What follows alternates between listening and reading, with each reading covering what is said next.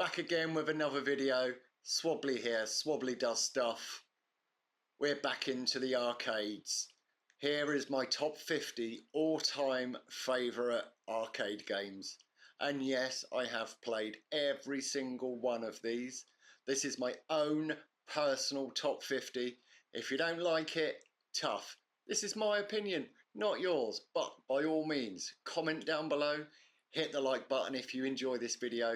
Subscribe to my channel, and if you want to go that extra mile, become a channel member. Lots of extra benefits and videos in the members only section. So let's crack on. Let's get out of this digital arcade that I've AI generated in the background here. Bloody AI. Enjoy the video. Catch you at the end. Let's start at number 50. Welcome to the world of Dragon's Lair, where animation meets arcade glory. Once upon a time in 1983, a brave knight named Dirk the Daring leapt onto arcade screens and into gaming history.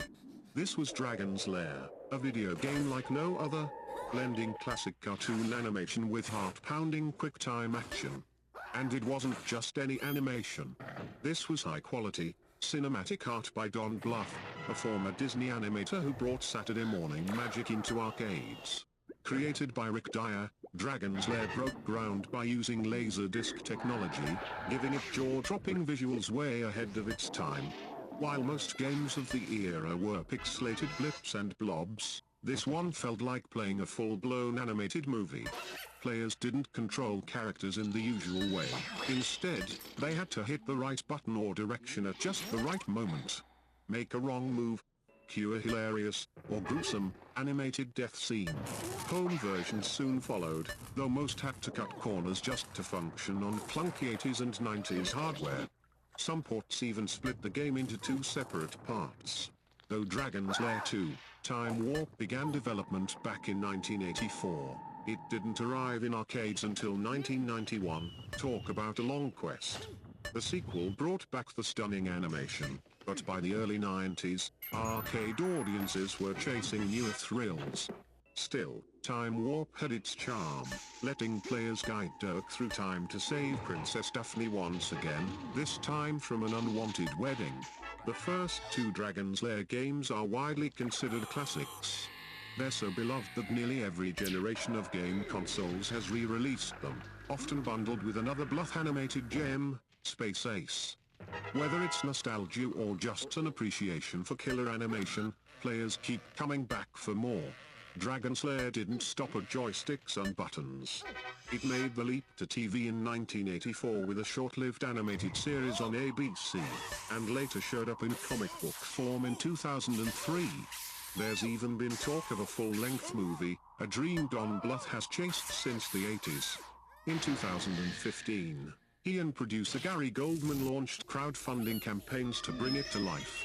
While Kickstarter didn't work out, fans came through on Indiegogo, hitting the goal in early 2016. Playing Dragon's Lair isn't like your typical hack and slash. It's an interactive movie. You play as Dirk the Daring, a brave, if slightly clumsy, knight on a quest to save the ever-glamorous Princess Daphne. The gameplay is a series of quick-time events. Press the right button at the right moment, and you'll live to fight another scene. Press the wrong one. Enjoy a creative, animated demise. Fun fact, a flawless run of the original game takes just under 12 minutes. But with over 22 minutes of footage, that's about 50,000 frames of animation. Most players see a lot of deaths before reaching the end. Dirk the Daring, our unlikely hero. Armed with a sword and not much else, Dirk stumbles, fumbles, and occasionally triumphs his way through danger. He may not be the sharpest knight in the castle, but his heart's in the right place. In both main games, he's voiced by Dan Molina, and in retro gamers' words, he's the epitome of the heroic knight. Princess Daphne, the ultimate damsel in distress, but with style. Daphne is the daughter of King Ethliad, and though she spends most of the game needing rescue, she's got an unforgettable look and voice. Inspired by vintage Playboy magazine photos, Don Bluth gave Daphne a daring design, a bare-leather outfit with a sheer veil, all under a teeny animation budget. Her voice, supplied by Vera Lanfa, the head of AMS's cleanup department. In Dragon's Lair 2, Daphne somehow looks as flawless as ever, despite supposedly having a dozen children. Because, you know, cartoons. In the animated series, she sports a more modest dress and gets a proper voice actress, Ellen Gerstel. Dragon's Lair is more than nostalgia. It's a time capsule of early gaming ambition. It combined storytelling, art, and technology in a way that few other games even attempted. It was bold, beautiful, a little bit bonkers, and completely unforgettable. Whether you're a retro game buff or just curious about the classics, one thing's clear, Dirk and Daphne's wild ride still holds up, and it's still a blast to watch them fall into lava over. At 49, Moon Patrol, the original lunar road trip from hell. Blast off to 1982, arcades are buzzing, neons glowing, and you're sliding a quarter into Moon Patrol, a game that puts you behind the wheel of a lunar buggy with more guts than gears. Developed by IM and brought stateside by Williams Electronics, Moon Patrol wasn't your average space shooter. This game had style. It introduced many gamers to the magic of parallax scrolling, you know, that layered background effect that makes the game feel like it's got depth. Back then? Mind-blowing. But this wasn't just a tech demo. You played as a Lunar City police officer patrolling the moon's roughest neighborhood, Sector 9. Word on the lunar street? It's crawling with the toughest thugs in the galaxy. You, your space buggy, and your twitch reflexes are the only things keeping order on this rocky stretch of chaos. Your buggy is always moving, no brakes on the moon, apparently, and the surface is littered with trouble. We're talking craters, landmines, and boulders just waiting to flip your ride. You'll need to jump M, blast M, or pray for mercy. And that's just the ground above you. A squadron of UFOs that love to ruin your day. Some even drop bombs that create new craters just to mess with you. But you've got a tricked out rover. Every time you shoot, it fires one bullet forward and one straight up. Offense and defense in one glorious button press. Your mission is split into two courses. The beginner course, for lunar rookies, and the champion course, for those who laugh in the face of space danger. Each course is divided into 26 checkpoints, one for every letter of the alphabet. But wait, there's more. Special letters like E, J, O, T, and Z mark major stages, where the backgrounds and challenges change. For example, hit checkpoint J, and suddenly, landmines. Because flying saucers and boulders weren't enough. At the top of your screen is a nifty timeline map that shows where you are and what's coming. Even better, you get 3 warning lights. The top one blinks if enemy UFOs are inbound. The middle warns of upcoming mines. The bottom lets you know something's sneaking up behind you. In other words, Moon Patrol gave you real-time intel before that was even a thing. Finish a stage faster than average? Boom, bonus points. Rack up points, and you learn extra lives at 10,000, 30,000, and 50,000. But that's it. After that, it's just you and your skill, or your arcade buddy watching with sweaty palms. Complete a full course and you'll unlock the champion course, which loops forever. That's right, no end. Just more speed, more chaos, and bragging rights if you survive past loop 3. Lose your last patrol car, and it's game over. You can keep playing, but your score resets. Old school tough love. Moon Patrol ran on IM's M52 arcade hardware and was coded in glorious assembly language. It packed a Z80 CPU to handle your every jump and shot, a Motorola 6803 to pump out the funky audio, 2 AY3 8910A sound chips and Oki voice synthesis magic, a discrete analog circuit just for that satisfying explosion boom. This was arcade engineering at its peak, gritty, glitchy, and glorious. Moon Patrol was such a hit, Atari couldn't resist bringing it home. It landed on the Apple II, Atari 8-bit, 2600, 5200, Street, Commodore 64, VIC-20, TI-99/4A, and IBM PCs.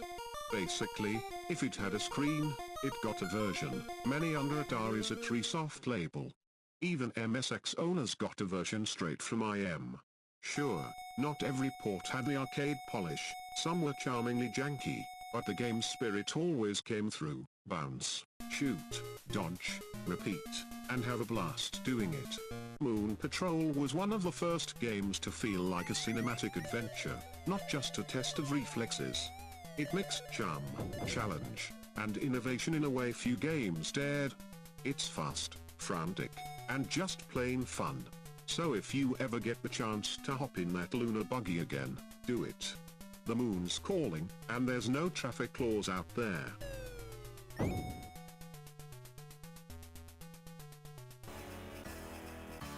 Next at 48 is Battletoads Arcade. The Toads go wild. Strap in and buckle up.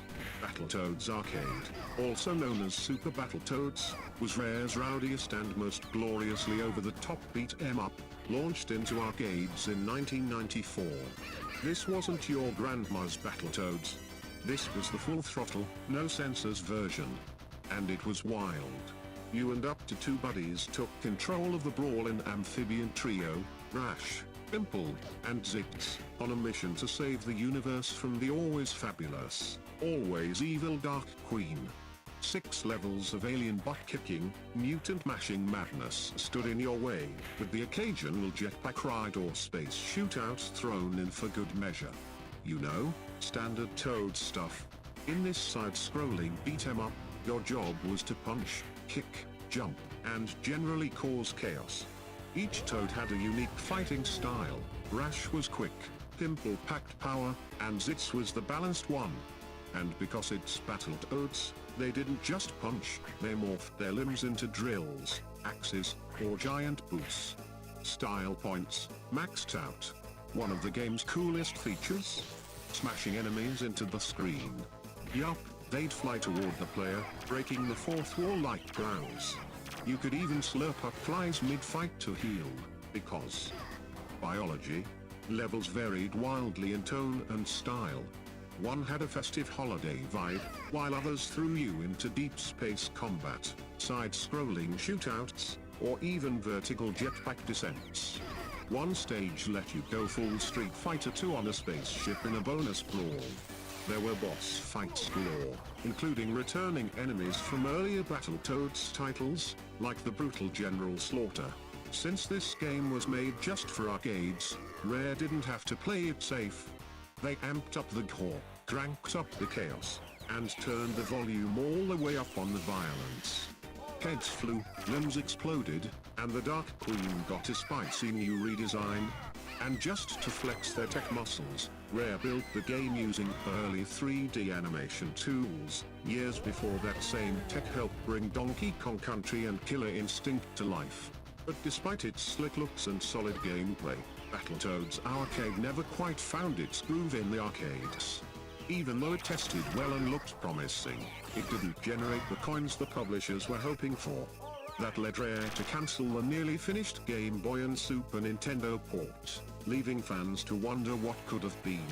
After the arcade's flop, Battletoads disappeared into the shadows.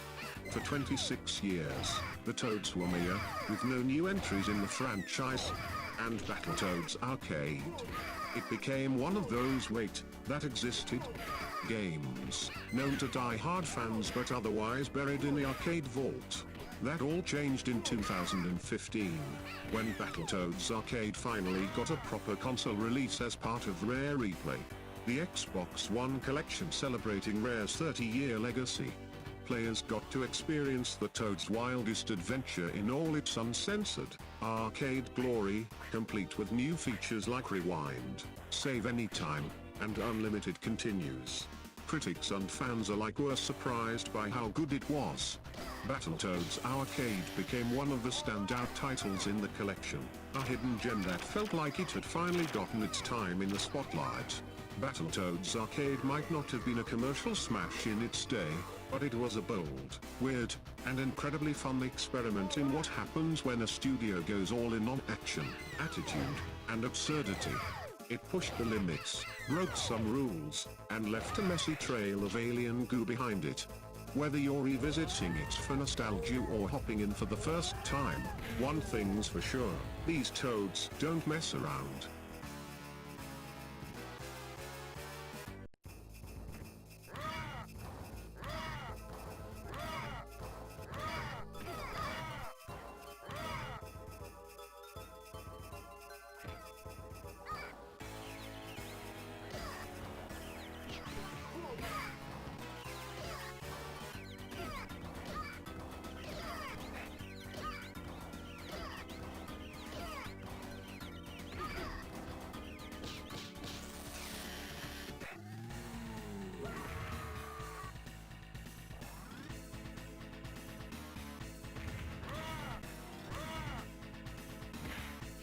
At number 47 is Final Fight, the beat-em-up legacy that keeps on punching. Before Ryu ever threw his first Hadouken, a whole different kind of fight was brewing in the mean streets of Metro City, and it wasn't happening in a tournament. It was a street war. Enter Final Fight, Capcom's gritty, side-scrolling slugfest that kicked off in arcades back in 1989 and quickly became a cult sensation. Set in the same universe as Street Fighter, Final Fight brought brawling vigilantes to the front lines of justice. Players grabbed the joysticks as muscle-bound heroes going head-to-head with thugs, punks, and the notorious Mad Gear Gang. It was loud, it was fast, and it was ridiculously fun. At the heart of Final Fight is Mayor Mike Hager, a former pro wrestler turned city leader who prefers solving problems with his fists. Alongside him, the slick Street Fighter Cody and the ninja-tastic Guy. Together, they set out to clean up the streets, one uppercut at a time. After its smash hit arcade debut, the series continued on the Super Nintendo with Final Fight II and Final Fight III. While the original SNES version was missing Guy, ouch, and had no two-player co-op, double ouch, Capcom later tried to patch things up with Final Fight Guy, although the version swapped out Cody instead. At least you got to punch things. Oh, and for those who like their fighters small and cute, mighty Final Fight for them's turned the trio into chibi versions of themselves, complete with oversized heads and big-time attitude. In the late 90s, the franchise took a wild turn with Final Fight Revenge, a 3D fighting spin-off for Sega arcades, and later the Saturn in Japan. It wasn't exactly a knockout, but it paved the way for Final Fight, Streetwise in 2006, a gritty, urban, PS2 and Xbox era reboot filled with slow-motion finishes, edgy style, and enough street attitude to fill a warehouse. In 2010, Capcom gave fans a nostalgia kick with Final Fight, Double Impact, bundling the original game with Magic Sword for modern consoles, complete with online co-op and slick enhancements. Welcome back to Metro City, Chan. Here's where it gets really fun. The Final Fight crew didn't just stay in their own lane. They muscled their way into Street Fighter. Guy and Sodom popped up in Street Fighter Alpha, Rolanto showed up in Alpha 2, and Cody followed in Alpha 3. And/or even got a glow up and rebranded as Hugo in Street Fighter 3, bringing Poison along as his feisty manager. By the time Super Street Fighter 4 rolled around, both Guy and Cody were full-on playable characters. Hugo made a cameo, Mike Hager got a tribute statue, and even the famous car-smashing bonus stage made a return, with Mad Gear member Brett hilariously complaining if you smashed his car. Then came Ultra Street Fighter 4, bringing back Rolanto, Hugo, and Poison. The gang was truly all here. The construction site from Rolanto's original boss battle even got turned into a playable stage. Talk about deep cuts. In Street Fighter V, the crossover continued, with Cody, Lucia, Abigail, and Poison all joining the roster as playable characters. Carlos and Dan show up in Street Fighter 6, where Metro City takes center stage as the world tour hub. Metro City didn't just stop at Street Fighter. The futuristic brawler Captain Commando is set in a future version of the same city. Hager? He moonlighted as a wrestler in Saturday Night Slam Masters and its sequels, bringing his daughter Jessica along for the ride. Hugo and Poison kept their dynamic duo going in SNK vs Capcom, SVC Chaos, while Guy battled it out in Capcom Fighting Jam. Haga and friends also popped up in Namco x Capcom, a Japan-only crossover where Guy teamed up with Kinzu the Ninja from Captain Commando. Then came Marvel vs Capcom 3, where Haga slammed onto the roster in full wrestling glory, finally giving Final Fight its moment in Capcom's Superhero Showdown. He came back for Marvel vs Capcom Infinite, now promoted to Mayor of New Metro City, a mashup of Metro City and Marvel's NYC.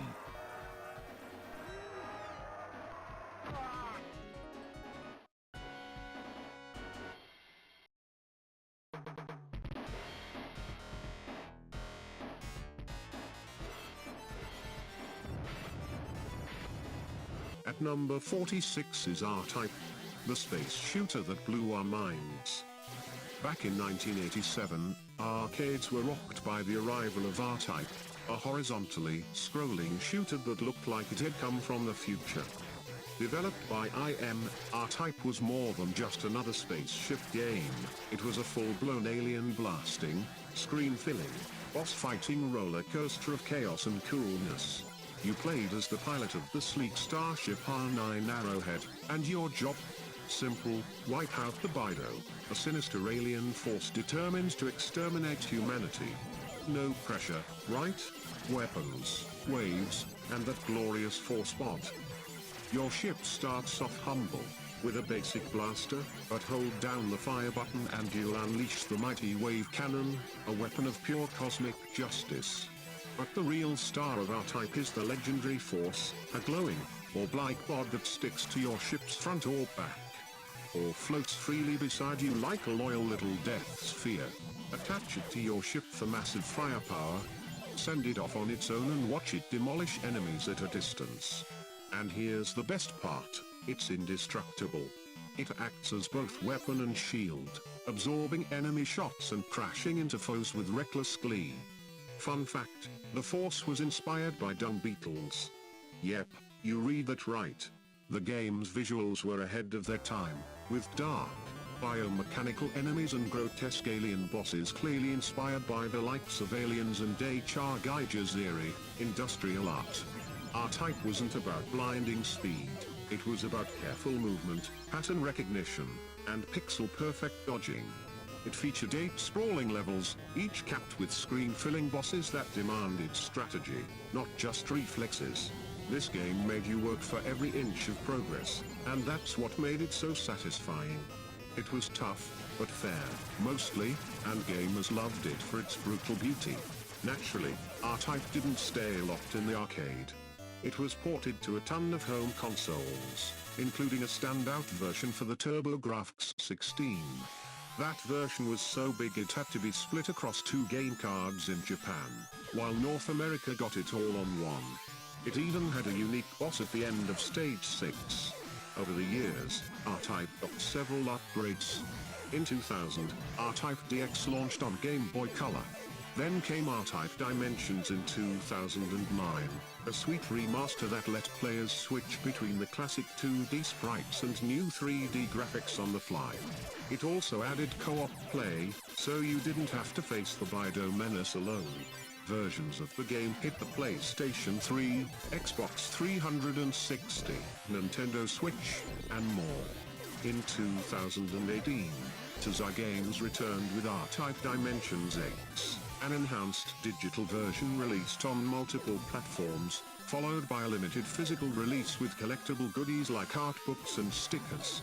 Hardcore fans went wild for those. R-Type made early appearances on Nintendo's Virtual Console, though in true retro fashion, the releases were a bit complicated. Some versions were split in half like the original TurboGrafx release, while others bundled everything together.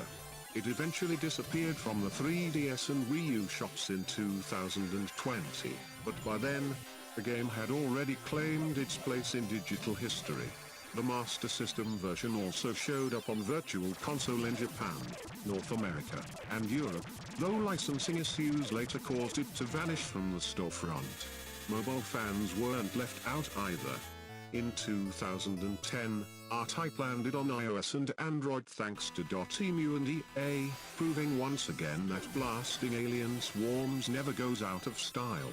Whether you were facing down a screen full of enemy FER in the arcade or blasting by the baddies on your handheld, R-Type stood out for its clever mechanics, epic bosses, and gorgeous, and sometimes grotesque, design.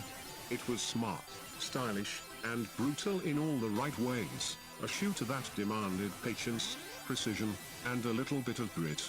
And after all these years, it still feels cool.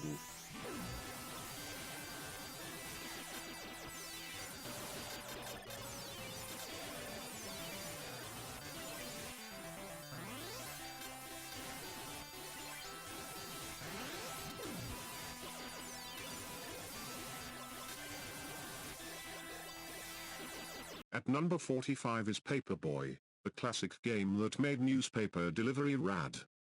Long before food delivery apps or drone drop-offs, there was one brave kid doing it all the old-school way, on a bike, with a shoulder full of newspapers, and a street full of chaos. Welcome to Paperboy, the arcade legend that peddled its way into our hearts back in 1985. Developed and published by Atari Games, this quirky action game turned an ordinary childhood job into an extreme sport. And trust us, it was anything but a quiet morning ride through the neighborhood.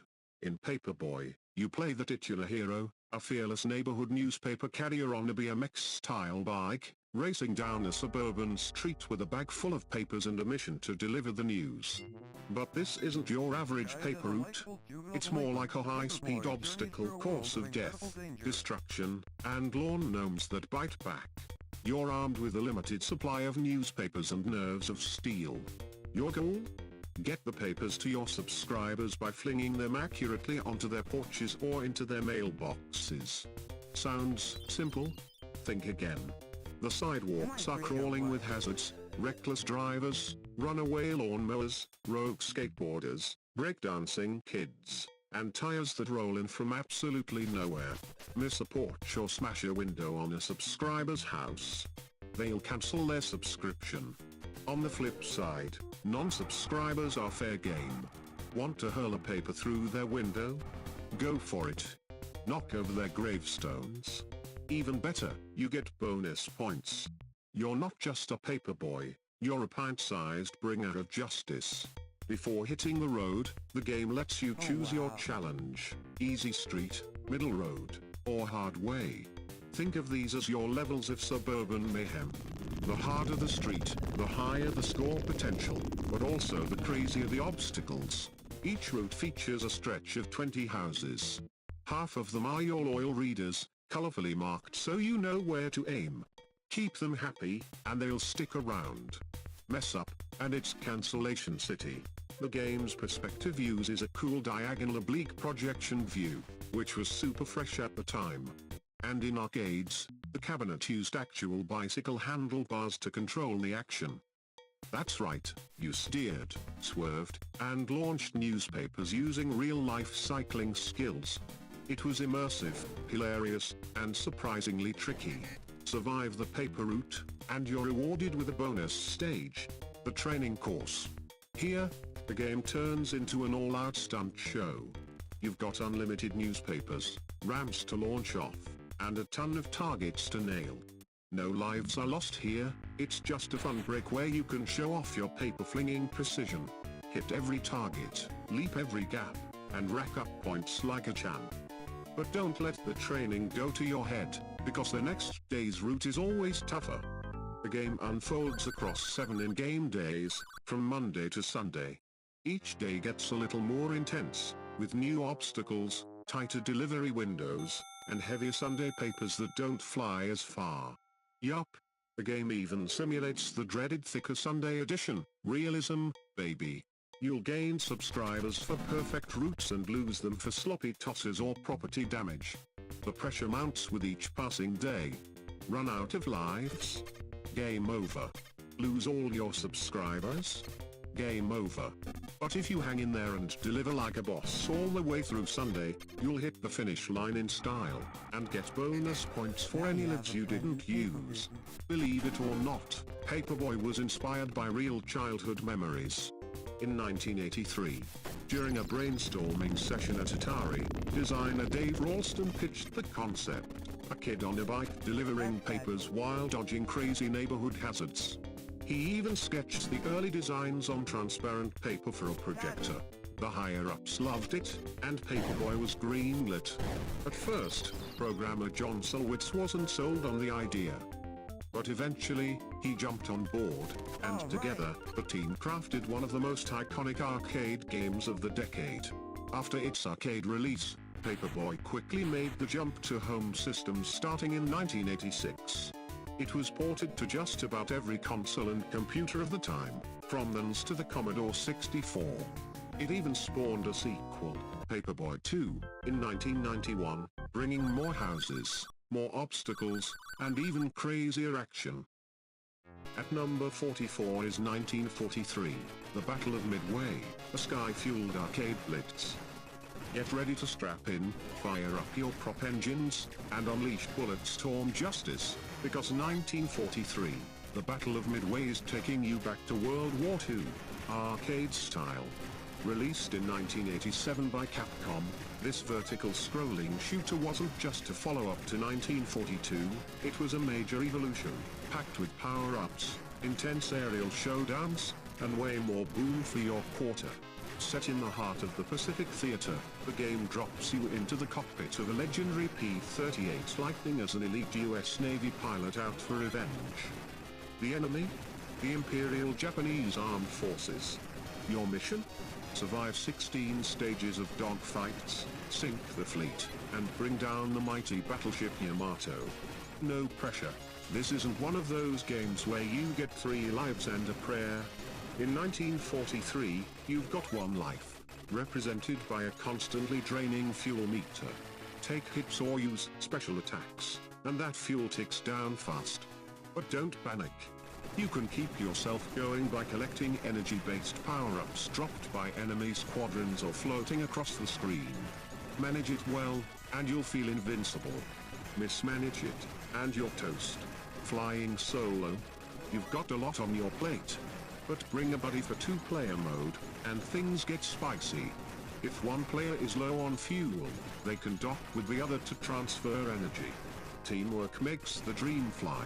While you start with your trusty machine gun, the game lets you level up like a true sky warrior. Blast through formations of red enemy planes and you'll grab power-ups that give you access to a whole arsenal of wild weapons. Standard machine gun fires 2 rapid shots. Basic, but reliable, shotgun, a wide, close-range blast that also clears enemy bullets. Grab a second power-up to double the pain. 3-way machine gun, covers a wide angle, shooting diagonally. Great for crowd control, auto, fires a quick burst of bullets with every press, short, sweet, and deadly, shell. A single, powerful shot with no spread, ideal for sharpshooters.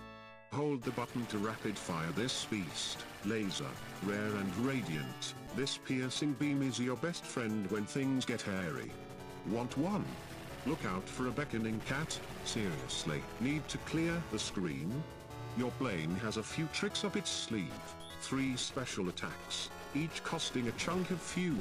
Lightning attack, wipes out all airborne enemies instantly. Tsunami attack, devastates everything on the surface and freezes the screen temporarily. Cyclone, say goodbye to enemy fire.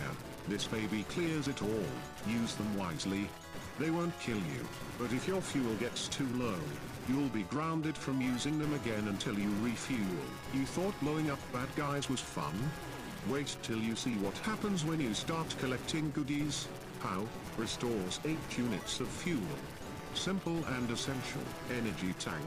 Upgrade that POW into an energy tank for a massive 24-point refill. Yashichi, a rare item that completely restores your energy bar. Found in special spots or by downing hidden enemies. Star, even rarer than the Yashichi, this shiny prize resets your special weapon timer and nets you 5,000 points. Side fighters, Adds 2 extra planes to your sides for bonus firepower. Be warned, they're fragile. Every stage feels like a mini-war movie. Some are all-out aerial battles, while others have you dogfighting over giant enemy ships.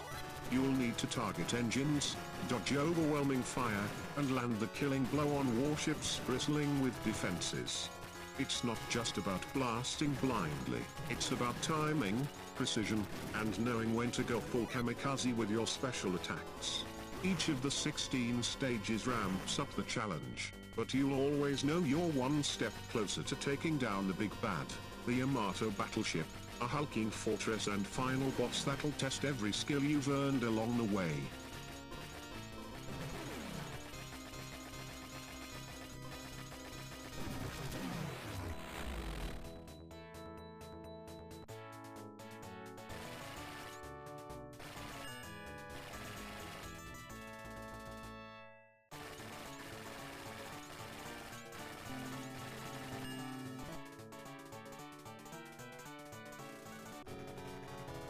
Now at number 43, Smash TV, the ultimate game show of guns, greed, and glory. Welcome to the future, specifically, the year 1999, where reality TV has taken a dark turn.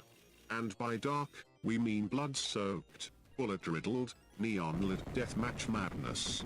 Smash TV, released in arcades in 1990 by Williams Electronics, was a brutal, hilarious, and absolutely unforgettable twin-stick shooter brought to life by arcade legends Eugene Jarvis and Mark Turmel.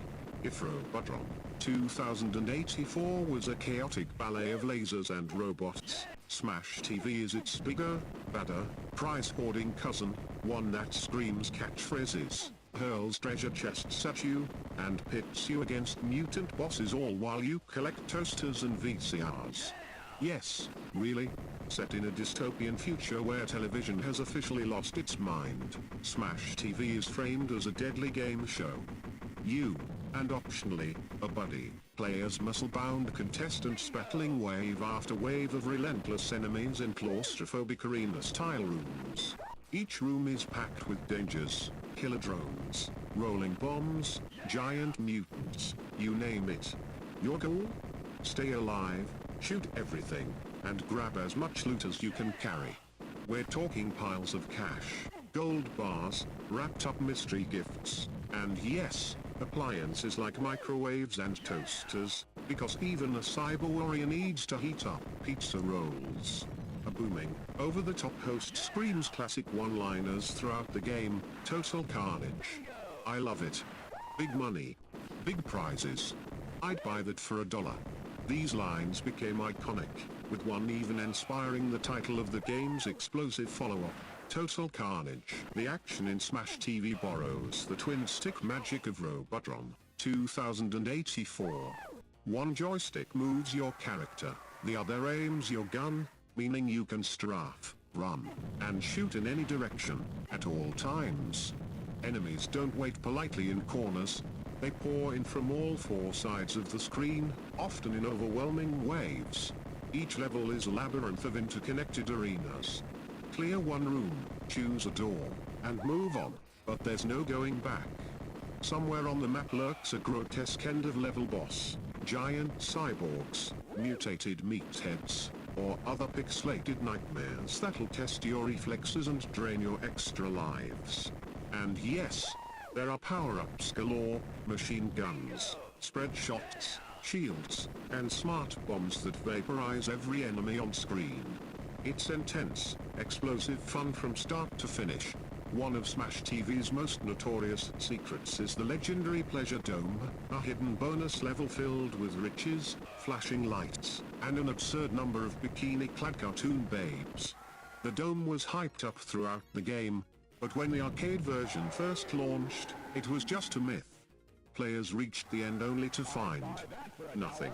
Fans weren't happy, and after arcade operators reported the outrage, the dev team scrambled to finish the Pleasure Dome. A software update was sent to arcades everywhere, making sure anyone hardcore enough to survive the full game got their reward. Just one more reason Smash TV became a cult hit. Mark Turmel originally came to Williams after a cancelled movie game project and quickly teamed up with John Tobias, who'd later go on to co-create Mortal Kombat.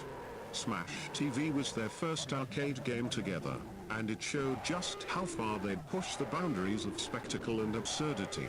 Voice work for the game's loudmouth host was done by sound designer Paul Heitch, while the script and punchy audio came courtesy of John Hay, the game's composer and sound designer. The game oozed personality and attitude, thanks to this team. Smash TV is more than just a nostalgic throwback, it's a wild ride that holds up surprisingly well. The arcade-perfect blend of skill, chaos, and comedy makes it one of the best twin-stick shooters ever made. It's easy to pick up, hard to master, and endlessly replayable. Whether you're chasing high scores, gunning for the elusive pleasure dome, or just in it for the cash and carnage, Smash TV delivers one thing above all else.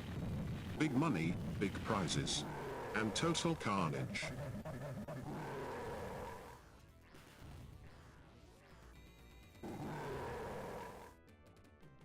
Now at number 42 is BurgerTime, the arcade game that served up chaos on a bun. Step aside, Gordon Ramsay, because in 1982, the real king of the kitchen was a little guy in a chef's hat named Peter Pepper. He didn't need a 5-star restaurant. All he needed was a pair of sturdy shoes, a handful of pepper, and nerves of steel. BurgerTime was one of those games that didn't look too intense at first glance, until you started playing. What seemed like a fun little food-themed platformer quickly became a full-on arcade adrenaline rush, equal parts goofy, addictive, and surprisingly strategic. You play as Peter Pepper, a chef whose job isn't flipping burgers, it's assembling them one giant ingredient at a time. Picture this, you're running across multi-tiered platforms, each one covered in lettuce, cheese, patties, and buns the size of picnic tables. To build a burger, you step on each ingredient, causing it to drop to the platform below. Stack them all from top to bottom, and, boom, you've built a complete burger. But here's the catch. You're not alone. Peter Pepper's workplace is more like a war zone. He's constantly being chased by a gang of extremely angry food, Mr. Hot Dog, Mr. Pickle, and Mr. Egg. They're relentless. They're everywhere. And if they touch you, it's game over. Luckily, Peter's got a secret weapon, Pepper. With a quick shake, he can stun enemies just long enough to dart past. But Pepper is limited, so every shot counts. Use it carelessly, and you're one misstep away from becoming scrambled. Even better than Pepper. Gravity. Time it right, and you can drop a burger layer right on top of your enemies, squashing them flat and scoring serious points in the process. Double bonus if you catch multiple foes in one drop. It's not just about surviving, it's about thriving. Now and then, tempting bonus items appear, a coffee cup, some fries, maybe a scoop of ice cream. These tasty treats give you extra points and replenish your pepper stash. But you'll have to risk your neck to grab them. They usually show up in the most dangerous places, surrounded by food foes. And here's where the real strategy kicks in. Clearing a full burger at once with multiple layers dropping down in a chain isn't just satisfying, it's your best path to a high score. The game features 6 main stages, each one a new puzzle of platforms, ladders, and hazards.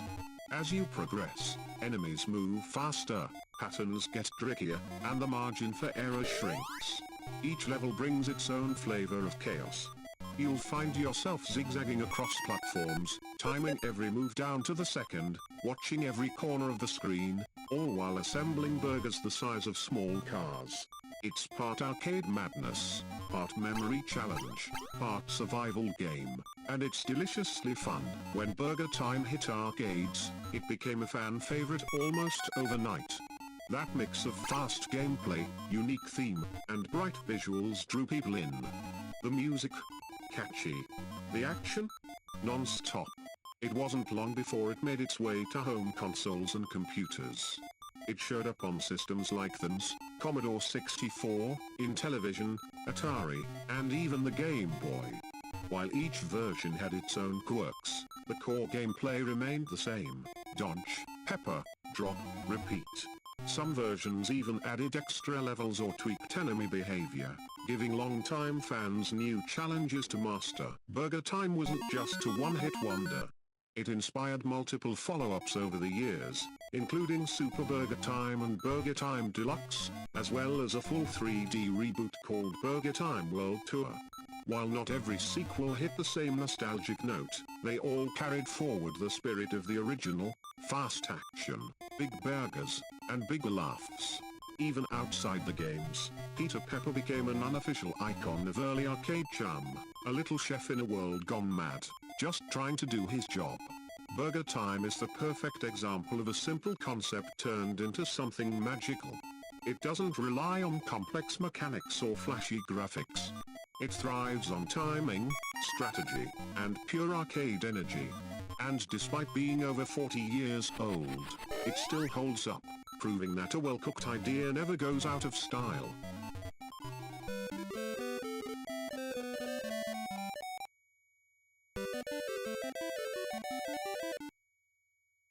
Now at number 41 is Contra, the run-and-gun arcade mayhem that blew our minds. Let's rewind to 1987. Neon lights, shoulder pads, and arcades packed with kids feeding quarters into machines. In the middle of all that noise, Contra shows up like an action movie with a joystick. Explosions? Check. Aliens? Check. Two buff dudes with guns, taking on an entire army? Double check. Welcome to one of the greatest co-op shooters of all time. So here's the setup. It's the year 2633, and some shady alien threat called Red Falcon is planning to wipe out humanity. Two elite commandos, Bill and Lance, are dropped into enemy territory to blow everything up, rescue Earth, and look cool while doing it. That's it. That's the story. And honestly, that's all you need. Contra is fast. It's furious. And it doesn't let you breathe. You run left or right, duck, jump, climb, and most importantly, shoot in 8 directions. Enemies fly in from every side. Turrets pop out of the ground. Bosses take up half the screen. It's chaos, but in the best way possible. You start with a simple rifle, it gets the job done. But the real fun comes from the power-ups. These little floating letters give you spread gun, everyone's favorite. 5 bullets fan out and destroy everything. Laser hits hard, but good luck not missing. Fireball gun, funky, loopy shots that set things ablaze. Machine gun, hold the button and spray. And just for fun, there's a barrier that makes you invincible for a few seconds. It feels like cheating, and it's awesome. But there's a twist. One hit and you're dead. No health bars. No second chances. Step on a landmine. Toast. Get grazed by a bullet. Game over. This game is hard. Like, throw your controller hard. But that's why we love it. Grab a friend, because Contra is best played co-op. Not only is it way more fun to scream look out as a tank appears, but you also get to argue over who gets the spread gun. And when one of you dies, it's pure comedy watching the other try to survive solo. You can revive after dying, sure, but in the arcade, that meant spending more quarters. At home, just pray you remembered the magic code. Ah yes, the Konami code. You've heard of it. Maybe you even tattooed it on your arm. Up, up, down, down, left, right, B, A, start. Punch that in on and boom, 30 lives. Now you might actually have a chance. This code became legendary.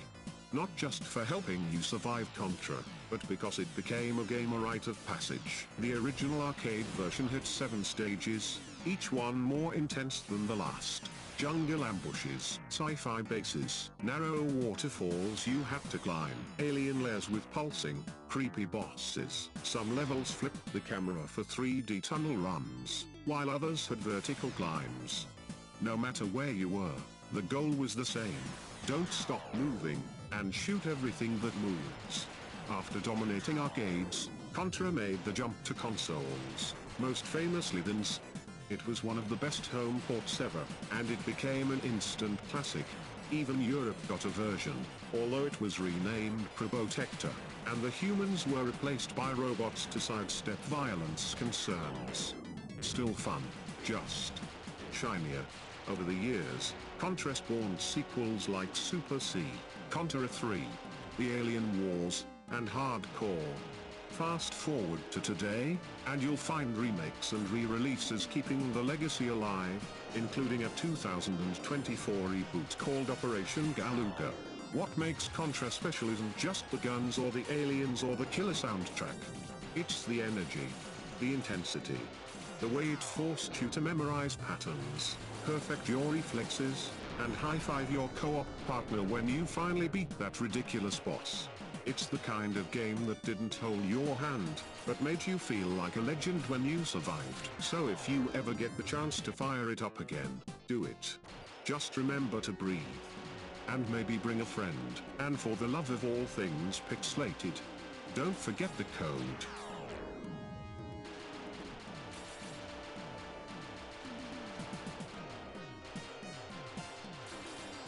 At my number 40 spot is Star Wars Arcade, 1983, a galaxy-busting ride through the Death Star.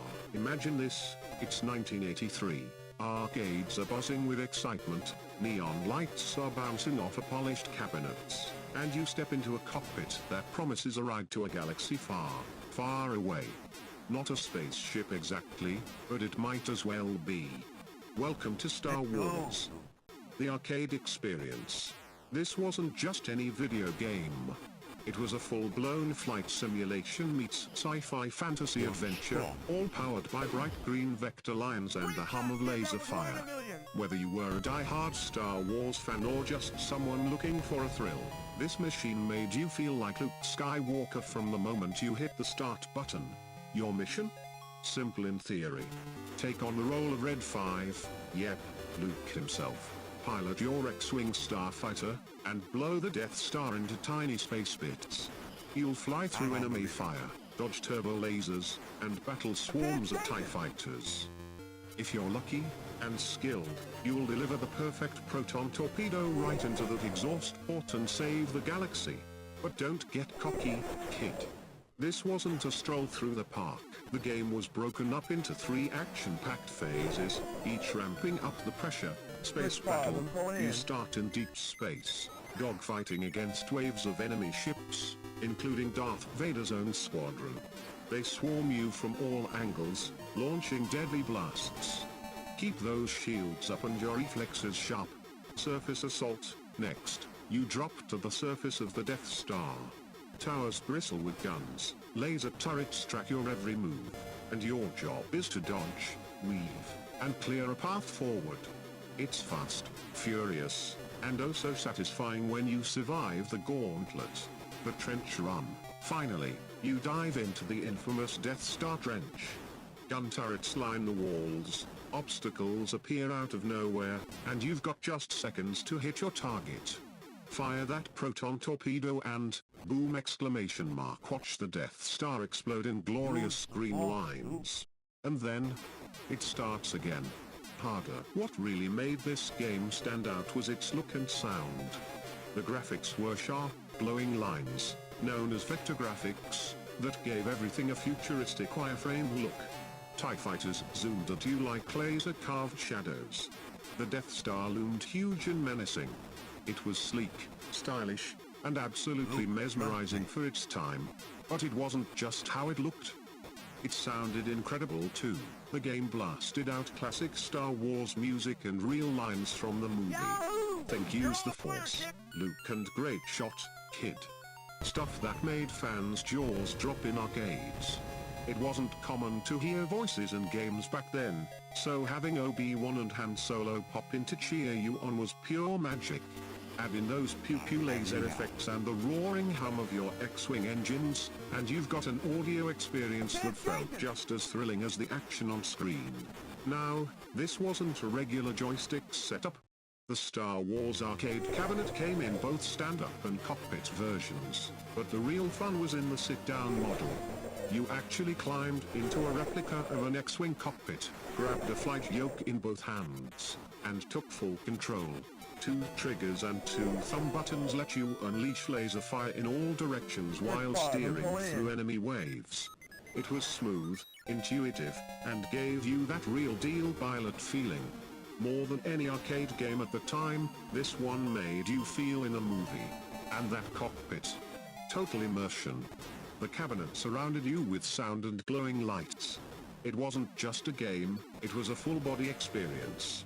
This game wasn't easy. You had a limited number of shields, basically your lives, and every hit took one away. Run out, and you were toast. You had to be fast, precise, and laser-focused, literally. Enemies came in swarms, bosses were tough, and the trench run demanded pixel-perfect aim. But with every wave survived and every Death Star destroyed, your confidence grew. You got better, faster, sharper. And when you nailed that final shot, it felt like you really had saved the galaxy.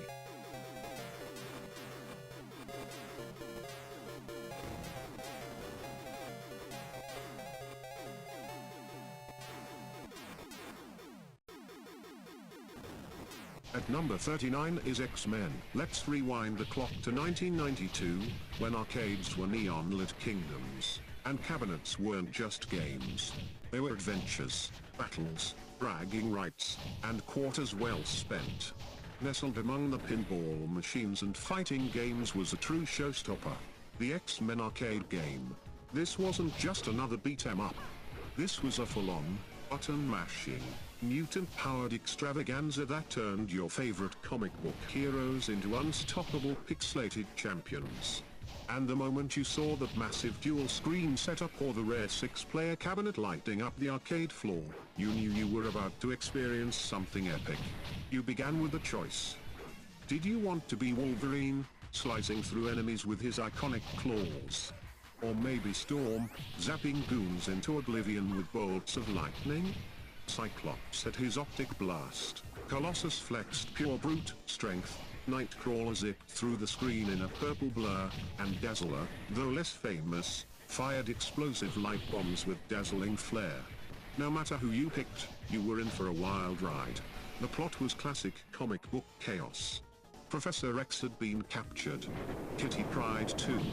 And Magneto, that metal-manipulating menace, was leading an army of mutants and machines to bring the world to its knees. Your job?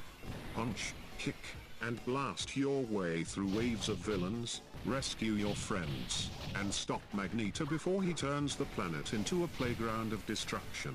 You started off on city streets, already under siege by Magneto's mutant minions. Then it was through crumbling buildings, robot-infested labs, jungle ruins, underground bases, and finally up into space on the infamous Asteroid M. Along the way, you'd face off against classic X-Men baddies like Pyro, Blob, Wendigo, White Queen, Juggernaut, with bombs, Mystique, and eventually the big bad himself, Magneto. He wasn't shy about tossing his signature line either, "Welcome to die." Yep. Legendary. What really made X-Men stand out was how big everything felt. The character sprites were huge, colorful, and full of energy. The stages had multiple layers of movement, with enemies flying in from all directions. And then there were the mutant powers, screen-clearing explosions of raw energy that felt like pressing the win button. At least for a few seconds. Each character had their own unique special move, and while using them drained your health, they were worth every bit of it when the screen got overwhelming. Now let's talk about multiplayer. While most arcade cabinets maxed out at 2 or maybe 4 players, X-Men went all in with a 6-player setup, 2 monitors stitched together in a glorious widescreen format. You could stand shoulder to shoulder with 5 friends, all shouting, dodging, fighting, and laughing at the madness. No other game captured the spirit of teamwork quite like it. When you cleared a level together, it felt like you earned it. If a teammate fell, you'd all groan, and maybe sneak in a few extra quarters to bring them back. The controls were simple: joystick to move, 1 button to attack, another to jump, and a third for your mutant power. That's it. No combos to memorize, no complex move lists. Just classic arcade fun where reflexes ruled and mashing buttons often led to victory. The charm didn't stop with the gameplay. The voice acting was gloriously over the top. Characters screamed their power names with comic book gusto. The announcer shouted stage names and villain intros. And then there was Magneto, ever the drama king, tossing out lines like X-Chickens, while hurling magnetic mayhem in your face. It was campy, it was loud, and it was unforgettable. And the pacing? Relentless. You barely had a second to breathe between enemy waves. New rooms, new challenges, new bosses. There was no save point, no pause menu. You were in it from the moment you pressed start until Magneto was a pile of pixelated scrap metal. When you finally reached the end, if your team pulled off the win, the victory was pure bliss. That final moment when Magneto goes down in a burst of light and the credits roll, while you're sweaty from button mashing and buzzing with adrenaline, is the stuff arcade legends are made of.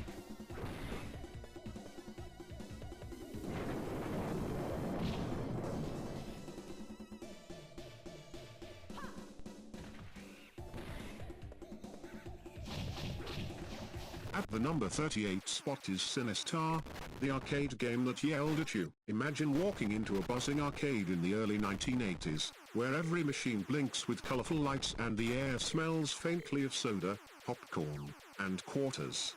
Suddenly, from one corner of the room, a deep, booming voice echoes. Beware. I live. That, my friend, is Sinistar. And if you heard that voice, you knew trouble was coming. Released in 1983, Sinistar wasn't just another space shooter, it was a full-on panic attack disguised as a video game. Developed by Williams Electronics, the same folks behind games like Defender and Robotron, 2084, Sinistar dropped you into a dangerous galaxy filled with flying asteroids, enemy ships, and one of the scariest arcade bosses of all time, the mighty Sinistar himself. You piloted a small but speedy starfighter across a wraparound star field. Your mission? Mine glowing crystals from asteroids, collect them, and use them to build Sinibombs, the only weapons strong enough to destroy Sinistar when he's finally brought to life. Sounds easy, right? Wrong. The clock is ticking. While you're gathering those vital crystals, enemy drones called workers are mining the same asteroids. They're not just collecting, they're building. Piece by piece, they're assembling the Sinistar off-screen. You don't get to rest. You're racing against time. All the while, warrior ships swoop in and attack you, dodging between asteroid chunks and peppering you with laser blasts. If they don't kill you, they'll make sure you can't collect your crystals fast enough. It's chaos in every direction. And then, when the Sinistar is finally complete, the game shifts into high gear. A menacing red skull, gleaming and mechanical, appears on screen. Its eyes glow. Its mouth opens in a twisted sneer. And then the voice returns. I hunger. That's when the chase begins. Sinistar is unlike anything else in the game. He doesn't follow patterns. He doesn't hang back. He hunts you. He's fast, aggressive, and if he gets close, he eats your ship in one bite. Game over. No discussion. Your only hope? Those Sinibombs. With enough of them, 13 to be exact, you can destroy him. But you'll need quick thinking and sharp reflexes to drop them at the right moment. Sinistar moves fast, and missing a bomb means wasting precious resources. One hit makes him roar. Several hits crack his skull. And if you land the final blow, boom, he explodes in spectacular fashion. But don't get too comfortable. Another zone begins, and the entire nightmare repeats itself, only harder. What made Sinistar special, besides the heart-pounding action, was how alive it felt. The sound design was ahead of its time. Sinistar's digitized voice actually came from a real human recording, a deep, growling performance that barked insults like, "Run, coward." I am Sinistar. Beware. Technically speaking, Sinistar was impressive too. It used a unique 49-way joystick, which gave you more precise movements than the standard 8-direction controls. It meant you could weave through tight asteroid fields and dodge enemies with fluid grace, if you were skilled enough, that is. The graphics were smooth and fast, and the screen scrolled in every direction, giving you a sense of vast space to explore and die in. The game wasn't easy. In fact, it was brutally difficult. You had just one ship at a time. You couldn't stockpile lives. And death could come from just about anywhere, an enemy shot, a collision with an asteroid, almost terrifyingly, being devoured by Sinistar himself. There were no save points. No continues. Just your skill, your nerves, and how many quarters you were willing to spend to try again. Despite, or maybe because of, its difficulty, Sinistar became a cult favorite. Gamers respected the challenge. Arcade fans loved the adrenaline rush. And everyone remembered the terrifying voice that still haunts retro gaming halls to this day. Later, the game was ported and included in retro compilations, but nothing quite beats the original arcade experience, standing in front of that machine, gripping the joystick with sweaty hands, heart racing as the booming voice taunts you again and again. At number 37 is Berzerk, where arcade mayhem was born. Back in 1980, during the golden age of arcades, a programmer named Alan McNeil had a dream. A literal dream. One night, he imagined being trapped inside a futuristic maze filled with deadly robots and flashing lasers. When he woke up, instead of shaking it off like a weird sci-fi nightmare, he thought, hey, that could make a great video game. And just like that, Berzerk was born. Developed by Stern Electronics, Berzerk quickly became one of the most recognizable and thrilling arcade hits of the early 80s. What made it stand out wasn't just the fast-paced gameplay or the bright green wireframe graphics, it was the fact that it actually talked to you. Using early voice synthesis technology, Berzerk gave arcade goers something they hadn't heard before, a machine that taunted them. Intruder alert. Intruder alert. The humanoid must not escape. Chicken, fight like a robot. These creepy, monotone voices weren't just for show, they helped create a tense, immersive atmosphere that made your palms sweat as you navigated its ever-changing maze rooms. This was the arcade stepping into the future. You weren't just playing a game. You were in one. Once you started playing, things escalated quickly. You, the lone humanoid, were dropped into a twisting, neon maze filled with evil robots who would shoot on sight. There was no mercy. Their goal? Eliminate you. Your goal? Stay alive, and take as many of them down with you as possible. Armed with only a laser gun and your reflexes, you had to run, shoot, and escape room after room, all while trying not to back yourself into a corner. The robots came in different colors and difficulty levels, each with their own relentless behavior. Some stood and fired. Others chased you. And no matter how many you destroyed, more would pour in from every direction. But the real terror didn't come from the robots. It came from something far worse. Evil Otto. Picture a giant, bouncing yellow smiley face with one job, hunt you down and crush you. He didn't shoot lasers. He didn't need to. Evil Otto passed through walls like a ghost and could appear at any time. His goal was to force you to keep moving, no camping out, no stalling. Just pure, white-knuckle action. If you didn't escape the room fast enough, Otto would arrive. And once he was on screen, you had only seconds to make your exit or die trying. Players learned to fear that smiling face more than anything else. When Otto appeared, it was your cue to get out, fast. Some even fled the room leaving robots alive, just to avoid Otto's wrath. It added a whole new layer of stress and excitement to the game.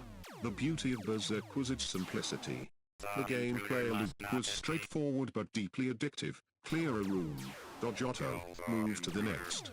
Rinse and repeat. No levels. No end. Just endless challenge and rising difficulty. How long could you survive? Every room was randomly generated, which meant every playthrough was different. You couldn't memorize patterns. You had to rely on reflexes and instincts.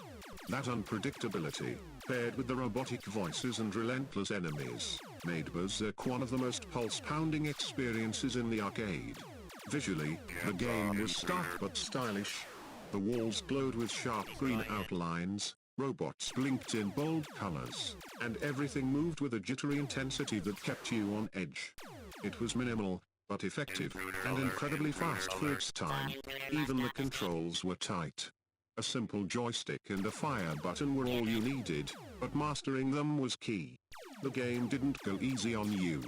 One wrong move into an electric wall, one stray robot blast, and it was game over. Despite its difficulty, Berzerk became a classic. It inspired sequels, home console versions, and even appeared in pop culture now and then. Its iconic voice lines, Evil Otto's smile, and the high-speed gameplay left a permanent mark on arcade history. Looking back, Berzerk represents everything great about early arcade games, a clever concept, tight gameplay, and a challenge that dared you to do better each time. It was creepy, chaotic, and completely addictive. So next time you see that green glowing maze and hear the humanoid must not escape, you'll know exactly what to do. Grab the joystick, blast some bots, and run from Otto. Now at number 36 is Mortal Kombat, arcade carnage redefined. In 1992, Mortal Kombat burst into arcades with a thunderous impact, instantly grabbing attention with its gritty visuals, intense one-on-one fights, and jaw-dropping finishing moves. Unlike anything players had seen before, it combined digitized graphics of real actors with a brutal combat system that felt raw and exhilarating. It wasn't just about beating your opponent, it was about dominating them with style, precision, and unforgettable fatalities. With its fast-paced gameplay, over-the-top violence, and unique cast of fighters, Mortal Kombat wasn't just a new arcade game, it was a bold, bloody revolution that changed the face of fighting games forever. The core of Mortal Kombat was all about competition, two fighters locked in a one-on-one battle to the death. Players could choose from a roster of 7 warriors, each with their own fighting style and special moves. There was Liu Kang, the disciplined Shaolin monk, Johnny Cage, a Hollywood action star with a mean split punch, Sonya Blade, a tough-as-nails special forces agent, and of course, the mysterious ninja rivals, Scorpion and Sub-Zero, whose feud would go on to define the franchise. Add in the cybercriminal Kano and the Thunder God Raiden, and you had a lineup that was just as iconic as it was deadly. Each match was a best-of-3 battle, and victory didn't just come from emptying your opponent's health bar, it came from knowing when to strike, how to counter, and what special moves to unleash. Whether you were throwing fireballs, teleporting behind enemies, or freezing them in their tracks, the game rewarded quick reflexes and strategic timing. And then came the real showstopper, the fatality. If you beat your opponent in the final round, you could enter a secret button combo and finish them off in the most dramatic way possible, ripping spines, torching bodies, or punching off heads. It was shocking, gruesome, and insanely satisfying. The gameplay was tight and fast, with a 5-button setup, high and low punches, high and low kicks, and a dedicated block button. This gave fights a more tactical feel than other games at the time. You could duck and weave, launch uppercuts, sweep legs, and even juggle opponents mid-air. It was easy to learn, but hard to master, and that made it dangerously addictive. Every fight was a rush of adrenaline, especially when a fatality was on the line. And while the action was fierce, the game's style made it stand out even more. The characters weren't drawn or animated, they were digitized images of real actors, making everything look hyper-realistic for the time. Punches looked like punches. Kicks had weight. Blood splattered with every hit. It was gritty, dark, and way more intense than the colorful fighters in other games. The arenas were just as moody, from shadowy temples to acid-filled pits. And hovering over it all was that pounding, unforgettable soundtrack. Behind the fights was a loose but intriguing story. The world's greatest warriors were summoned to a mystical tournament, Mortal Kombat, where the fate of Earth was on the line. The final boss was Shanks, a soul-stealing sorcerer who could shapeshift into any other character. But before reaching him, you had to defeat the four-armed monster Gora, a towering beast who crushed players with raw power. Beating him was a true rite of passage for arcade champions. Of course, Mortal Kombat was also known for stirring up controversy. The blood, the violence, the fatalities. It made parents and politicians nervous, and they made sure everyone heard about it. But instead of hurting the game, the backlash only made it more popular. People lined up at arcades just to see what the fuss was about. And thanks to all the drama, Mortal Kombat helped create the video game rating system we still use today. From arcades, the game quickly exploded onto home consoles like the Sega Genesis and Super Nintendo.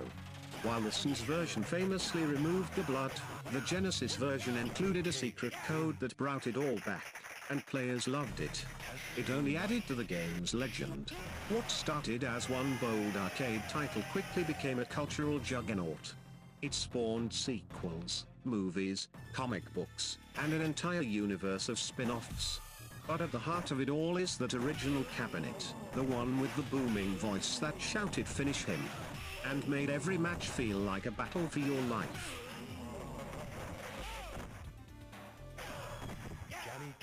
At number 35 is Zaxxon, the space shooter that made you tilt your head. When Zaxxon hit arcades in 1982, it didn't just show up with lasers blazing, it blew minds. This wasn't your average top-down space shooter.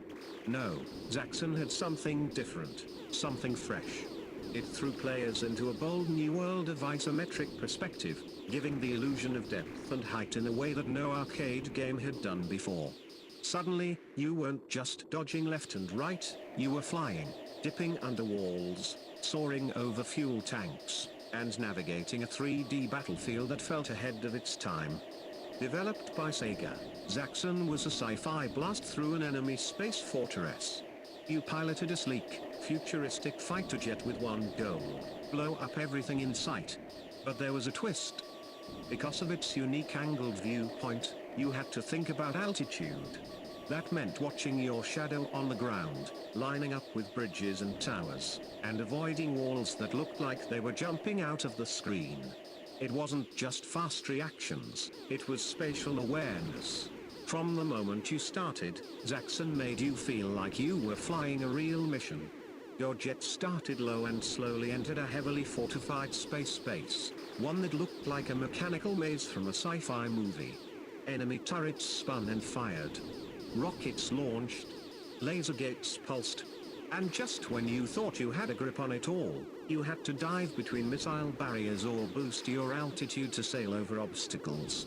It was part shooter, part flight sim, and totally addictive. Your job was simple on paper: blast enemies, dodge defenses, and survive as long as possible. But Zaxxon threw in a few extra wrinkles. You had a fuel meter, and it constantly ticked down. The only way to keep flying? Blow up those enemy fuel tanks scattered throughout the base. Forget to refill, and your sleek space jet would sputter and crash. Not a great look when the fate of the mission's on the line. The controls were tight and responsive. You had a joystick that let you steer in 4 directions and a single button for firing. But thanks to the angled view, up didn't just mean forward, it also meant higher. Pushing the stick forward dropped your altitude, while pulling back made your jet climb. At first, it could feel a bit disorienting, especially if you were used to flat shooters. But once it clicked, it was smooth flying. One of the coolest things about Zaxxon was how it made use of visual tricks to immerse you. Your jet cast a shadow on the ground, which was essential for judging your height. Want to fly over a wall? Make sure your shadow's way below. Need to aim a missile at a fuel tank? Drop your altitude until the shadow lines up. It was clever, subtle, and made every move feel precise. After clearing the fortress, you were launched into open space, where waves of enemy fighters swarmed at you from every angle. It was pure, high-speed action, laser battles in deep space, dodging incoming shots, and trying not to blink. Then it was back to another fortress, tougher and more dangerous than the last. The loop continued, each level ramping up the chaos, challenging even the most skilled pilots. And who could forget the enemy robot? That giant mechanical menace that stomped across the screen in later levels. It didn't just fire lasers, it owned the battlefield. You had to approach carefully, dodging its attacks and timing your shots to hit the sweet spot. It was a true arcade boss before that was even a thing. Visually, Zaxxon was stunning for its time. The isometric graphics gave it a look that no other arcade game had. Environments were full of mechanical detail, turrets, towers, force fields, and craters. The bold colors and crisp animation made everything pop. And the sound? That satisfying pew-pew of your blaster, the rising whine of your jet, and the rumble of explosions gave it all the arcade energy you could ask for. The game was so successful that it became one of the first arcade hits to be advertised on TV, a big deal back in the early 80s. Home console versions followed, from the Atari 2600 to the ColecoVision. It even spawned a sequel, Super Zaxxon, which amped up the difficulty and added a few new surprises.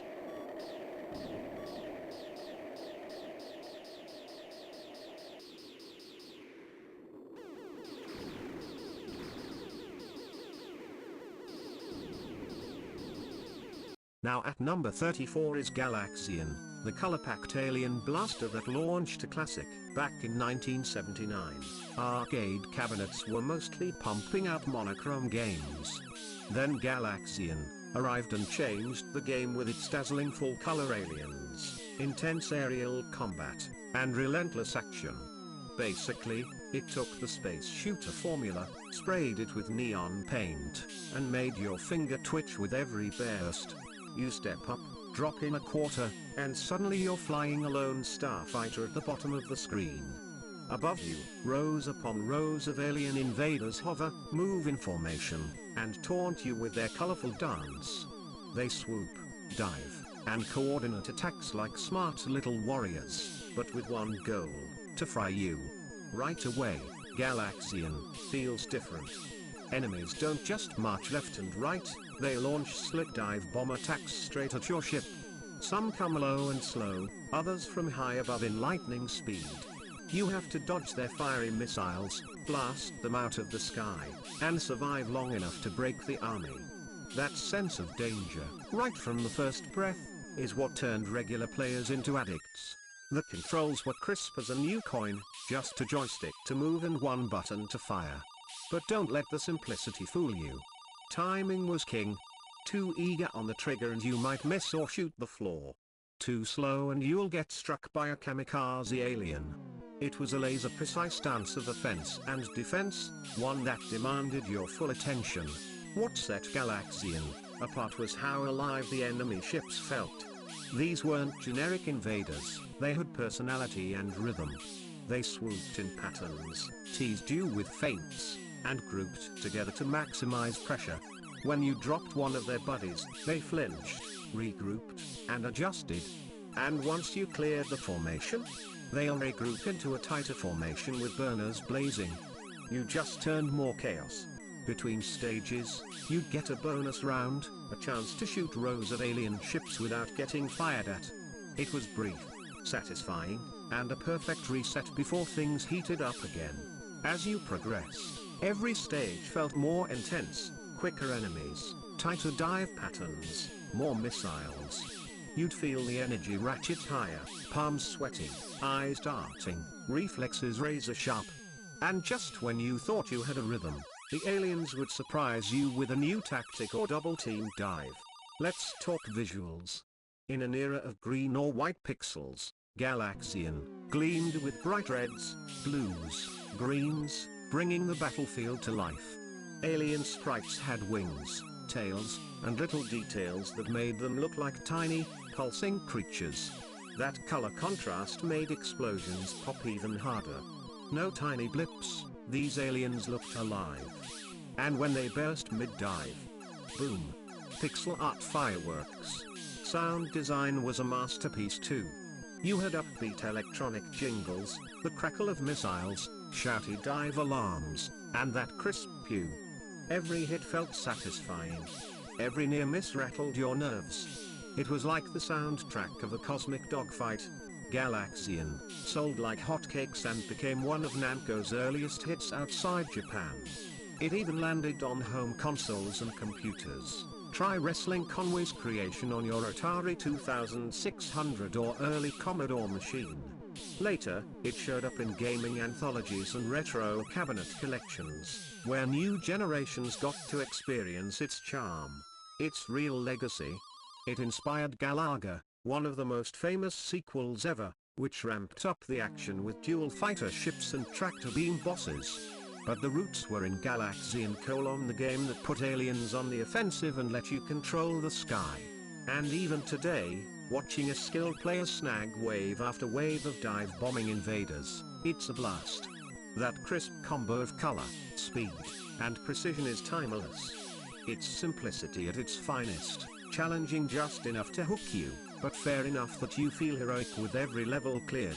So, next time you stumble across a retro arcade or see Galaxian on a classic collection, sit down, put in a quarter, or tap the digital button, and get ready for one of the most satisfying space battles ever created. You're not just shooting pixels, you're guiding a starfighter through waves of neon menace, one perfect dive dodge at a time. Now at number 33 is the King of Fighters 98. This isn't just another entry in a long-running fighting game series, it's a fan favorite, a competitive classic, and one of the most polished and beloved arcade brawlers of its time. Released in 1998, this game took everything that made the earlier KOF titles exciting and tightened it into a balanced, fast-paced dream match that fans are still playing decades later. When you fire it up, you're greeted with a roster full of iconic characters, over 30 of them, all returning from earlier games in the series. You get to form a team of 3 fighters, and from there, it's all-out war in the ultimate fighting tournament. There's no heavy plotline in this installment, just a pure focus on gameplay, with classic rivalries and reunions fueling the action. Whether you like fiery brawlers, agile martial artists, or full-screen projectile throwers, there's a character that suits your style. The matches are team-based, 3-on-3 fights where each player takes a turn until one side is completely knocked out. You can't tag teammates in and out like some other games. Instead, when one fighter goes down, the next in line jumps in. This setup makes every matchup feel strategic. You need to think about which character to lead with, who to save for last, and how to manage your energy across the round. You've got 2 main control styles to choose from, Advanced and Extra. In Advanced mode, you build up your super meter by attacking and dodging, and when it's full, you can unleash a super move or go into a power-up mode for extra damage. Extra mode, on the other hand, lets you charge your meter manually and gives you different defensive mechanics. Picking the right mode for your character and playstyle adds a nice layer of strategy to every match. The gameplay itself is fast and fluid. Combos are tight, movement is responsive, and every hit feels satisfying. Special moves fly across the screen with flash and flare, while super moves, when landed, can shift the momentum in a heartbeat. You've got rolls to dodge, counters to time, and big explosions to light up the match. But while the action is intense, the game never feels unfair. It's known for its incredible balance, with nearly every fighter being viable in competitive play. That's part of what makes it so replayable. Even after hundreds of matches, there's always more to learn. The visuals are classic pixel art goodness. Characters are sharply drawn and smoothly animated, with flashy effects that give each hit impact. The backgrounds are colorful and varied, from bustling city streets to mysterious temples, and they're always packed with little details that bring each fight to life. It's a game that still looks great today, despite its age. And then there's the soundtrack. The music in The King of Fighters 98 is energetic and memorable, with character themes and stage tracks that pump up the action. You'll find yourself humming these tunes long after you've put the controller down. It gives the whole experience a larger-than-life feel, like you're really part of an epic fighting tournament. Part of what makes this game so loved is that it doesn't try to reinvent the wheel, it perfects what was already great. There's no complicated storyline to follow, no confusing gimmicks, just a celebration of everything fans had come to love about the series. It's all about the matchups, the mechanics, and the excitement of a good fight.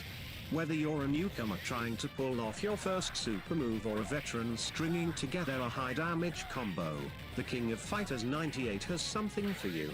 It's approachable, rewarding, and endlessly fun. It's a reminder of what makes arcade fighting games so thrilling: tight gameplay, iconic characters, and those heart-pounding moments where one well-timed move can decide it all. So next time you're looking for a retro arcade fighter that still holds up, look no further. This one's not just a blast from the past, it's a timeless brawl that proves great gameplay never goes out of style.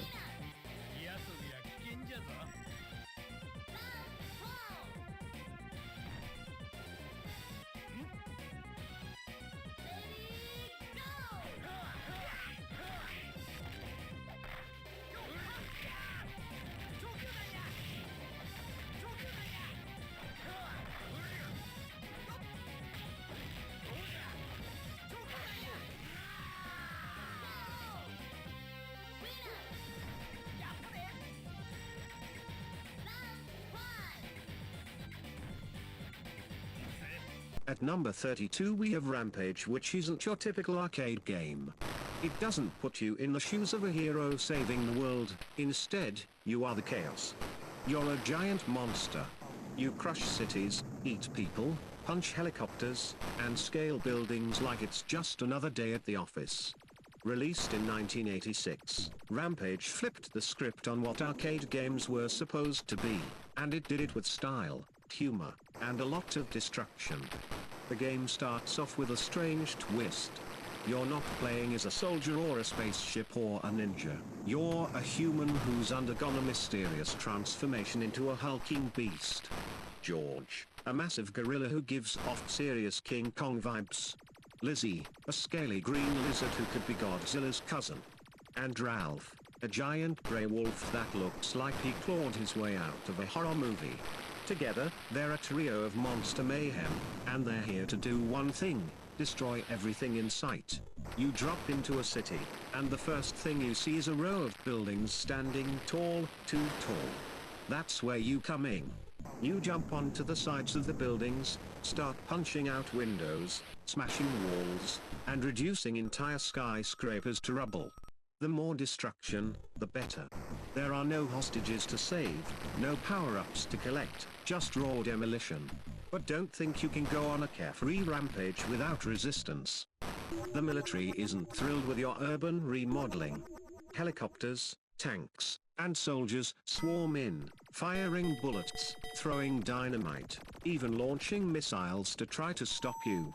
You can fight back, of course. Grab a helicopter and toss it, eat a soldier, punch a tank, but all that action slowly chips away at your health. What's really fun about Rampage is its sense of humor. Open the wrong window and you might get zapped by a TV, blown up by a toaster, or whacked by a lady with a rolling pin. On the flip side, you can also snack on people, turkeys, and even toilets for health boosts. Yes, toilets. It's ridiculous. It's weird, and that's what makes it awesome. The goal? Destroy every building in each city before moving on to the next. The screen only scrolls a little, keeping things focused and frantic. As you climb and smash, the buildings crumble piece by piece. Once they fall, the level ends in a satisfying pile of rubble, and your monster stomps off to the next city, ready to do it all again. One of the best parts about Rampage is playing with friends. Up to 3 players can join in at once, each controlling one of the monsters. You'll find yourself competing to smash more stuff, grab more food, and outlast your buddies. But you'll also accidentally, or not so accidentally, punch each other, which leads to chaotic, laugh out loud moments. There's no real penalty for messing around. This is a game that encourages goofiness and destruction in equal measure. The visuals are full of character. Each monster is animated with big, exaggerated movements and goofy expressions. Buildings collapse in dramatic chunks, people scream and run, and vehicles explode in puffs of smoke. The sound effects are a crunchy mix of roaring, smashing, and the occasional scream as someone gets scooped up for a snack. It's noisy, messy, and exactly what an arcade monster game should be. As you keep playing, the cities start to blur together, but the action never gets old. There's something strangely satisfying about watching a skyscraper crumble under your fists. And even though there's no real ending to Rampage, it just loops through city after city. The joy is in the chaos, not the destination. Rampage became a staple of arcades in the late 80s. It stood out because it let you be bad in a fun way. No rescuing the princess or saving the Earth here. This was about being the monster and loving every second of it. It was popular enough to get ported to just about every console and computer system at the time, and even inspired a movie decades later. But the arcade original, that's where the magic really happened.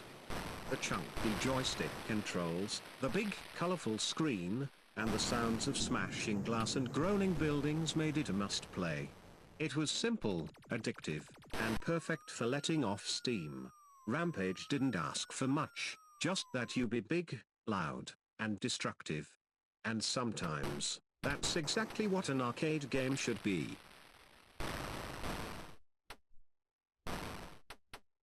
Now at 31 we have Ghosts'n Goblins. This is the kind of game that you remember forever, either because you loved it, or because it absolutely destroyed you. Released in arcades in 1985, it quickly earned a reputation for being one of the most punishing, and oddly charming, games of its time. But underneath all that difficulty lies a brilliant, spooky adventure full of knights, monsters, and good old-fashioned arcade frustration. You play as Sir Arthur, a brave but slightly underdressed knight. Right at the start, his beloved Princess Prin is kidnapped by a demon, and Arthur sets out to rescue her. It's a classic damsel in distress setup, but what makes this game unforgettable is how it throws everything at you, from the first screen to the very last, with absolutely no mercy. Your quest takes you through graveyards, burning villages, dark forests, haunted castles, and every creepy corner the game can conjure. The enemies are relentless: zombies, skeletons, flying devils, demon dogs, ghostly knights, and just about anything else that could crawl out of a Halloween nightmare. They come in waves, pop out of the ground, fly from above, and chase you with almost comedic persistence. And Arthur? He's got a suit of armor. Until he gets hit once. Then he's down to his underwear. One more hit, and he's a pile of bones. That's right, 2 hits and you're toast. The game doesn't pull punches, and that's part of its legacy. It demands quick reflexes, memorization, and patience. Lots of patience. Luckily, Arthur isn't completely helpless. He can toss lances, daggers, firebombs, and other weapons you pick up along the way.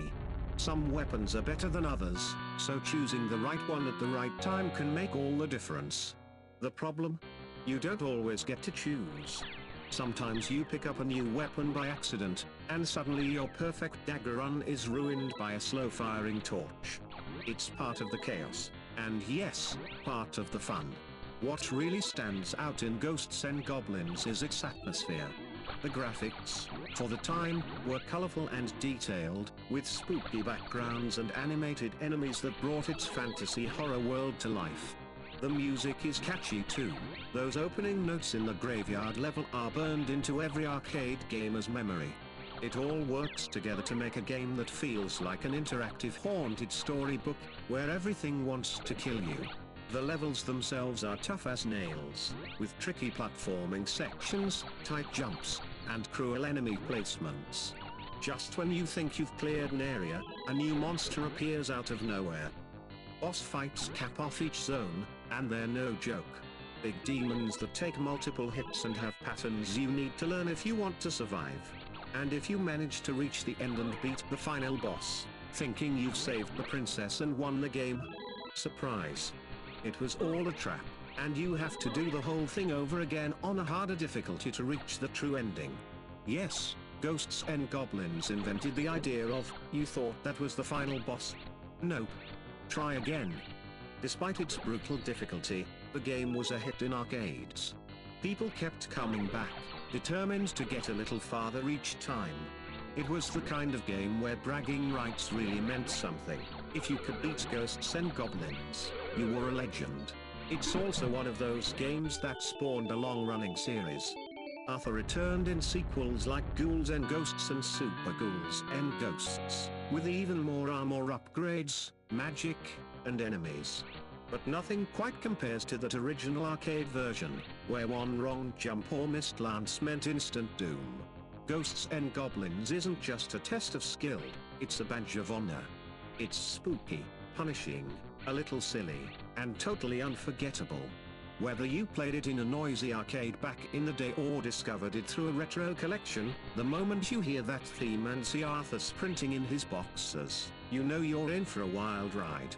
So grab your lance, armor up, while it lasts, and get ready to face the ghosts, goblins, and ghouls that made one little arcade game into a legend.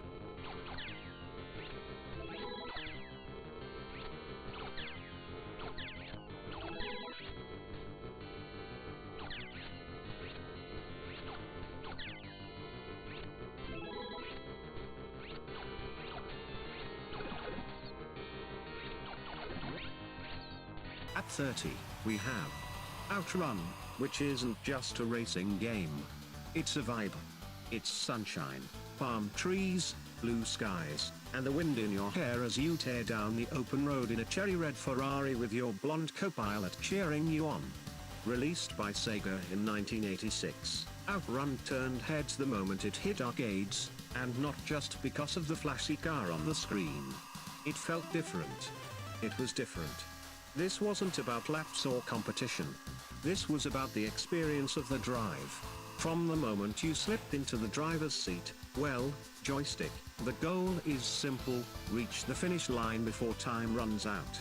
But the way you get there is anything but ordinary. You start your journey cruising along the coast, but before long, the road splits. Left or right? Each turn takes you down a completely different route, with brand new scenery and challenges. Do you head into the rolling hills of the countryside, past windmills and tunnels? Or weave through a cactus-lined desert as the sun begins to set? With 15 total stages and multiple branching paths, every playthrough is a choose-your-own-adventure road trip. One of the first things that grabs you about Outrun is its look. For its time, it was a jaw-dropper. Using Sega's superscalar technology, the game created a smooth sense of motion and speed by rapidly scaling and moving 2D sprites. The road curves and dips beneath your wheels, trees fly past in a blur, and traffic zips by as you weave through it all. It felt fast. It felt alive. And in arcades, the deluxe sit-down cabinet, shaped like a real car with a steering wheel and gear shift, made you feel like you were really driving. Add in the rumble effects and moving seat, and you weren't just playing, you were in it. And then there's the music. Oh yes, the music. Before the race even starts, you get to choose your radio station, an unheard of idea back then. 3 tracks play depending on your choice, each one catchy, tropical, and perfectly tuned to the vibe. Whether it's magical sound shower, splash wave, or passing breeze, every track became a legend in its own right. Together with the visuals, the music created a feeling that was less arcade racing and more vacation fantasy. But don't let the sunny skies fool you. Outrun could be tough.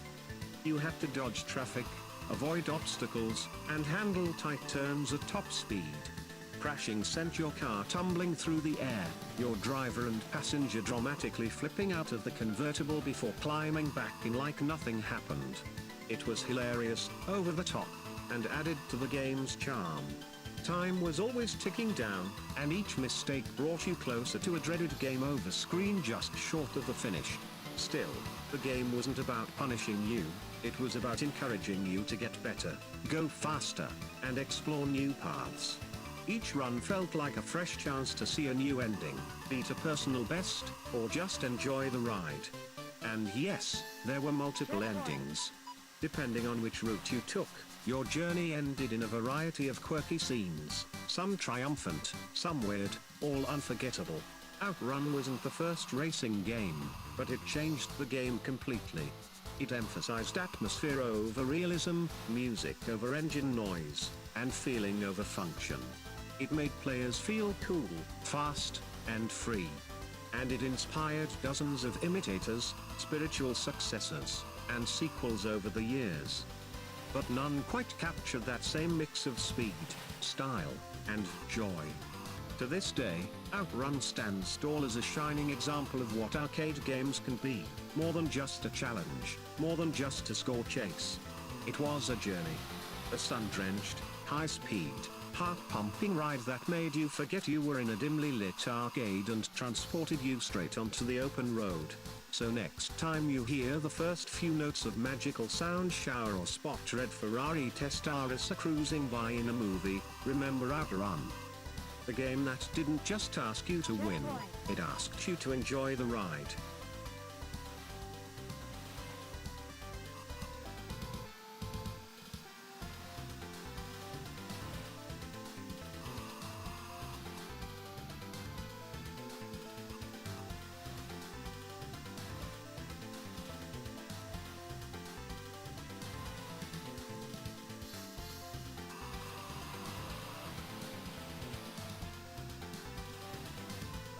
Now at 29 we have the game, Tetris.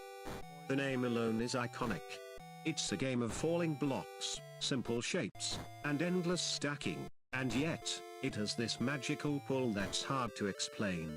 Whether you've played it in an arcade, on a console, or on your phone while waiting in line, chances are you know exactly what it feels like to finally clear 4 lines with a perfect eye block and feel like an absolute genius. But let's rewind. Tetris wasn't born in a flashy arcade or developed by a massive game studio. It started all the way back in 1984 in the Soviet Union, where a computer scientist named Alexei Pajitnov came up with the idea while working at the Dorodnitsin Computing Center. Inspired by a puzzle game involving pentaminos, shapes made of 5 squares, he simplified the concept down to 4 square shapes and made them fall down a screen. And just like that, Tetris was born. It didn't take long for the game to make its way across the world, even if its journey was full of political twists and licensing battles. By the time it hit arcades in 1988, thanks to Atari's arcade division, Tetris had already begun to capture hearts and eyeballs everywhere. The arcade version brought this strange little puzzle game to the neon-lit halls of video game glory, standing shoulder to shoulder with shoot-'em-ups, fighters, and platformers. Tetris was, and still is, deceptively simple. You're given a playfield, a bunch of differently shaped blocks, known as tetraminos, and one goal: stack them into neat, horizontal lines. Every time you complete a line, it disappears. Stack too high, and it's game over. That's it. No power-ups. No enemies. Just you, the blocks, and your ability to think fast and plan ahead. But the magic is in how it feels. The blocks start off slow, giving you time to rotate, move, and place them with care. But as you clear more lines, the pace picks up. Faster and faster the blocks fall. Your hands start moving quicker, your brain kicks into overdrive, and suddenly you're sweating over a puzzle made of squares. The intensity builds. You see the perfect spot for a long piece, but will it come in time? That tension, that rush, is what made Tetris so captivating. The arcade version was all about endurance. No story, no end goal, just the thrill of getting a high score and seeing your initials at the top of the leaderboard. The music was minimal, the graphics were clean, but that only made it more hypnotic. It was pure, focused gameplay, and it was impossible to play just one round. You always wanted to beat your last score. Just one more try. One of the coolest things about Tetris is that it broke through every kind of barrier. It didn't matter how old you were, what language you spoke, or whether you were into games or not. Tetris made sense the moment you saw it. It was the kind of game that pulled in curious onlookers at arcades, people watching silently as the blocks dropped, the tension built, and the screen eventually filled to the top. Everyone who played had the same experience: frustration, excitement, victory, and, more often than not, defeat. But even when you lost, you wanted to keep going. Tetris had this sneaky way of convincing you that you could do better. That if you just focused a little more, rotated a little faster, you'd finally master it. And sometimes, you'd get into the zone, that magical state where the game disappears and it's just you and the rhythm of the blocks. That's when Tetris really shines. When your brain and your hands are moving in perfect sync, and you feel like nothing else matters. What started as a simple programming project turned into one of the most enduring games of all time. Tetris isn't flashy, it doesn't need wild effects or complicated mechanics. It's timeless because it taps into something universal: the human love for solving problems and making order out of chaos. And while it's had a million versions and spin-offs, from Game Boy to mobile apps to 3D reinventions, the arcade version of Tetris still stands out. There was something magical about walking up to that machine, dropping a coin, and knowing you were about to be pulled into one of the most addictive puzzles ever created. So the next time you see those familiar blocks start to fall, take a deep breath, rotate wisely, and try not to hum the theme song. Or do. Because let's face it, once you start playing Tetris, it's hard to stop. For my number 28, Altered Beast. Now this is the kind of arcade game that makes an impression from the very first moment you hear that iconic growl, "Rise from Your Grave." Released by Sega in 1988, this mythological beat-em-up was loud, dramatic, and completely unforgettable. It didn't just drop you into an ancient world of monsters, it gave you the power to become one. You begin the game already dead. Yep, your character literally rises from the grave at the command of Zeus himself, who's got a job for you: rescue his kidnapped daughter Athena from the clutches of the underworld demon god Neth. And how do you do that? By punching and kicking everything in sight, obviously. Set in a fantasy version of ancient Greece, the game throws you into side-scrolling levels filled with creepy creatures and grotesque monsters. Zombies, demon dogs, winged beasts, and more come at you in waves. Your basic moves are simple: punch, kick, jump, but things get a lot more interesting when you start powering up. See, every level features glowing white spirit orbs dropped by blue two-headed wolves. Grab one and your muscles bulk up like you've been living in the gym. Grab two and you're basically an ancient Greek bodybuilder. But grab a third? That's when things get wild. You transform into a powerful beast warrior with new abilities, depending on the level. In the first stage, you become a werewolf, throwing fireballs and charging like a furry missile.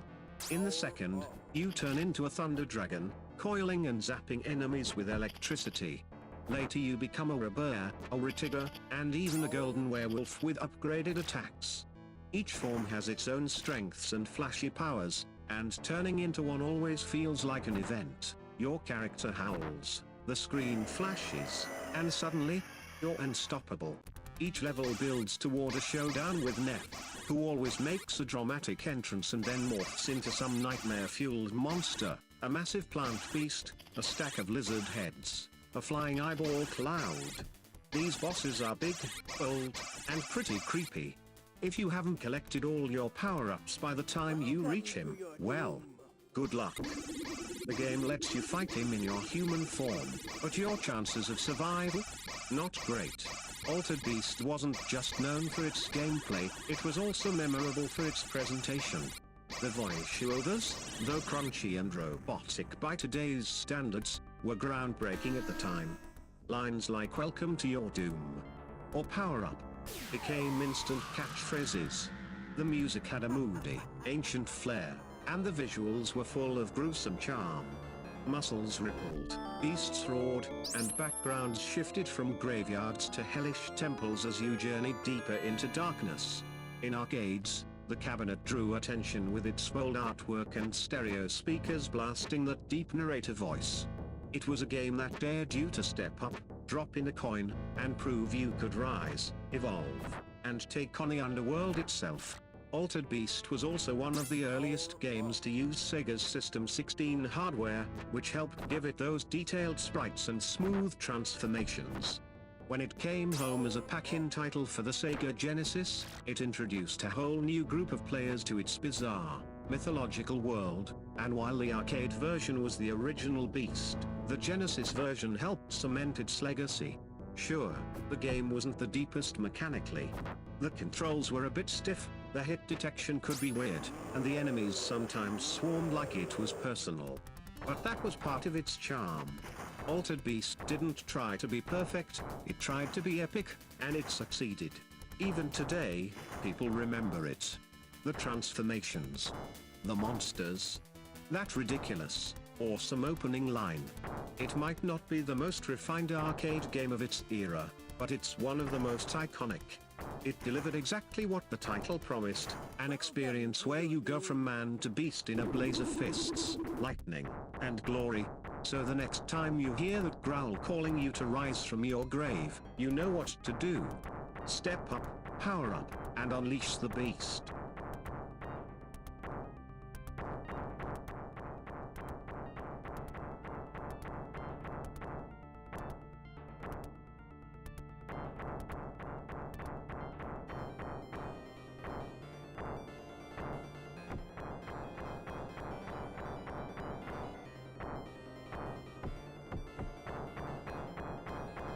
At number 27 we have Track and Field, the original button mashing Olympics where speed, timing, and sore fingers made you a champion. If you've ever left an arcade with sore fingers and a broken button, chances are you played Track and Field.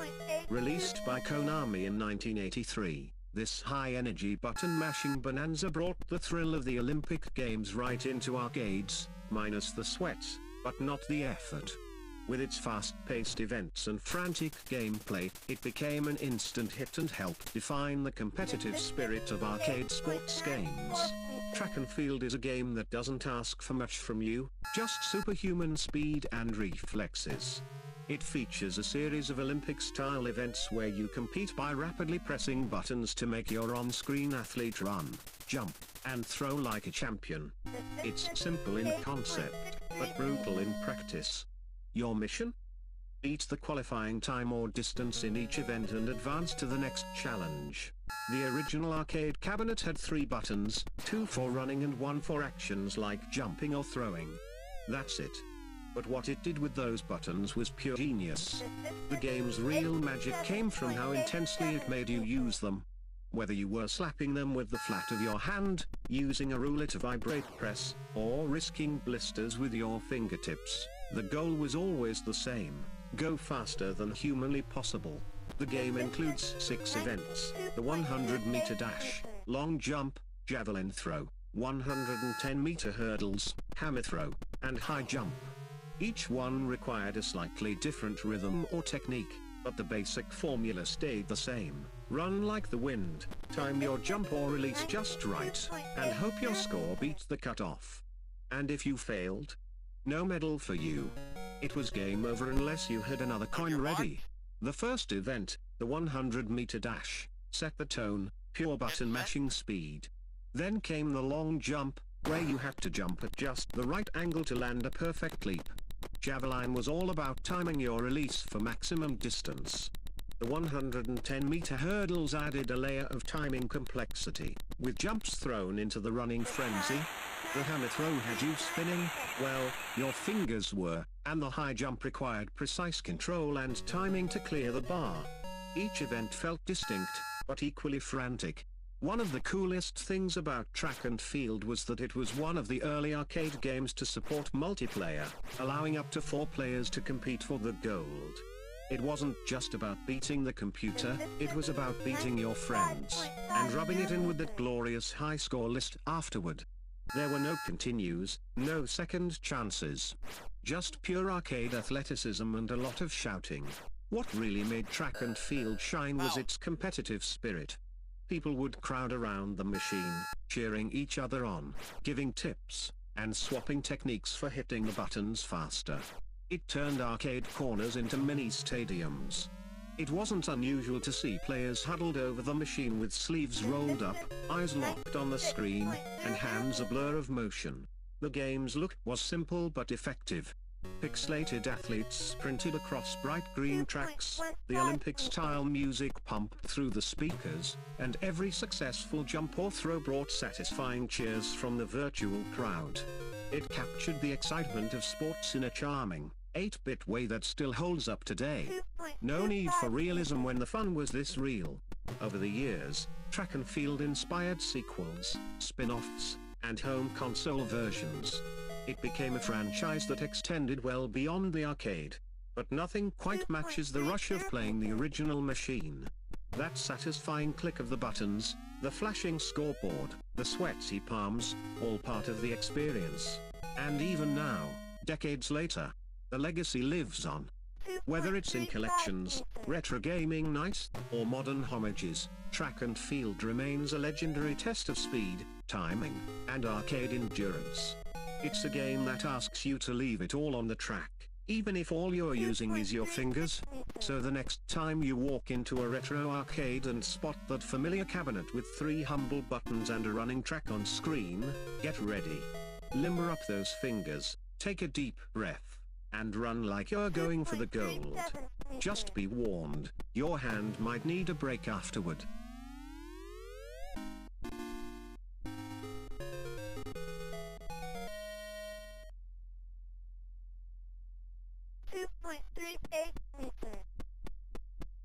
Now at number 26 we have Tempest, into the vortex of vector madness. Spin, shoot, survive, and try not to fall into the abyss. Back in 1981, when arcades were packed with Space Invaders and Maze Chasers, a new kind of game hit the scene like a lightning bolt of geometry and lasers.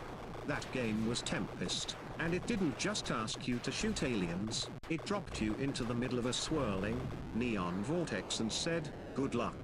Designed by Dave Thura and released by Atari, Tempest was unlike anything players had seen before. It looked fast. It was fast. With its wireframe graphics, sharp angles, and hypnotic color palette, it felt like stepping inside a digital tornado. But the game wasn't just about cool visuals, it was an adrenaline-pumping challenge that tested your reflexes, your nerves, and your joystick finesse. You play as a claw-shaped spaceship, perched on the rim of a bizarre 3D tunnel. Imagine a spider web made of lasers. Enemies crawl and slither their way up toward you from the depths of the vortex, and it's your job to blast them before they reach the top. Let one of them get too close, you're toast. What made Tempest stand out was its perspective. Most shooters of the time moved side to side or top down, but Tempest pulled the camera deep into the screen. It was like staring into the mouth of madness. Each level had a different geometric shape. Some were circles, some were jagged zigzags, others looked like pinwheels or webs, and each changed how enemies moved and how you had to react. Every new stage felt like a brand new beast to conquer.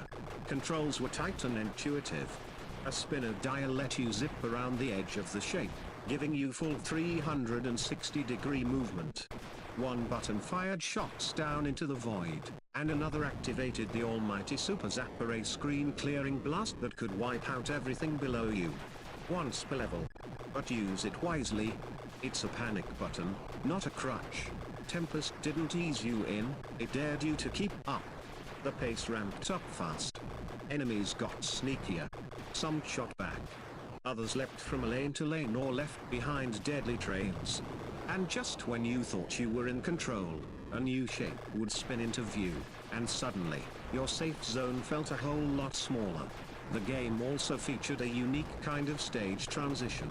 When you cleared a level, your ship didn't just walk to the next one, it dove into the tunnel, hurtling down into the heart of the vortex, landing on the edge of a new shape. It was a thrilling moment every time, making you feel like you were truly descending deeper into danger. One of Tempest's coolest features was that it used a color vector display, meaning everything on screen was drawn with glowing lines of light. There were no sprites or pixels here. Just pure, radiant geometry. It gave the game a crisp, futuristic look that felt way ahead of its time. Add in a thumping, synth-style soundscape, and it was like playing inside an 80s music video crossed with a laser show. And oh yes, it was hard. Tempest had dozens of levels, and each one upped the ante. Players could start at higher levels based on how well they'd done before, which was a nice reward for veterans, and a nightmare for rookies trying to keep up. The high score chase was fierce, and skilled players could enter a kind of trance state, spinning and shooting through wave after wave of psychedelic chaos. Tempest became a staple of arcades across the globe. Its cabinet stood out with its glowing screen and distinctive artwork, a blue space creature coiled around a 3D grid. Players crowded around, mesmerized by the pulsing lights and the fast, hypnotic action. It was sci-fi arcade perfection. Over time, Tempest became a cult classic. It inspired sequels like Tempest 2000 and Tempest 4000, bringing the same core gameplay to new generations with updated visuals and sound. But for many, nothing beats the raw energy of the original, a game that looked like math, felt like a dream, and played like a rush of pure arcade power. So if you ever get the chance to step up to a real Tempest cabinet, grab that spinner, tighten your grip, and get ready. Because once you start your descent into the vortex, there's no turning back.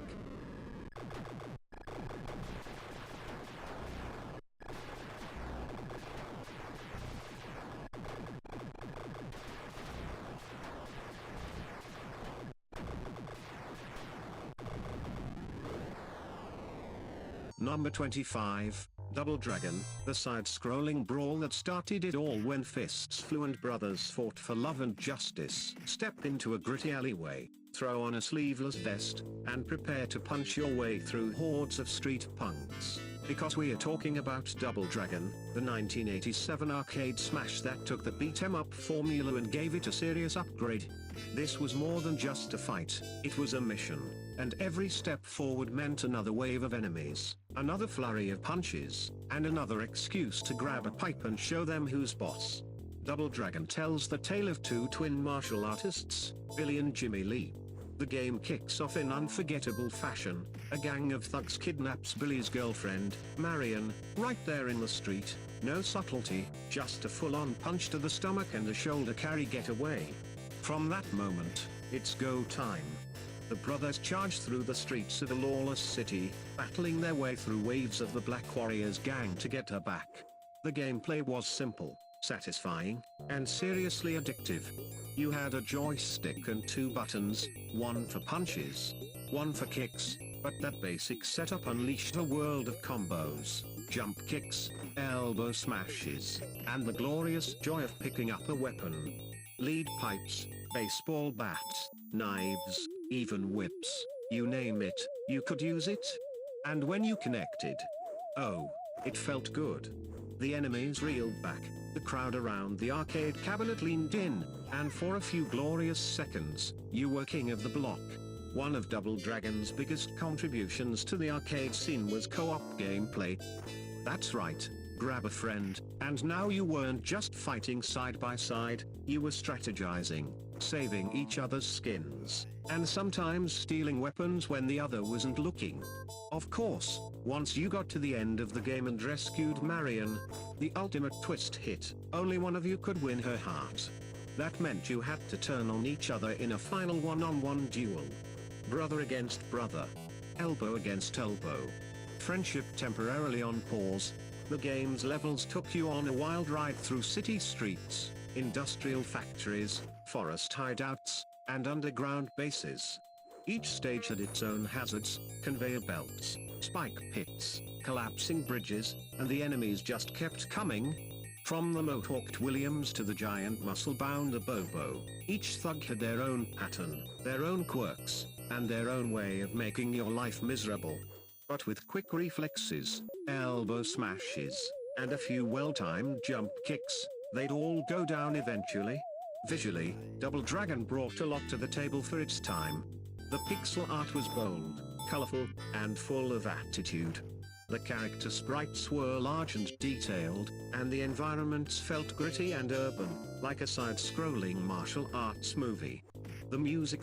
Pure 8-bit gold. That theme song is still burned into the brains of anyone who played it, charging up every fight with just the right mix of heroic energy and synth-fueled tension. The soundtrack had a way of making every level feel like a street fight worth remembering. And let's not forget just how influential Double Dragon was. It didn't invent the beat 'em up, but it sure turned it into a phenomenon. Games like Final Fight, Streets of Rage, and Teenage Mutant Ninja Turtles owe a lot to what Double Dragon laid down. It showed the world that two-player action, weapon-based combat, and cinematic storytelling could all live together in one cabinet, and have players lining up to punch and kick their way through it. The arcade original was so popular it spawned a whole franchise, sequels, spin-offs, home console ports, animated shows, even a live-action movie. Yes, really? But the arcade version remains the purest form of Double Dragon, raw, fast, and full of the perfect blend of challenge and chaos. So next time you find yourself standing in front of a Double Dragon machine, drop in a coin, hit that 1p or 2p button, and get ready to walk the mean streets once more. Whether you're taking down thugs with a flying knee or teaming up for a classic brawler duo, this is where the side-scrolling action legacy began. And don't forget, when the dust settles, there can only be one dragon standing with Marion.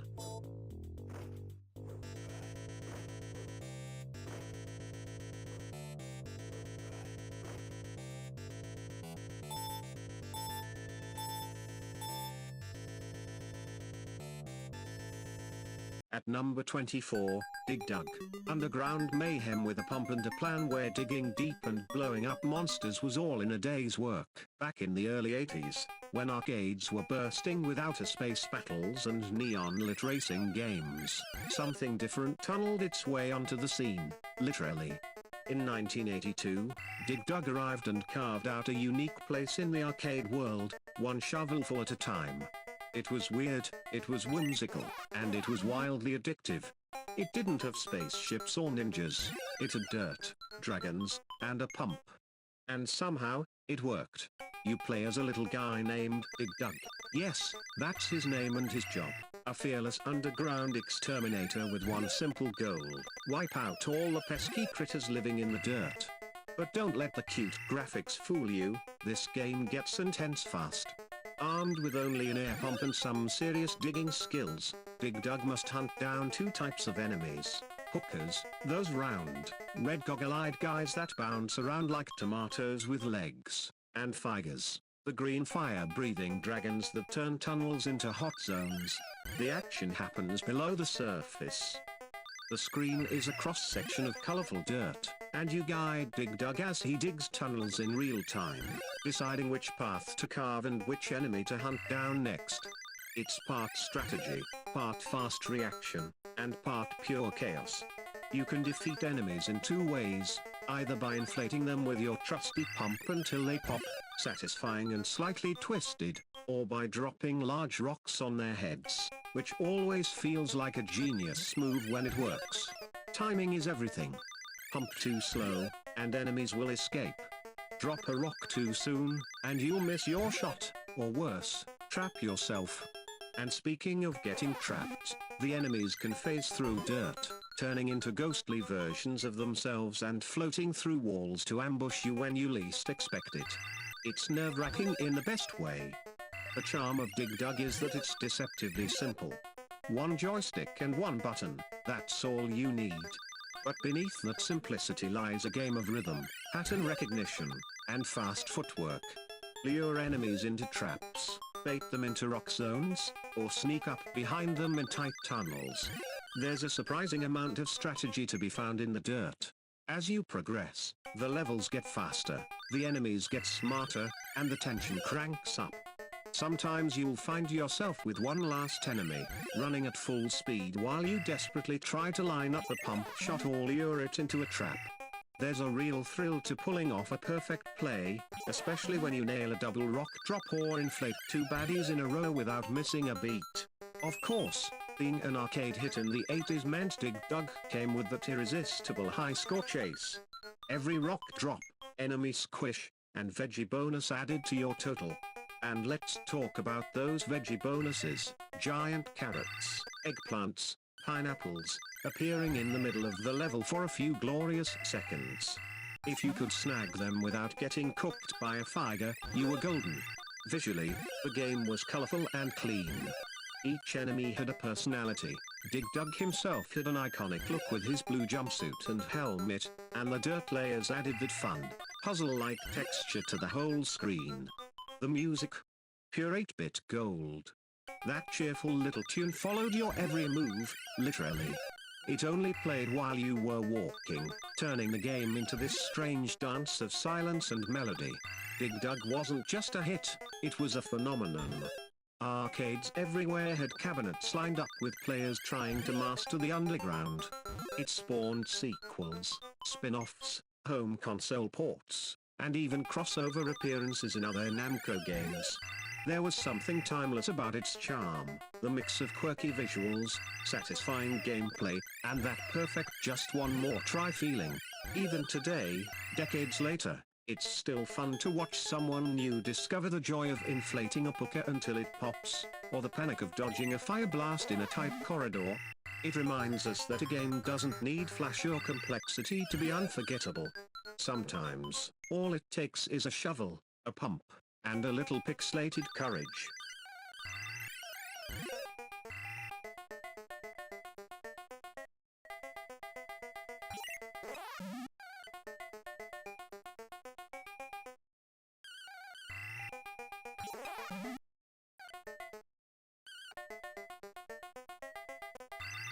At number 23, Arkanoid.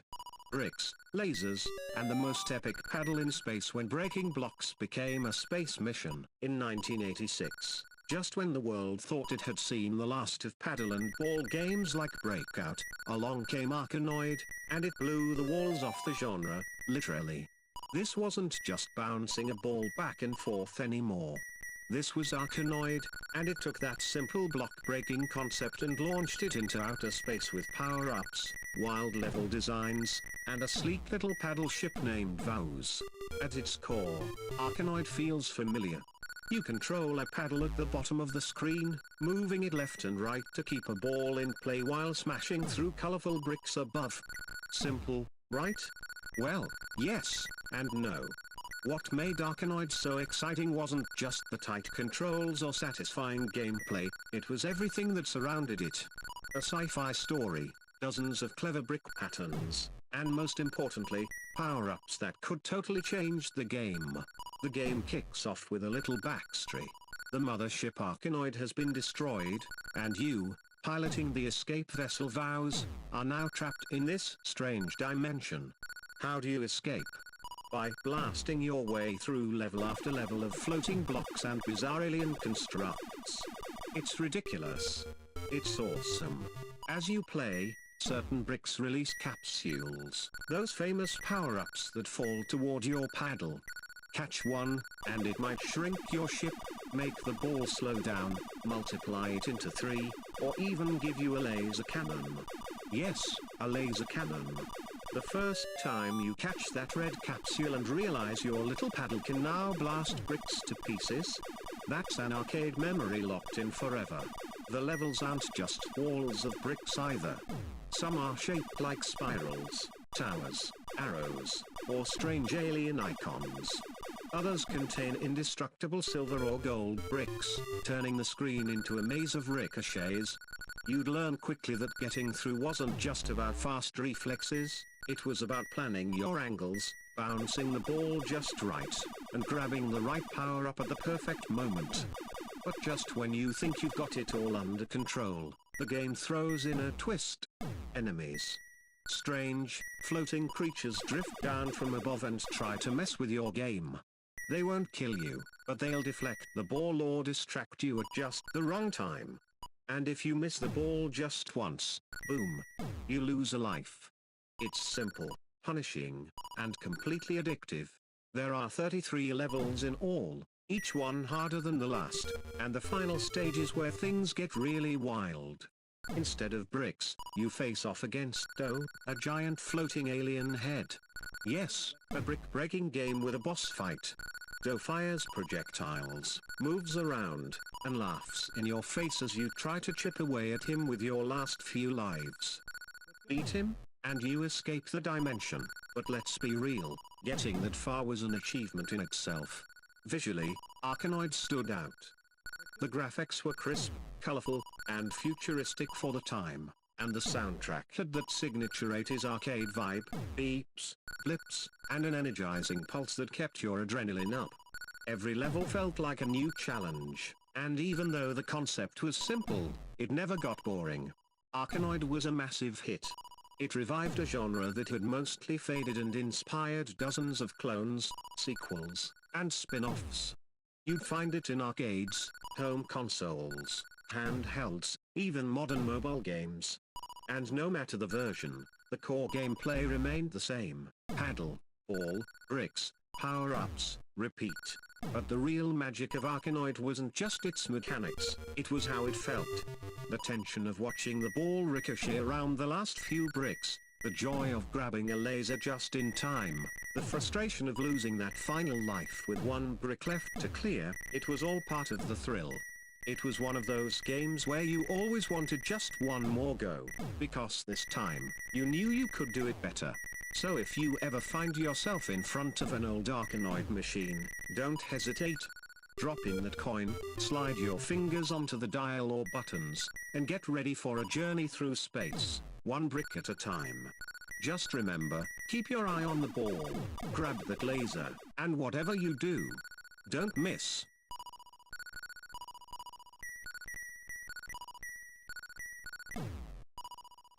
At number 22, Tron. Light cycles, mazes, and neon showdowns in the CPU step into the grid where reflexes rule and glowing glory awaits. Back in 1982, when arcade games were already a cultural phenomenon, a new kind of game flickered to life in neon light and digital sound. Its name? Tron. Inspired by the groundbreaking Disney sci-fi movie of the same name, Tron wasn't just another cabinet in the arcade, it was a portal. A glowing, buzzing gateway into the world of circuits, light cycles, and electronic duels. While other games had you blasting aliens or chomping dots, Tron dropped you inside a computer system, handed you a joystick, and dared you to survive. The first thing that made Tron stand out was its cabinet. Oh, that cabinet. It was unlike anything else in the arcade. Lined in blue fluorescent tubes and equipped with a luminous, translucent joystick, it almost dared you to try it.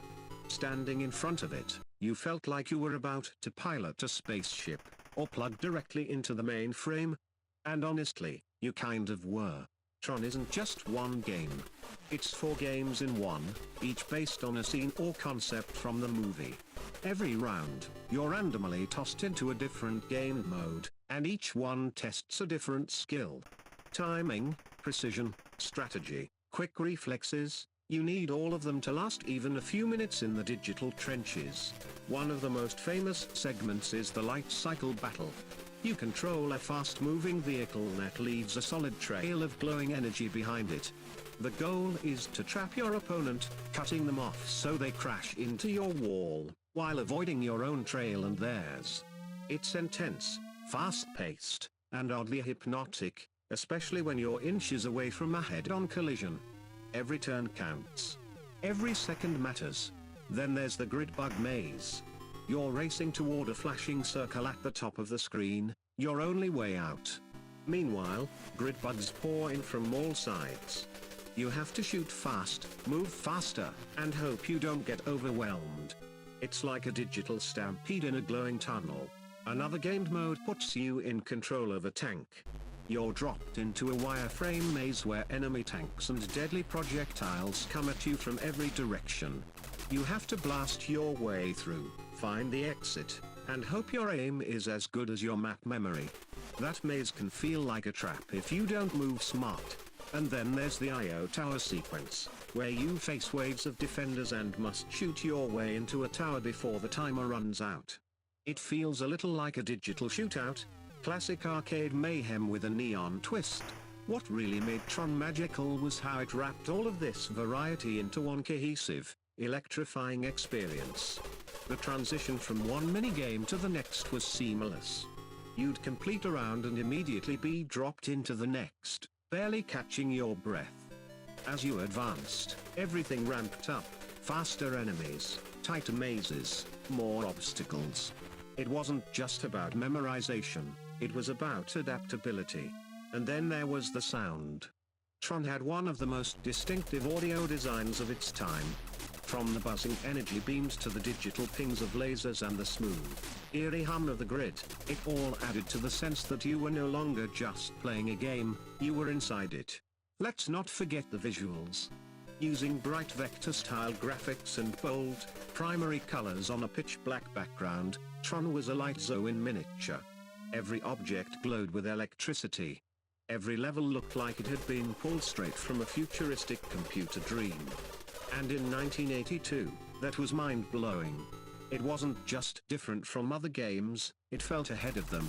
As for challenge, Tron wasn't easy. In fact, it was downright brutal if you weren't quick on your fingers. Every level was a gauntlet of timing and reflexes, and players who could master the cycles, shoot through the bugs, and outmaneuver enemy tanks were treated like digital gods in the arcade crowd. High scores became badges of honor, especially if your name was glowing from the leaderboard on that sci-fi screen. So if you ever find yourself in a retro arcade and spot that electric glow from across the room, step up to Tron. Drop in your coin. Tighten your grip. And prepare to enter the grid, where reflexes rule, pixels pulse with danger, and every challenge is lit up in neon. At number 21. Metal Slug, explosions, mayhem, and 16-bit brilliance. Grab your heavy machine gun, it's time to blast your way to victory. If you ever walked into an arcade and heard the words heavy machine gun shouted from a screen, chances are you just stumbled across Metal Slug, one of the most chaotic, hilarious, and beautifully animated run-and-gun games ever made. First released in 1996 by SNK for their Neo Geo arcade system, Metal Slug didn't just want to be another side-scrolling shooter. It wanted to be the side-scrolling shooter, and with its explosive action, over-the-top humor, and eye-popping pixel art, it absolutely nailed it. You play as a tough-as-nails soldier, either Marco or Dama from the elite Peregrine Falcon squad, tasked with taking down the ruthless rebel army led by the villainous General Morden. Along the way, you'll battle waves of enemy troops, pilot powerful vehicles, rescue quirky POWs, and take on tanks, helicopters, sea monsters, and even aliens. Yes, aliens. Because why not? The gameplay is fast, furious, and fun. You run, jump, and blast through enemy-filled levels, picking up new weapons and power-ups as you go. The controls are tight and responsive, so even when things get wild, and they will get wild, you always feel in control. There's never a quiet moment, enemies pop out of bunkers, tanks roll in from off-screen, and bombs rain from above. You've got to stay on your toes if you want to survive. One of the most iconic features of Metal Slug is, of course, the titular vehicle, the Metal Slug itself. It's a squat, bouncy tank with a powerful cannon and a ridiculous ability to jump. Jumping tanks? Only in Metal Slug. You can hop in, mow down enemies with reckless abandon, and even eject at the last second if it's about to explode. The game is filled with moments like that, tight escapes, wild stunts, and ridiculous firefights. And then there are the POWs.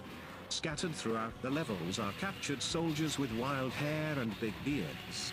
Free them, and they'll reward you with weapon upgrades, score bonuses, or just a hearty salute. They're goofy and charming and somehow make the chaos feel even more fun. Save enough of them and you'll really rack up the points. What really makes Metal Slug stand out, even years later, is its presentation. The graphics are pure pixel art perfection.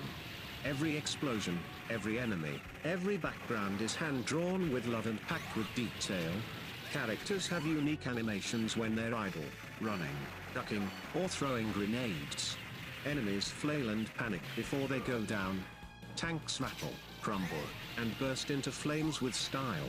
It's a game that's constantly showing off. And the humor? Chef's kiss. Metal Slug doesn't take itself too seriously. From over-the-top bosses and ridiculous enemy reactions to the absurd moments where your character gets fat from eating too much food power-up, there's always something that'll make you laugh, right before something else tries to blow you up.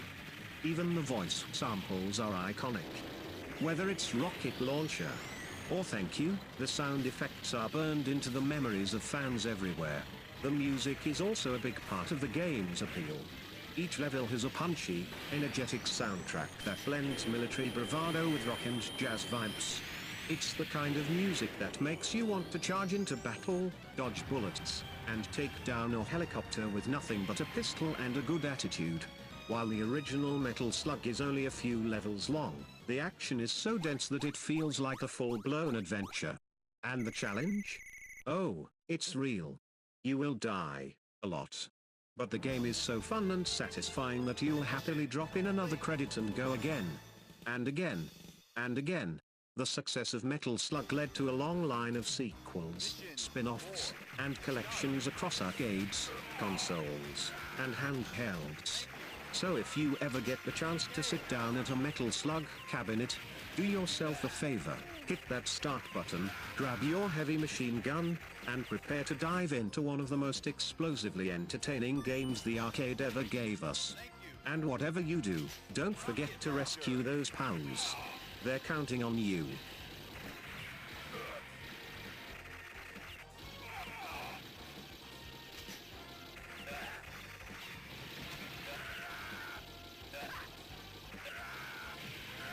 At number 20. Joust, Winged Knights, Pterodactyls and Feathery Mayhem. Mount your ostrich, flap hard, and may the highest be Quinn. In the golden age of arcades, where space shooters and maze games ruled the floor, a truly bizarre and wonderful game arrived in 1982 that dared to be different. It wasn't about lasers, spaceships, or goblin pellets, it was about flying ostriches, lava pits, and mid-air duels. That game was Joust, developed and released by Williams Electronics, and it quickly earned its place as one of the most unique and beloved arcade titles of its time. At first glance, Joust looks like it's from another planet, or maybe another timeline entirely. You're a knight. But not just any knight. You're riding a large, flapping ostrich, armored up and ready to take to the skies. Your enemies? Other airborne knights mounted on buzzards. The setting? A mysterious floating arena above a pit of lava, dotted with crumbling platforms and strange, digital architecture. It's surreal, simple, and spectacularly fun. The controls are delightfully straightforward. You've got a joystick to move left and right and a single button to flap your bird's wings. Press it once, and you flap up a bit. Mash it quickly, and you rise faster. Let go, and gravity takes over. It may sound simple, but mastering that rhythm, knowing when to flap and when to coast, is the key to survival. Movement has real weight, making every action feel deliberate. Gameplay revolves around aerial jousts, high-speed collisions in midair. When you and an enemy clash, the higher lance wins. That's right, it's not about aiming projectiles or spamming attacks. It's all about timing, positioning, and vertical advantage. If your bird is slightly higher than your opponent's, they explode in a puff of feathers and leave behind an egg. Miss the timing, and you're the one tumbling toward the lava. Each level, or wave, starts with a handful of enemy knights spawning into the arena. They flap around just like you, trying to outposition and outjoust you. The early waves ease you in with basic enemies, but the game quickly gets more intense. Enemies become faster, smarter, and more aggressive. If you don't collect their eggs quickly enough, they hatch into even tougher versions of themselves. It's a clever mechanic that adds urgency. Swoop in and grab the egg before it's too late. And then there's the lava troll. Fall into the molten depths, and a skeletal hand reaches up and drags you down. Stay too close to the edges, and the troll might even grab you from the ledge. It's a reminder that the environment itself is just as dangerous as your opponents. Every few waves, you'll be greeted by the dreaded pterodactyl. This isn't just any enemy, it's fast, persistent, and deadly accurate. It homes in on you with a terrifying screech and only has one weak point, its open mouth. Hit it wrong, and you're toast. The pterodactyl adds a boss-like challenge to the game, making even seasoned players sweat. One of the coolest aspects of Joust is its two-player mode. You and a friend can take on the enemy knights together, but here's the twist, you can also knock each other out. That turns the game into part cooperative, part competitive chaos. Are you allies?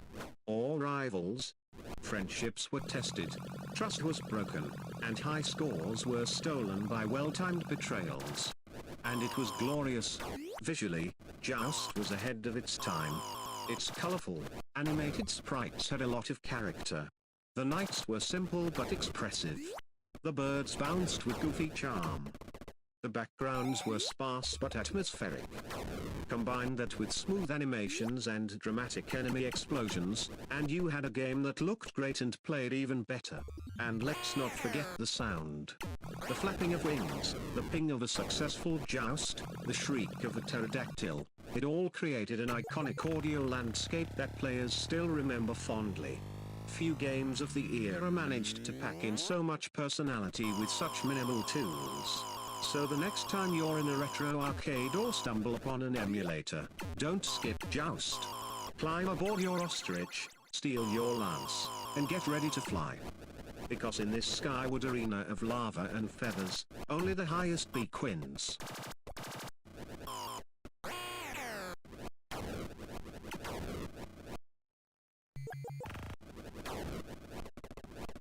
At number 19, Golden Axe, Swords, Sorcery, and Side-Scrolling Glory. 3 heroes. 1 evil tyrant. Endless skeletons to smash. Back in the glory days of arcades, when neon lights buzzed and joysticks clacked, Golden Axe stood tall as one of the most iconic side-scrolling beat-em-ups of the late 1980s. Developed and released by Sega in 1989, Golden Axe combined classic fantasy adventure with brawling action and just a pinch of magic. The result? A game that was part Conan the Barbarian, part Dungeons and Dragons, and all heart-pounding fun. From the moment you popped in a coin, you were thrown into the medieval world of Uria, a land filled with evil knights, fire-breathing dragons, and a ruthless warlord named Death Adder. This axe-wielding menace had conquered the land, kidnapped the royal family, and claimed the legendary Golden Axe for himself. Naturally, someone had to stop him.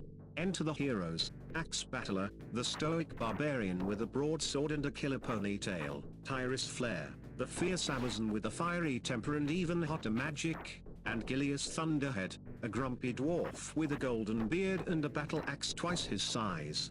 Each character had their own fighting style, magical abilities, and special moves, giving players options on how they wanted to crush their enemies. The gameplay was straightforward but oh so satisfying. You walked from left to right, clobbering anything that dared cross your path, skeletons, knights, giant club-swinging brutes, and all sorts of fantasy creeps. You could slash, jump attack, or execute a powerful charge move by double-tapping a direction and hitting attack at just the right moment. But let's be honest, nothing was more fun than kicking enemies off a cliff or smashing them mid-air with a downward slash. But Golden Axe wasn't just about brute strength. It was about magic too. Each hero had their own elemental powers, powered by magic pots you collected by beating up tiny blue thieves who'd scurry through camp at night like mischievous gremlins. Axe Battler's magic was earth-based, Tyrus wielded devastating fire magic, and Gilius, naturally, summoned lightning storms. The more magic pots you gathered, the more powerful your spell, culminating in massive screen-filling attacks that obliterated everything in sight. It felt good. Like, really good. Oh, and let's not forget the beasts. Throughout the game, you could ride strange creatures like chicken-legged dragons or fire-breathing monsters. These mounts gave you serious power and were also just plain cool. Of course, enemies could knock you off and steal them, so you had to fight tooth and nail to keep your seat. Or kick them off and steal theirs. It was a medieval free-for-all. Each level was like a journey through a metal album cover. Crumbling villages, forest ambushes, death-filled dungeons, and eventually, a towering castle where Death Adder himself awaited. The difficulty ramped up with each stage, and the game pulled no punches. Whether you were fending off 3 enemies at once or trying to save your last life for the final boss, it was intense. But it was also fair, and with skill, and maybe a few extra quarters, you could push through to victory. What really made Golden Axe special, though, was how it felt like a co-op adventure. Grab a friend, choose your warriors, and storm the battlefield together. Coordinate attacks, cover each other's backs, and laugh at the ridiculous enemy grunts. It was bonding through battle. And when you both managed to unleash magic attacks at the same time. Pure arcade magic. The game's success led to sequels, console ports, and even spin-offs. It became a staple on the Sega Genesis and continued to build a fanbase for years. But the original arcade version? That's where the magic was born. The chunky graphics, the booming sound effects, the digitized voices shouting "Welcome to your doom." It all added to the game's gritty fantasy charm. Even today, Golden Axe holds up as one of the greats.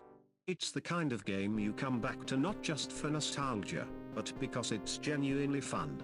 So if you ever stumble across a Golden Axe cabinet, or load it up in a retro collection, don't hesitate. Choose your warrior. Ready your spells. And get ready to take back Uria, one axe swing at a time.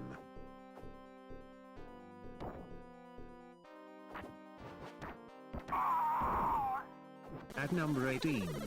Robotron, 2084, pure chaos, twin-stick mayhem, and humanity's last hope. 1 joystick to move, 1 to shoot, and 0 room for error. Back in 1982, when arcades were packed wall-to-wall with space shooters, maze chasers, and pixelated plumbers, Robotron, 2084 burst onto the scene like a digital thunderclap. Developed by Eugene Jarvis and Larry DeMartha Williams Electronics, this arcade classic didn't just challenge players, it overwhelmed them. With non-stop enemies, twitch-fast action, and a revolutionary twin-stick control scheme, Robotron carved its name into gaming history with sheer intensity. Set in a dystopian future where machines have risen against humanity. Sound familiar? You play as the lone savior of the last human family. The year is 2084, and the Robotron's super intelligent robots originally built to serve mankind have gone rogue. Now, they want to exterminate humans altogether. And your job? Save as many innocent people as you can while blasting everything else to scrap. The controls were simple but groundbreaking. 1 joystick moved your character in any direction. The other? It aimed your shots, also in any direction. This twin-stick design let you run one way while firing in another, making it one of the first true 360-degree shooters. It gave players full freedom, but also full responsibility. You couldn't blame the controls here. If you died, and you would, often, it was on you. The moment the game started, it hit you like a lightning bolt. There was no countdown. No easing in. Just waves of enemies, hulks, grunts, electrodes, brains, and enforcers, filling the screen in neon chaos. The screen didn't scroll. Everything happened on one playfield. You were dropped in the middle, surrounded, and left to survive. And then came the civilians. Small, vulnerable humans scattered across the screen, mothers, fathers, children. Rescue them by simply touching them and earn massive bonus points. But wait too long and the enemies snatch them up. It's like trying to babysit during a robot apocalypse. The enemies were more than just mindless attackers. The grunts were your basic chasers, but hulks couldn't be destroyed, only dodged. Brains fired paralyzing beams and reprogrammed humans into deadly procs. Enforcers fired unpredictable sparks that zigzagged across the screen. The game became a wild mix of rescue mission, survival horror, and pure reflex testing adrenaline. Robotron wasn't just hard, it was designed to push you to your limit. Every level increased in intensity. Enemy AI got more aggressive, more unpredictable. And yet, you kept coming back. There was something thrilling about barely surviving a wave, snagging a few more civilians, and getting just a little bit better. Every quarter was a shot at redemption. Graphically, Robotron was all sharp colors and fast motion. Characters were simple, but each had a distinct silhouette. Enemies swarmed like angry pixels. Lasers flashed across the screen.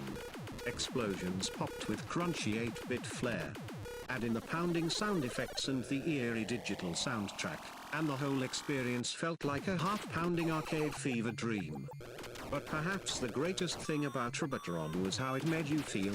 You weren't just playing a game, you were in it. Completely focused. Locked in. Dodging death every millisecond. Your hands moved like they had a mind of their own. One joystick guiding your escape, the other unleashing destruction. It was chaotic, yes, but pure in its challenge. A dance of survival in a world gone mad. Even today, Robotron holds up not just as a slice of retro gaming, but as a design masterclass. Simple mechanics. Pure gameplay. Total challenge. It asked you to save the world, one screen at a time, with nothing but guts, reflexes, and 2 twitchy thumbs.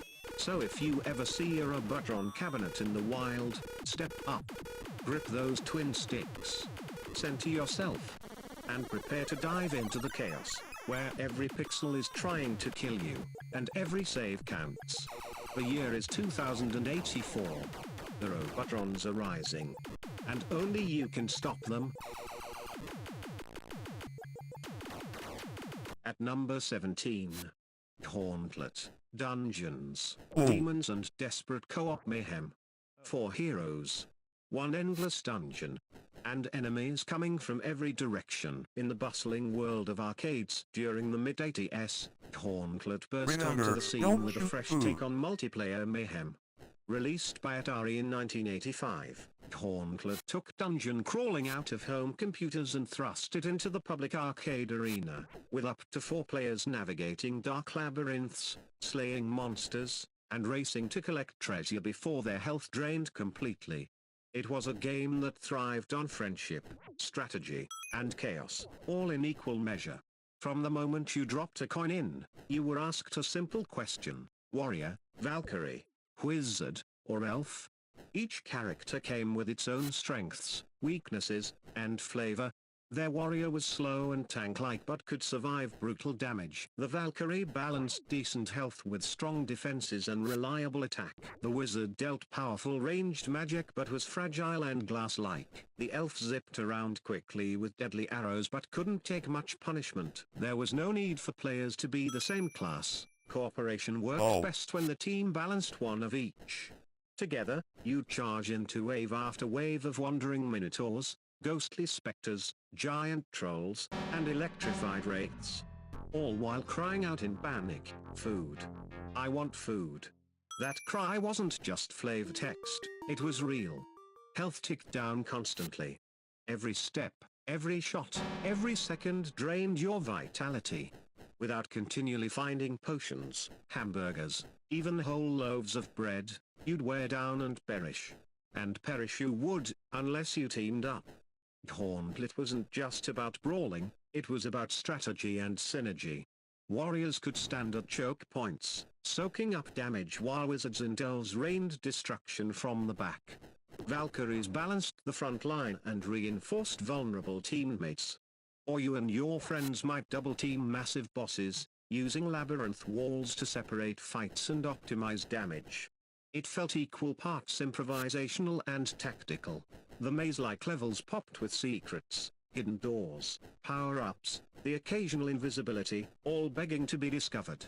With every layer deeper into the dungeon, a labyrinth twistier, the enemies stronger, and the treasure hoarded in glowing chests became more irresistible. Every death, no matter how heroic, was punished by a "thou mortal fool" inscription and a growling ghost. Casualties revived if someone found the Star of Divok, but it was never guaranteed. Sometimes you watched teammates vanish into the ether, foodless and desperate, until the level ended and you all got yanked to the next floor, whether you wanted to go or not. Then there were the bosses, huge towers spitting fireballs, gargantuan snake beasts that coiled through corridors, and the dreaded Chaos Spy. Defeating them gave massive treasure and screen-tilting explosions, but didn't pause the constant tick-down of health or the new enemies pouring through off-screen portals. But despite the dungeon traps and bleaker twists, Gauntlet was oddly jubilant. Up to 4 players shouting together, "Wizard needs food. Stay away from that door, press the button now." Fit perfectly in a noisy arcade. The cabinet was huge, buttons slammed, and joystick clacks echoed.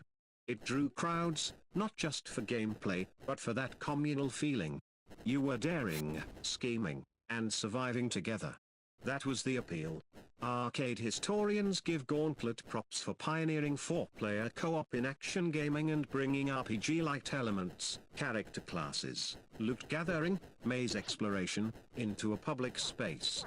Post-arcade, it spawned console ports, sequels, bootleg variants, and even TV show adaptations. But you don't need nostalgia to feel its pull. Stand in front of its cabinet right now, and it'll draw you in, as the health tick starts and the monsters begin to swarm. To this day, Gauntlet remains a shining example of what cooperative arcade fun can be: quick to learn, deeper to master, and always more fun with friends by your side.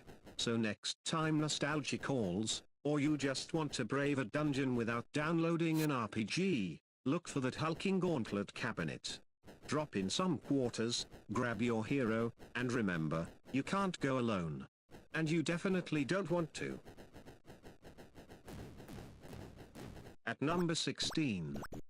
Bert, hopping through cubes and pixelated perils, one puzzling pyramid, one orange hero, and endless bouncy mayhem. Back in 1982, when arcade cabinets were everywhere and neon ruled the gaming world, Bert bounced into arcades with something refreshingly different.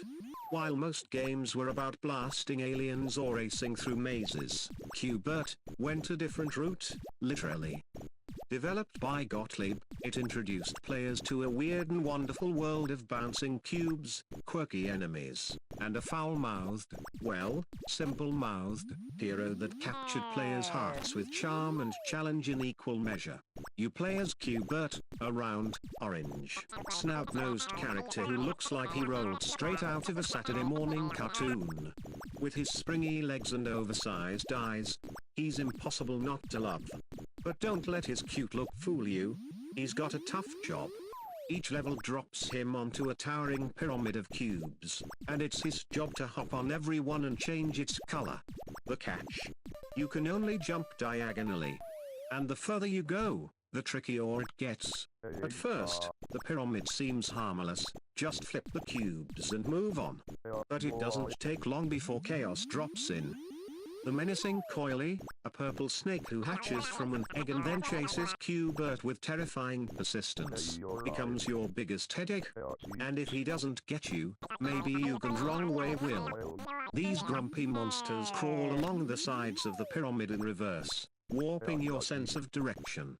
Then there are Slick and Sam, bouncing troublemakers who reverse your hard-earned color changes, undoing your work with every jump. To survive, you'll need to think quickly, react even faster, and maybe even plan a few sneaky escapes. One of Bert's only tricks is the floating disc that hangs off the sides of the pyramid. If Coily gets too close, you can leap onto it, float to safety, and watch as the snake dives off the edge in dramatic defeat. It's always satisfying. Each level becomes more intense, with faster enemies and more complicated color patterns. Sometimes cubes need to be jumped on twice.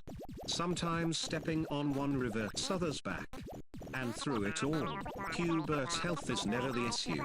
It's your coordination, timing, and ability to stay calm in a storm of bouncing madness. Graphically, Bert was a treat. The isometric view of the pyramid gave it a unique 3D look long before 3D gaming existed. The bright, colorful cubes, quirky character designs, and fluid animations made it stand out in a row of otherwise dark and space-themed cabinets. And the cabinet itself? Iconic. With its vibrant side art, eye-catching screen, and that unforgettable control stick, one that only moved diagonally, it felt different even before you pressed start. Then there was the sound. Q*bert didn't speak English. Instead, he talked in a stream of arcade gibberish, complete with a mini explosion of symbols like an exclamation mark # at.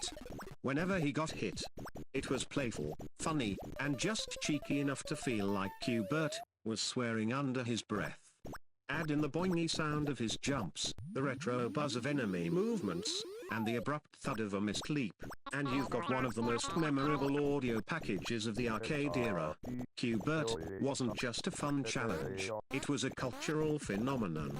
He starred in cartoons, showed up in commercials, appeared in toy lines, and made cameos in modern films and games. His appeal crossed generations, and his gameplay stayed fun whether you were 5 years old or a seasoned arcade veteran. With ports to home consoles and digital versions in later years, Q*bert continued hopping his way into new players' hearts. But for those who remember, nothing beats the original arcade experience. The clack of the joystick, the thud of Q*bert falling off the edge, the cheers and groans from nearby players. It was pure arcade magic, simple to learn, tricky to master, and endlessly satisfying. So if you ever spot a Q*bert cabinet in the wild, don't pass it by. Step up, grab the joystick, and get ready to bounce your way up that colorful pyramid. And remember, watch out for coily, keep those cubes flipped, and if things go south, don't feel bad if you let out your own little expletive. Q*bert would understand. At number 15. Bubble Bobble, Bubbles, Buddies and Monster Popping Madness, 2 dinosaur pals, endless bubbles, and a cave full of quirky chaos. At its core, Bubble Bobble is a one-screen platforming arcade game filled with charm, color, and unexpected challenge.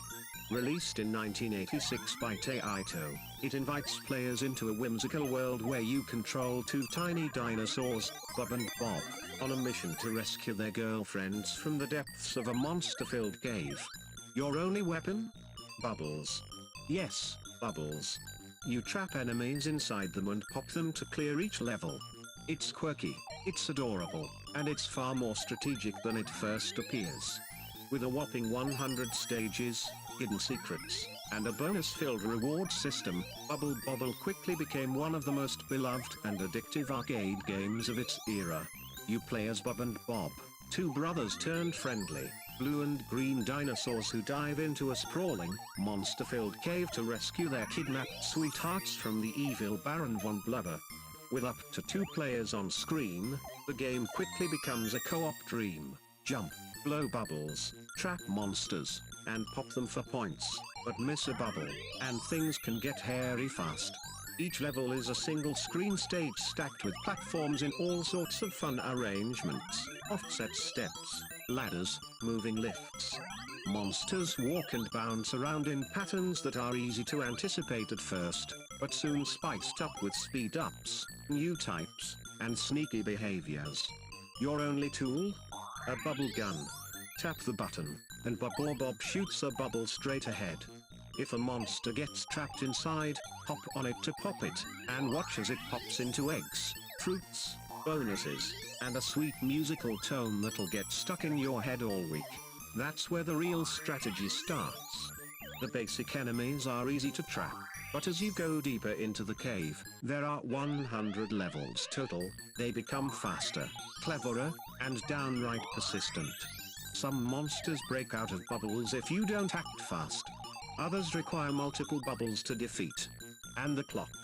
There's no timer, but let a level linger too long, and Baron von Blubber will appear to throw you for a ride and gobble you whole. But it's not all about survival. Bubble Bobble loves to reward players with creative tricks. Bounce off walls, Trap multiple monsters in a single bubble, or pop them in quick succession and you're treated to awesome chaining combos that rain fruit, bonuses, and super bubbles that control multiple enemies at once. Do it just right, and you might trigger a secret warp, sending you forwards a handful of levels or even to the epic hidden finale. Hint, the cave holds secrets if you're cunning enough to find them. Visually, Bubble Bobble is pure charm. Bright, colorful sprites with big cartoon eyes, cheerful backgrounds, and playful animations made every moment feel light-hearted, even when a swarm of monsters was hot on your tail. And the soundtrack. Oh, it's legendary. Each stage has its own funky, catchy tune that loops just enough to keep you grooving but never gets tiresome. You'll find yourself humming them even after you walk away from the game. Co-op is where Bubble Bobble really shines. Bub and Bob bouncing around together, tossing bubbles and occasionally accidentally trapping one another. It's chaotic and hilarious. But that's part of the fun. Teamwork speeds you through levels, triggers awesome two-player-only bonuses, and gives you someone to high-five, or tease, when one of you slips up and lets Von Blubber barge in. The arcade legacy of Bubble Bobble sparked a franchise that includes sequels, home console ports, crossover titles, and more sequels. Yet, even after all this time, the original arcade version remains the gold standard, simple to grasp, but packed with charm, challenge, and heart. So next time you spot that familiar cabinet, grab a friend, or go solo and pretend they're cheering you on, drop in your coin, and get ready to blow some bubbles. The cave awaits, and only two little dinos and a pocket full of bubbles stand between you and monster popping glory.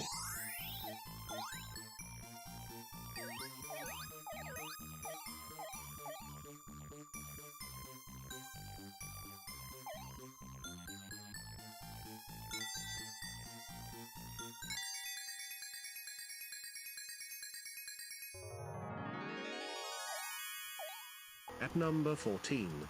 NBA Jam, Boom Shakalaka, Slam Dunks and pure arcade madness. No fouls. No free throws. Just fire, dunks, and over-the-top basketball fun. When NBA Jam hit arcades in 1993, it didn't just reinvent basketball video games, it exploded onto the scene with the force of a full-court alley-oop. Developed by Midway, this wasn't a standard sports sim. This was arcade-style basketball turned up to 11, 2-on-2 matchups, gravity-defying dunks, turbocharged moves, and secret characters that made every match feel like a wild NBA fever dream.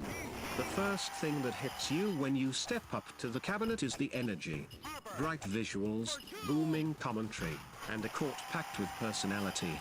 Instead of 5-on-5 play, NBA Jam boiled basketball down to a fast-paced 2-on-2 showdown.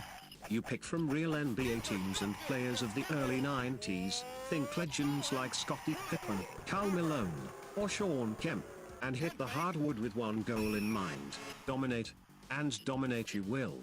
NBA Jam didn't care about realism. Players jumped 20 feet in the air, flip mid-flight, and slam dunk with enough force to shake the screen. And if you score 3 baskets in a row with the same player, he's on fire. Literally. The net ignites, your shots become near unstoppable, and your confidence skyrockets. It's a rush like no other. What made NBA Jam special was its perfect mix of accessibility and depth. The controls were simple: pass, shoot, turbo, jump. But using them effectively took timing, precision, and a bit of swagger. You could shove opponents instead of stealing, soar across the screen for a block, or hit a last-second buzzer beater from half-court. No fouls. No free throws. Just action, adrenaline, and absurdity. Then there was the announcer. Boom Shakalaka. That iconic call made every big dunk feel like an epic moment. His enthusiastic commentary gave the game a personality all its own, shouting out phrases like "he's heating up." Or is it the shoes? Long before they became pop culture staples. It was the perfect blend of humor, hype, and pure basketball joy. The game wasn't just about sports, it was about secrets. NBA Jam was packed with hidden characters, codes, and cheat combos. You could play as Bill Clinton, Sub-Zero from Mortal Kombat, or even the game's own developers. Entering initials just right could unlock surprises that had players lining up at the arcade just to see what crazy thing they could pull off next. Visually, NBA Jam brought something unique to the court. It used digitized graphics, real photos of the players turned into sprite animations. This made the action look strangely realistic, even as you dunked from the free throw line or shoved someone into the crowd. The courts popped with color, the animations were smooth, and the fiery effects made every on-fire moment unforgettable. Multiplayer was where the game truly shined. Grab 3 friends, pick your teams, and let the trash talk begin. Matches were chaotic, filled with last-second comebacks, jaw-dropping dunks, and bursts of laughter. Whether you were crushing your opponent or mounting a desperate rally, every game felt fresh, fun, and a little bit ridiculous. NBA Jam was so successful that it became one of the highest-grossing arcade games of all time. It eventually made its way to home consoles like the Simpsons and Sega Genesis, but nothing beat the original arcade experience. Crowds cheering, buttons mashing, and that satisfying boom shakalaka echoing across the room. So if you ever spot that classic arcade cabinet glowing in a corner, don't hesitate. Jump in, pick your team, and prepare for turbo-powered hoops like no other. Whether you're sinking half-court threes or slamming down dunks with flames trailing behind, one thing's for sure, NBA Jam is still on fire.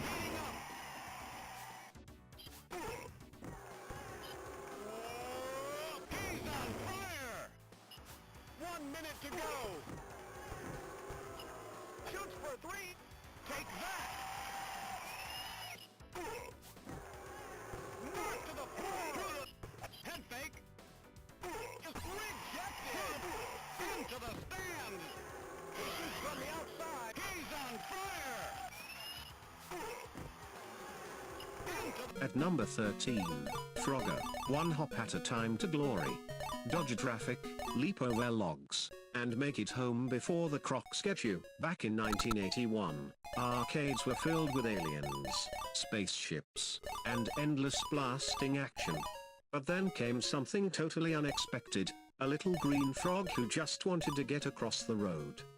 That's right, Frogger jumped onto the scene and brought with it a new kind of challenge, patience, timing, and a whole lot of dodging. Developed by Konami and distributed by Sega, Frogger became one of the most beloved and iconic arcade games of all time. It's simple, it's clever, and it's been keeping players hopping for over 4 decades. At first glance, Frogger seems innocent enough. Your goal? Get your frog from the bottom of the screen to the top.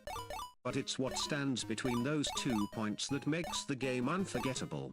First, you have to cross a bustling 5-lane highway packed with cars, buses, and speeding race cars that will squish you flat without a second thought. Once you've dodged all that, there's still a river to conquer, with floating logs, swimming turtles, snakes, and crocodiles lying in wait. The challenge ramps up quickly. Each level has 5 slots at the top of the screen, and you need to guide 5 frogs home to complete it. You've only got so much time for each frog, so every move counts. Wait too long, and time runs out. Move too quickly, and splat.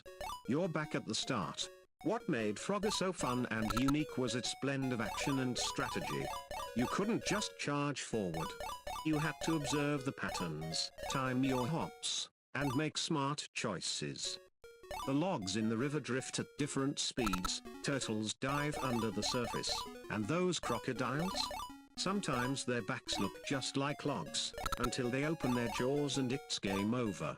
Add snakes slithering along logs and otters swimming the river, and suddenly, that last home slot seems impossibly far away. It's a perfect mix of just one more try and how did I mess that up? Adding to the charm was the game's bright, colorful graphics and cheerful sound effects. The little frog's chirpy hop, the honking traffic, the bloops of landing in a home slot. It was all super satisfying. And let's not forget the music. which gave the game a playful vibe even as it became increasingly tense. Frogger wasn't just about survival, it was about high scores. Grab the Lady Frog for bonus points, snag flies from home slots, and land quickly for time bonuses. Players competed to see who could get all 5 frogs home again and again, racking up points while keeping their nerves cool. Timing your movements just right to chain together perfect runs was as thrilling as anything in more action-packed games. In arcades, Frogger stood out because it appealed to everyone. It wasn't violent or overly complex. Kids, teens, and adults alike were drawn to its pick-up-and-play style and clever level design. It quickly became a household name, with ports on home consoles, computers, and handhelds. Over the years, it's spawned sequels, remakes, board games, toys, and even appearances in sitcoms, commercials, and movies. Its simple joystick control made it super approachable. Just 4 directions, no buttons, no combos, yet the gameplay offered surprising depth. Each move felt like a calculated decision, and as the levels got faster and the hazards more unpredictable, the tension became real. It was all about keeping your cool and hopping at just the right moment. One of Frogger's enduring legacies is its relatability. Who hasn't felt like that little frog? Just trying to get through the day, dodging traffic, avoiding chaos, and hoping to make it safely home. The game tapped into that feeling in the most fun and memorable way. It wasn't about being the strongest or fastest, it was about being clever, patient, and calm under pressure. So next time you see a Frogger machine, give it a go. Place your hand on the joystick, guide your brave little hopper through the dangers of daily life, and feel the thrill of that final leap into a cozy home slot. Whether it's your first time or your 100th, Frogger proves that sometimes, the greatest journeys are just one hop at a time. And if you're lucky, maybe you'll grab a fly and a lady frog along the way.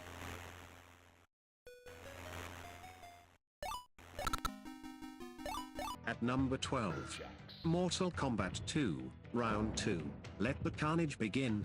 More fighters, more blood, more ways to finish him. When Mortal Kombat II dropped into arcades in 1993, it didn't just up the ante, it smashed it through the ceiling.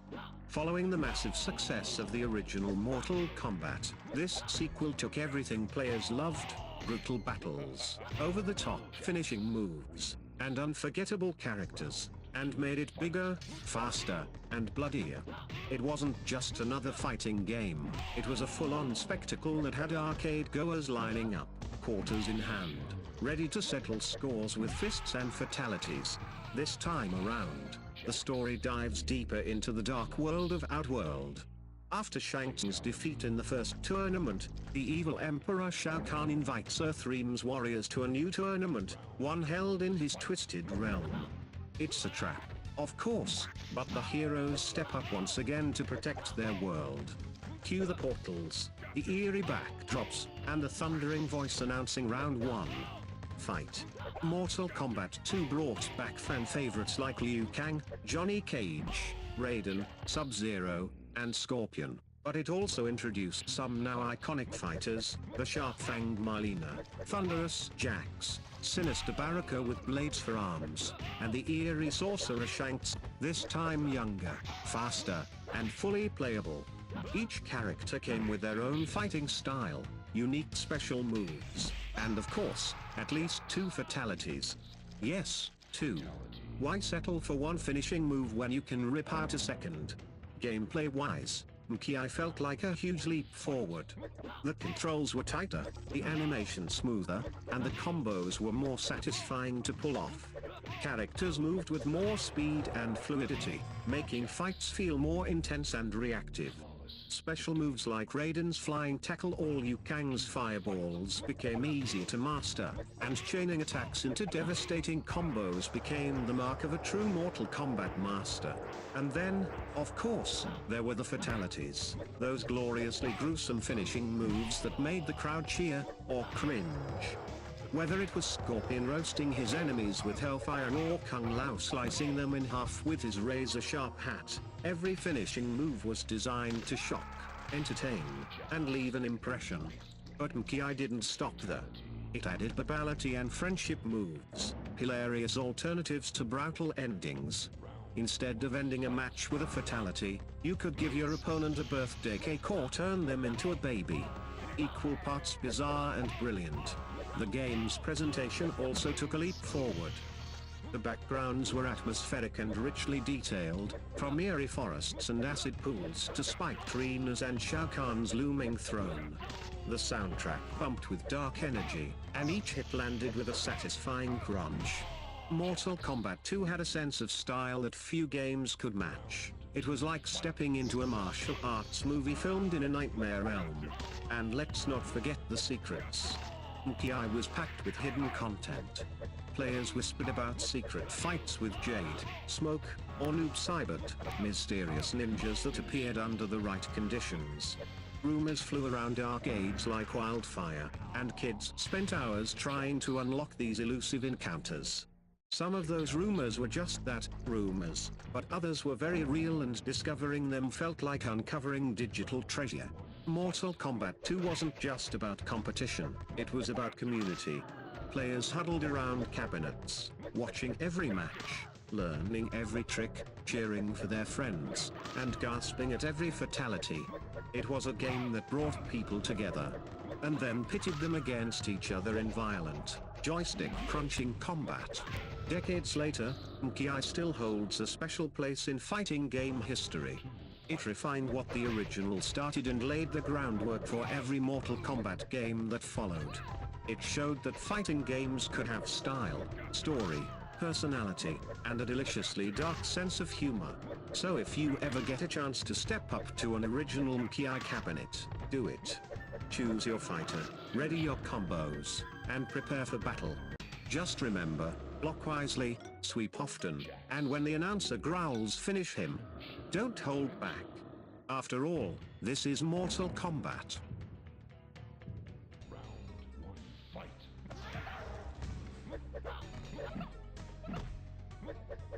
At number 11, The Simpsons Arcade. Family fun, frenetic chaos and Springfield sabotage.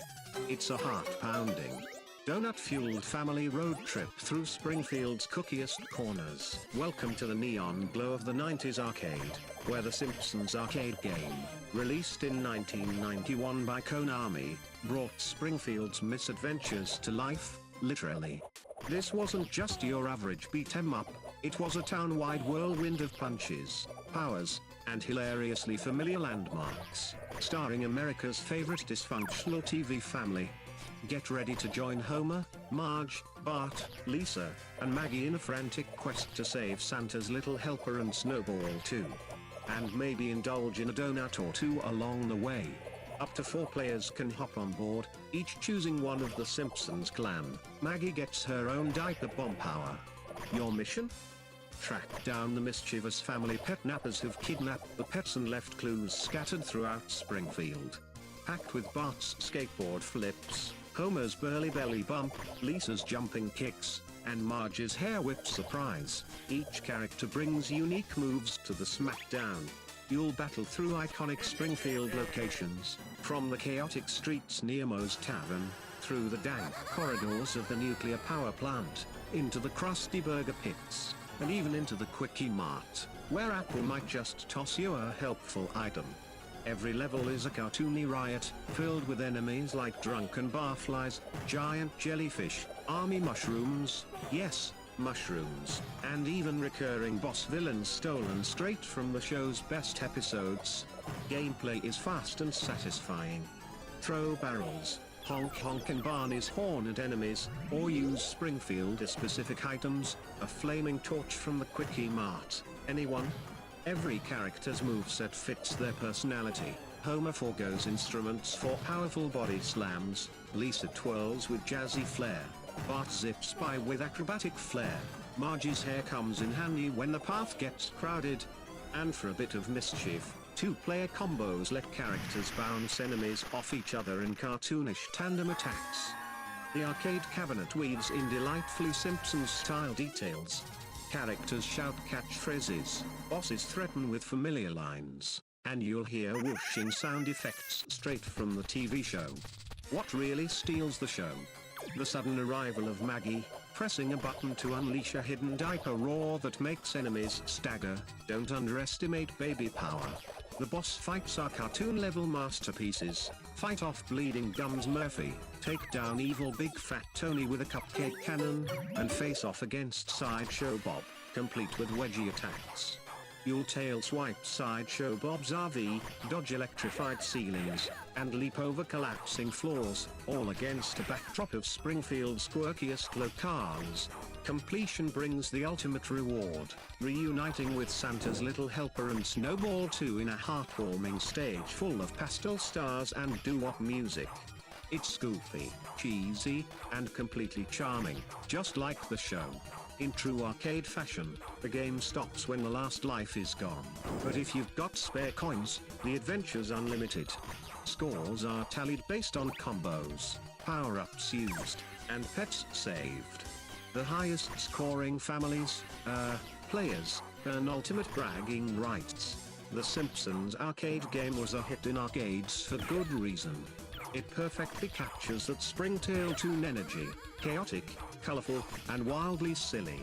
Unlike other licensed titles of the era, Konami nailed the humor, visuals, sound, and soundtrack, ensuring that fans and arcade goers alike couldn't get enough. Even today, it's fun to hop onto a cabinet, choose your favorite Simpson, and punch your way past Springfield's peculiarities. It still brings ear-to-ear smiles, comic relief, and cartoon-level chaos. If you ever spotted glowing in a retro arcade, step up, assemble the whole crew, and prepare to defend your family from Springfield's silliest shenanigans. After all, this is Simpsons style, with fists.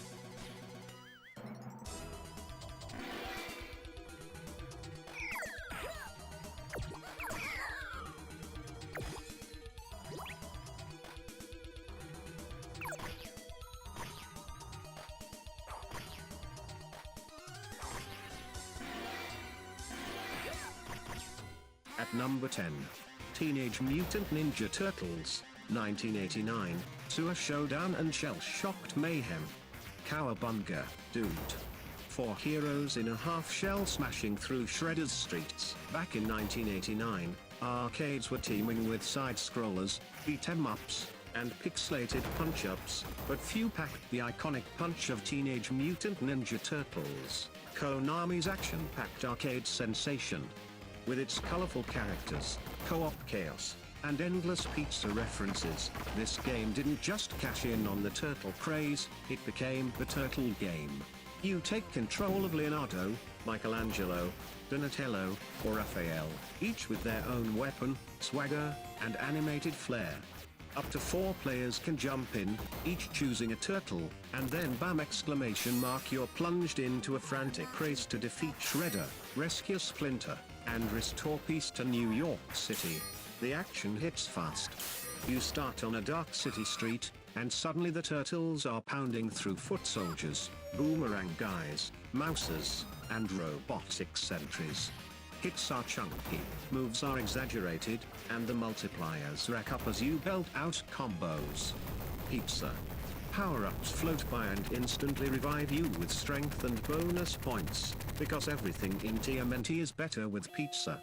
The game's levels are a Teenage Mutant Ninja Turtles tour guide. Cruise through the streets, dive into the sewers, crash through turtle van side view chase scenes, and fight on top of the moving technodrome at the final boss stage. Every level ends with a big showdown, like facing Baxter Stockman's giant fly mesh, a horde of foot bosses, or Shredder himself, blades flashing and foot soldiers backing him up. Each turtle feels different. Leonardo is balanced and nimble. Mick wields nunchakus, whipping enemies with flair. Donnie, our bow staff wizard, has reach and speed.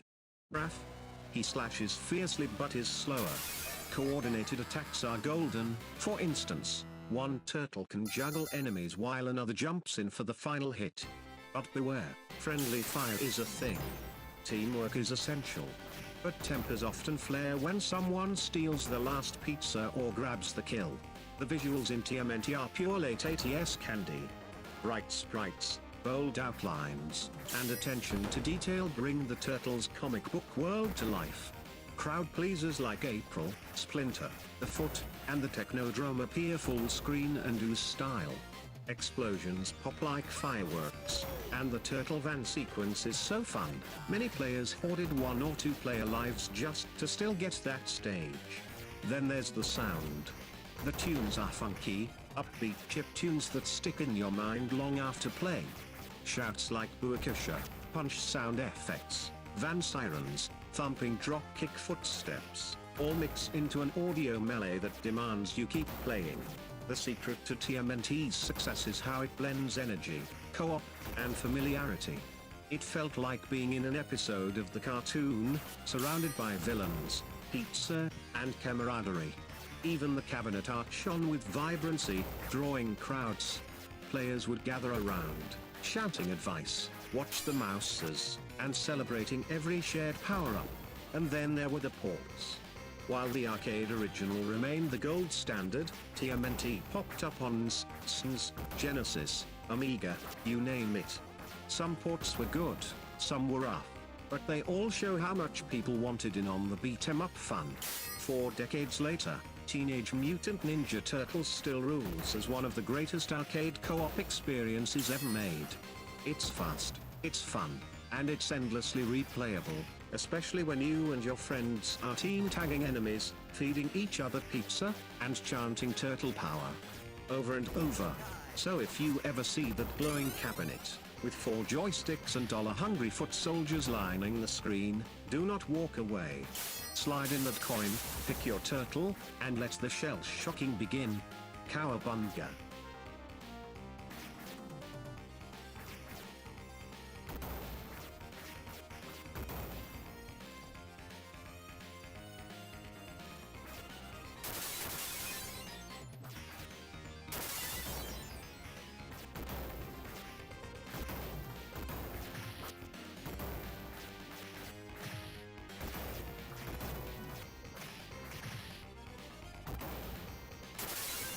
At number 9. Defender, relentless rescue in deep space. Guard humans, dodge deadly aliens, and survive one of the most intense shooters in arcade history. Back in 1981, arcades were crowded with space shooters, but Defender by Williams stood out as something ferociously different, fast, furious, and utterly unforgiving. Instead of battling single rows of enemy ships, you were defending entire planets from being overrun. With blistering speed, sprawling landscapes, and an arsenal of weapons, Defender set the standard for arcade action. And if you think modern games are intense, all you had to do was try living through just a few waves of those alien onslaughts. Your mission is simple in description but brutal in execution. Pilot a sleek fighter craft, click left, right for flight direction, roll to reverse, across a wide wraparound map, facing wave after wave of alien attackers. They're after humans living on the planet's surface. If you don't rescue them, it's game over, literally. Aliens swoop in to abduct your people, and if you don't intercept them and shoot the kidnappers, those humans turn into deadly mutants. Protecting 4 humans per level becomes a tantalizing challenge as the waves never let up. You're not defenseless. Your ship is equipped with a standard blaster, a powerful smart bomb, and a tractor beam that snatches humans away from the claws of aliens. Flick the trackball or rotate the joystick to switch directions instantly, a necessity when dozens of dots start zooming on your radar and on screen. You'll also unlock side weapons like hyperspace, teleport to safety, or disaster, booster thrusters, and later versions, even wingmen jetting alongside you for backup. To keep alive, you'll dart across terrain at breakneck speed, weaving through rugged mountain peaks and rock formations. Collision is instant death. The wraparound screen means that danger can approach from any direction, left, right, above, below. The radar is your lifeline, tiny dots everywhere, representing bandits, bombers, and humans. If you blink, you'll miss a life-saving shot or clutch a rescue. As you progress, enemies grow more cunning and relentless. Simple insurgents give way to swirling clusters, stealth-bombing marauders, and hulking mutants. Each wave demands unwavering focus. Failure to react means a human can slip away, mutate into an unstoppable foe, or prompt an entire plane of enemies to double-team you. It's a crescendo of chaos built on both design and sheer brutality. What made Defender legendary, though, was how it treated the player like an elite pilot. No training wheels, no hand-holding. You're tossed in, no countdown, and it's full speed ahead from second one. The finger-blistering controls and searing audio, pulse-pounding sirens, explosions, gunfire, never relent. Surviving meant mastering not only blasting enemies but also zoning them in on your radar, reacting instantly, and executing a rescue, all while your energy's ticking down. Success is measured by how long you last, how many lives you save, and how high your score climbs. The balance between savage action and strategic depth was addictive. It wasn't enough to shoot endlessly, you had to think too. And every rescue brought a surge of relief and adrenaline. Every failure stung harder than your last. And don't forget the music, or more accurately, the sounds. Defender didn't have a musical soundtrack, it had your heartbeat racing. The machine churned out buzzing sirens, whistling missiles, and an alarm that screamed incoming. Moments before catastrophe. The moment your radar lit up with too many targets, you felt it in your gut. Even today, Defender remains one of the greatest tests of raw skill in arcade history. It's hectic, relentless, and at times, overwhelming, and that's the point. So if you ever spot that distinctive blue-edged Defender cabinet, don't walk by. Glide into that cockpit, lock your eyes on the radar, and prepare for one of the fiercest arcade challenges ever created. Survive long enough, and you'll know just how satisfying single-screen victory can truly be.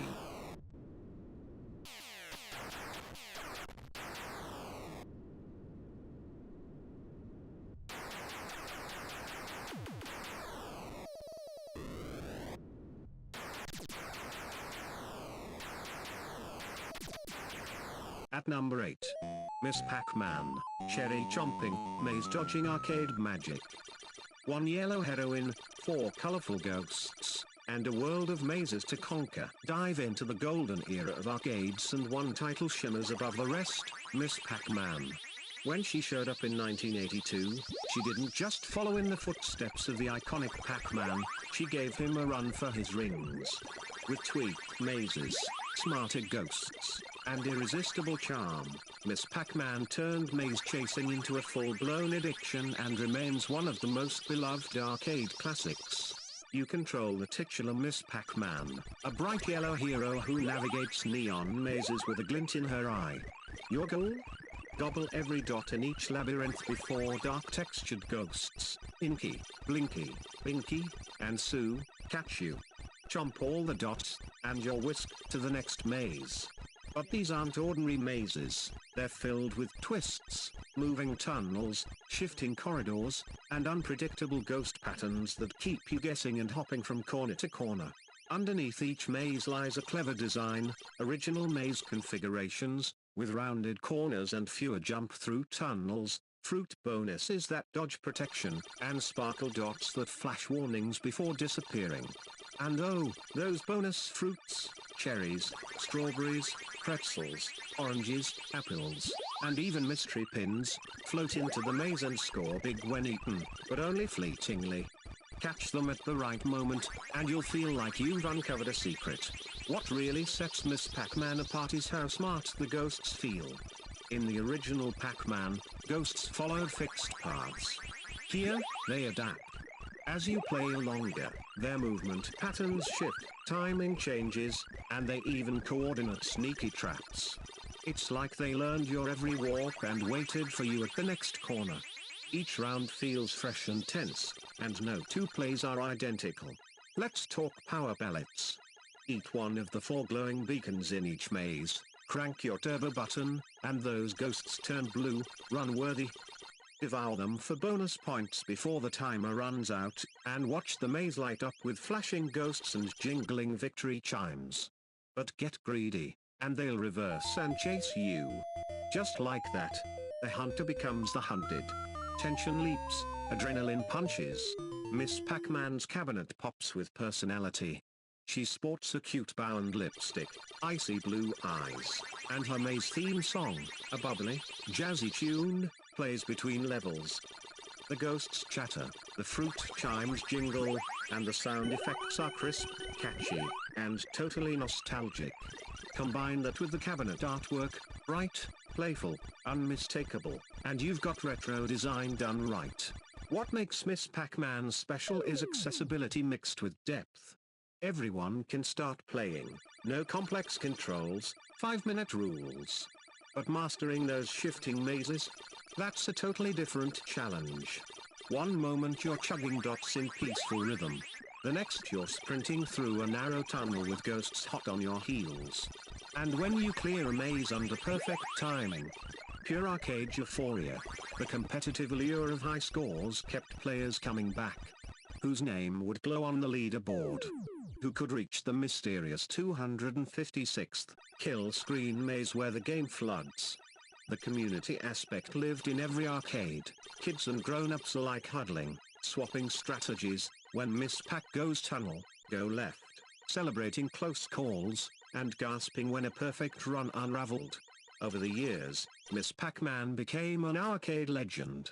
She outdid her predecessor in nearly every measure, spawning ports on home consoles, handhelds, mobile apps, and countless iterations. Yet nothing quite matches the pure joy and panic of chasing dots under bright CRT lights, joystick in hand. So if you ever spot a glowing Miss Pac-Man cabinet in a retro arcade corner, don't walk away. Lace up your timing, brace for ghost chases, and prepare to gobble your way to high score glory. Miss a pellet? No worries, you'll be back for that perfect maze run soon enough. Just remember, those ghosts are always ready for a rematch.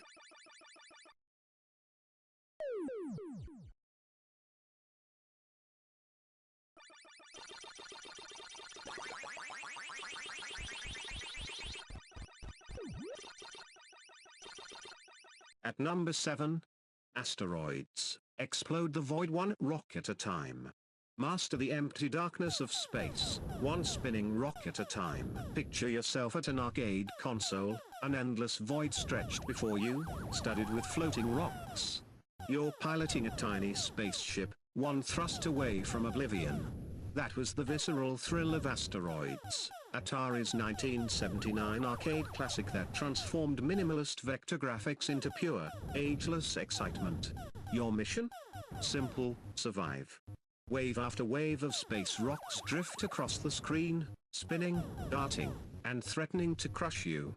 Equipped with a thruster, rotational controls, and a fire button, it's a fight for survival that feels like actual space flight. You can't dash forward blindly or zigzag forever. The asteroid field wraps around, and one tiny collision sends you to the next life. Asteroids aren't just big targets, they break apart when shot. A large rock splits into smaller ones, and the smaller fragments may even split further. You must decide, go slow, pick off the pieces methodically, or heat things up by blasting rapidly, risking how many fragments scatter your way. It's a psychedelic dance between danger and destruction. Just when the asteroid field seems manageable, a saucer appears, small, shooty, and annoyingly accurate. The saucer comes in two flavors, big and less aggressive, small and deadly precise. Shoot that little guy, and the next wave brings even more asteroids and faster saucers. It's relentless, surprising, and punishingly satisfying, but only if your aim is true. What makes Asteroids so timeless isn't just the simplicity, it's the sensation. Thrust physics simulate inertia. You must tap carefully, build momentum, and counter thrust to stop. Rotate a bit too much, and you spin into a giant space rock. Don't tap again fast enough. A saucer cuts you down before you realize it. It's a dance of control that feels rewarding every time you survive for just a few more seconds. Graphically, Asteroids is genius minimalism. White outlines on a black background, no color, no clutter, no doors. Yet every moving line, broken rock, and rocket trail stands out clearly, so you're immersed in spatial awareness instead of flashy visuals. Pair that with the haunting warp sounds, zipping bullets, and the chirp of exploded rocks, and you've got an audio-visual package that's pure arcade design at its finest. Scoring is simple but addicting. Blast smaller asteroids, take down saucers, stay alive through chaos. You'll watch that numeric score climb as if it were your lifeblood. Endless waves, looping around space endlessly, keep the stakes high. And every few thousand points, a life is earned. Nothing motivates quite like counting down your remaining ships as you edge toward the record. The competitive side of Asteroids flourished in arcades. Players braved increasingly daunting asteroid fields, squeaked past saucer shots, and held their breath as their score climbed higher. Kids, casual players, and hardcore gamers all flocked to this one-screen crucible of survival, simple to understand, infinitely hard to master, and endlessly replayable. Over the years, Asteroids was ported across home consoles and PCs, remade with color and enhanced visuals, and reimagined in all forms. Still, no version ever beats the white vector lines pulsing on a vintage CRT with that unmistakable vector glow. To this day, Asteroids remains proof that gaming doesn't need bells and whistles to be iconic. It's about compelling mechanics, player skill, and a sense of danger in every moment. A spaceship, a set of controls, and the void, that was all Atari needed to create one of the greatest arcade experiences ever. So next time you see a lone Asteroids cabinet tucked away, give it a shot. Slide into that cockpit, feel the inertia, blast your way through asteroid storms, dodge accurate saucer shots, and live, or die, by your skill. The void calls. Are you ready to answer?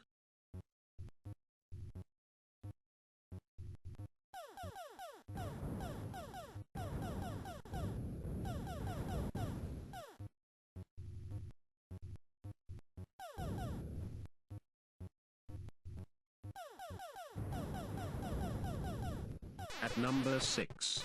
Centipede, mushrooms, millipedes and rapid-fire fun at your fingertips. Step up to the arcade, and you're drawn into a bright forest of pixel mushrooms, zapping bugs, and a scuttling centipede that snakes its way down the screen.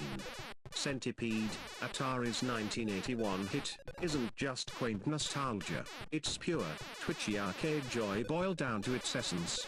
You control the nimble bug blaster, a tiny cannon that glides along the screen's bottom edge, instantly responding to every twitch of the joystick. Hovering just above is a sprawling mushroom field, a grid filled with obstacles that both slow and shape your shots. At the top lurks the centipede, a long insect composed of segments that slither left or right, curling downward whenever a segment is shot or it bumps into a mushroom. That descent signals rising panic, for once the creature reaches the bottom, it heads straight for you. But the centipede isn't the only threat. Pop mushrooms and you're dealing with the wriggly comeback, spiders that rain down unpredictably, scurrying around your cannon, fleas that drop through, filling the field with new mushrooms, and scuttling scorpions that turn mushrooms poisonous, confusing your aim and strategy. Darting between threats, you keep firing, dodging, and thinking fast, a dance of chaos in order that rewards focus and reflex. Scoring keeps things thrilling. Each mushroom takes multiple hits to clear, rewarding persistence. Shooting a full centipede head nets huge points, but every body segment adds up too. Remove the right mushrooms, and that centipede breaks into faster mini-segments. More targets, more danger, more points. The smarter you shape the battlefield, the higher you climb on the leaderboard. Visually, centipedes, blocky insects and neon green mushrooms pop off the screen. Though its design is minimal, thanks to clever contrast and animation, every bug is clear, every move meaningful. The soundscape is electric, rapid-fire zaps, foreboding insect buzzes, and the unmistakable pulling when an enemy is buried or destroyed. It's playful, but the rhythm and complexity ramp up fast. What set Centipede apart in arcades was its accessibility. You didn't need to memorize combos or learn sequences, just move, shoot, and survive. Yet beneath that simplicity lay surprising depth. Mushroom placement became part of your strategy, clearing clutter for clear shots or leaving cover to slow the centipede's descent. Factor in unpredictable bugs and the game became a dynamic challenge every single run. And then there's the pace. It's never static. Each wave gets faster, more aggressive, more chaotic.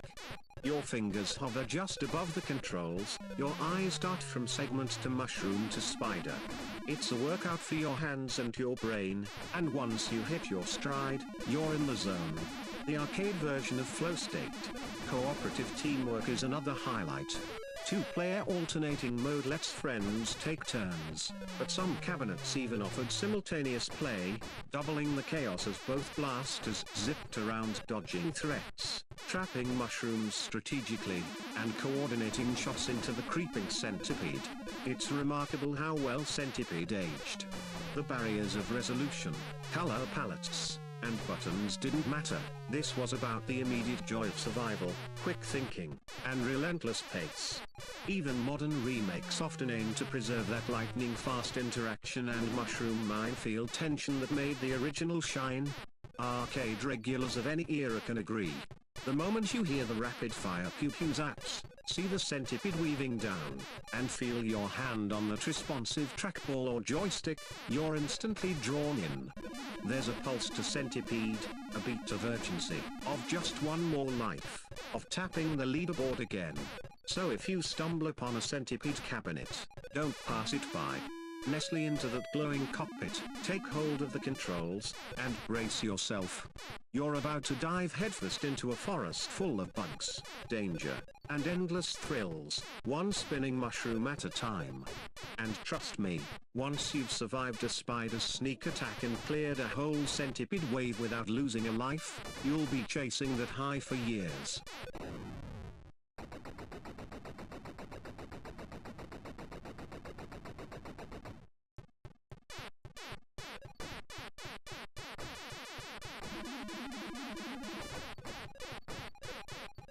Now, the top 5. Street Fighter II, Hadouken combos and global fighting fever. Your quarter-powered journey to world champion glory begins now. Remember the roar of an arcade cabinet, the crackle of competition in the air, and that unforgettable phrase echoing across the room, round 1, fight? Chances are, you were standing in front of Street Fighter II. The iconic 1991 Capcom arcade brawler that didn't just revive the fighting game scene, it obliterated the competition and sparked an entire genre revolution. As you approach the machine, the vibrant character select screen greets you with bold portraits of fighters from around the globe. 2 joysticks, 6 buttons, punches and kicks. No quarter wasted on cutscenes, it's all action, all focus, all stage-ready tension. Choose your fighter, hit start, and you're instantly thrust into a world tour. Brazil's carnival, England's cold stadium, Japan's neon streets, each stage brimming with life and sound. What made SFI so revolutionary was its variety. Each character felt like a different world of strategy. Ryu, balanced and dependable, with Hadokens and hurricane kicks for every situation. Ken, flashier with fiery shoryukens and agile footwork.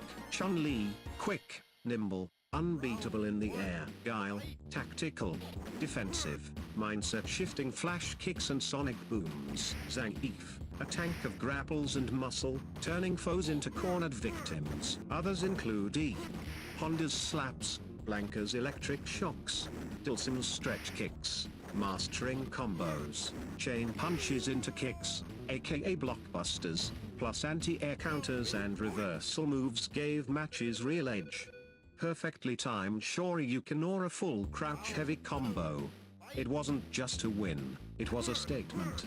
Arcade thrives on spectacle, and Street Fighter II delivered on personality. Players watched, learning techniques, wake-up shoring, cross-up throw, safe jump. Friendships formed over button cheers and quarter sharing.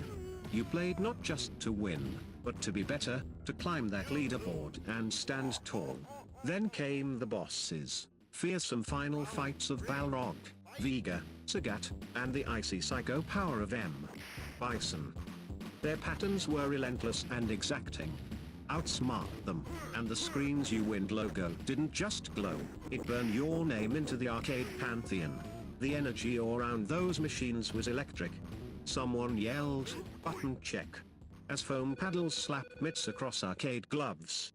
People lined up, second-guessing strategies, begging to learn that Shuriken X on reversal. You threw a perfect fireball, someone gasped. You narrowly escaped a thunder kick combo, and the crowd roared. Your final blow triggered yes. And the room erupted. It was more than a game. It was a performance. Street Fighter II's impact only grew over time. It spawned a non-stop stream of updates, Champion Edition, Turbo, Super, Hyper Fighting. Each new version brought balance tweaks, new characters, speed adjustments, and layered in deeper combos, pushing the skill ceiling higher and inviting dedicated tournament play. The leap from arcade to home consoles only magnified the craze. Sitting on the couch, you and your siblings faced off in heated rivalries. Who reached Bison first? Who cracked the secret character code? Across TVs, intense matches, button cheering, and salt, not salt, but tactical defeat, became everyday fun. The legacy is undeniable. Street Fighter II didn't just shape the fighting game genre, it created the competitive fighting game community. Local tournaments evolved into national and global spectacles, complete with sponsorships, rivalries, and fanfare. Decades on, Street Fighter II still teaches us. Spacing beats aggression every time, control mid-range, not only for offense, but to bait mistakes. Timing is critical, empty jumps and frame-perfect text-changed matches. Personality matters, moves weren't just mechanics, they were flair. So the next time you see that iconic Street Fighter II cabinet, don't walk by. Grip the joystick, pick Ryu, Chun-Li, or surprise with Dhalsim, and feel the electricity that still crackles in the air. Snap into your stance. You're 2 quarters in. Win or lose, every match writes your legend. Hadouken. At the number 4 spot, Galaga. The cosmic clash that turned arcades into starfields. The ultimate space shooter where reflexes, rhythm, and risk rule the galaxy. Galaga, released in 1981 by Namco, isn't just another retro arcade game, it's a bona fide icon of the golden age of gaming. A sequel to Galaxian, it took the basic space shooter concept and blasted it into the stratosphere with faster gameplay, clever mechanics, and a hypnotic mix of sound, color, and pure adrenaline. In Galaga, you pilot a sleek starfighter fixed at the bottom of the screen, locked in a relentless battle against wave after wave of insect-like alien ships. What seems like a simple shooter at first glance quickly transforms into a deep test of skill, strategy, and survival. Your mission is deceptively simple: destroy every enemy in sight before they destroy you. But Galaga doesn't just throw a bunch of aliens at you and call it a day. These foes arrive in beautiful, choreographed formations. They swirl, loop, and dive in graceful yet deadly patterns, each wave more challenging than the last. Just when you think you've figured out the timing, the next wave throws in a new twist, forcing you to react, adapt, and maybe even sweat a little. Unlike many arcade games of the time, Galaga added layers of complexity that kept players coming back. Chief among them, the infamous tractor beam. Certain high-ranking enemy ships, called Boss Galagas, could descend from formation and fire a glowing beam that, if it caught your ship, would suck it upward and trap it. It was a moment of dread and excitement. You'd lost a ship, but you had a chance to get it back. If you could destroy the boss while it held your ship hostage, your fighter would return, and you'd control both ships at once, doubling your firepower in one of the most satisfying moments in arcade history. But the double ship wasn't just a power-up, it was a gamble. Yes, you had twice the firepower, but you also had doubled the size, making it harder to dodge the death spirals of enemy fighters. Every wave became a delicate balance of offense and defense, and every decision mattered. Do you go all in with both ships, or play it safe and avoid the tractor beam altogether? These small choices made every session feel just a little different. And then came the challenging stages, a stroke of design genius. After a few intense waves of regular combat, Galaga would treat you to a bonus round where enemies danced across the screen without firing. This was your chance to rack up extra points, hone your aim, and, if you were good enough, achieve the elusive perfect round by hitting every target. There were no lasers to dodge, no tricks, just you, your reflexes, and the calming rhythm of pixelated invaders moving like a swarm of fireflies. Visually, Galaga was mesmerizing. The alien ships, brightly colored and smoothly animated, gave life to each wave. The background stars scrolled endlessly, adding a subtle sense of movement and immersion. And the sound, oh, the sound. From the zing of your lasers to the satisfying explosion of a downed enemy, every audio cue in Galaga drilled itself into your memory. The opening jingle, the shrill dive-bombing sound of an enemy ship, the rising tension as each stage progressed. These weren't just effects, they were part of the experience. But Galaga wasn't just a test of reflexes, it was a score chaser's dream. The lack of a true ending meant the game just kept going as long as you could survive. Every destroyed enemy, every bonus round, every narrow escape pushed your score higher and higher. It wasn't about completing the game, it was about besting yourself, beating your friends, or getting your initials up on the machine's high scoreboard. That beep beep beep of typing in your name after a long run?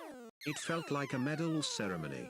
Even today, Galaga holds up incredibly well.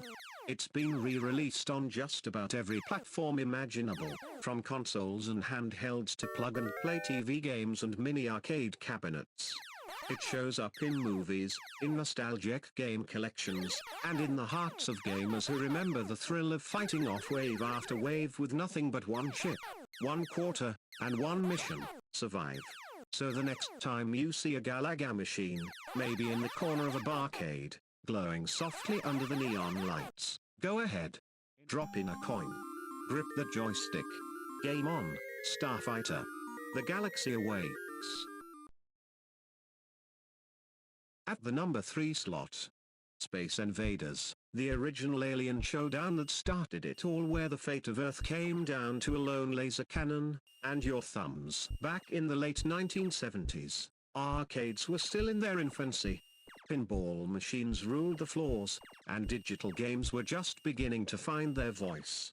Then, out of the shadows of science fiction and pixelated imagination, came a game that changed everything: Space Invaders.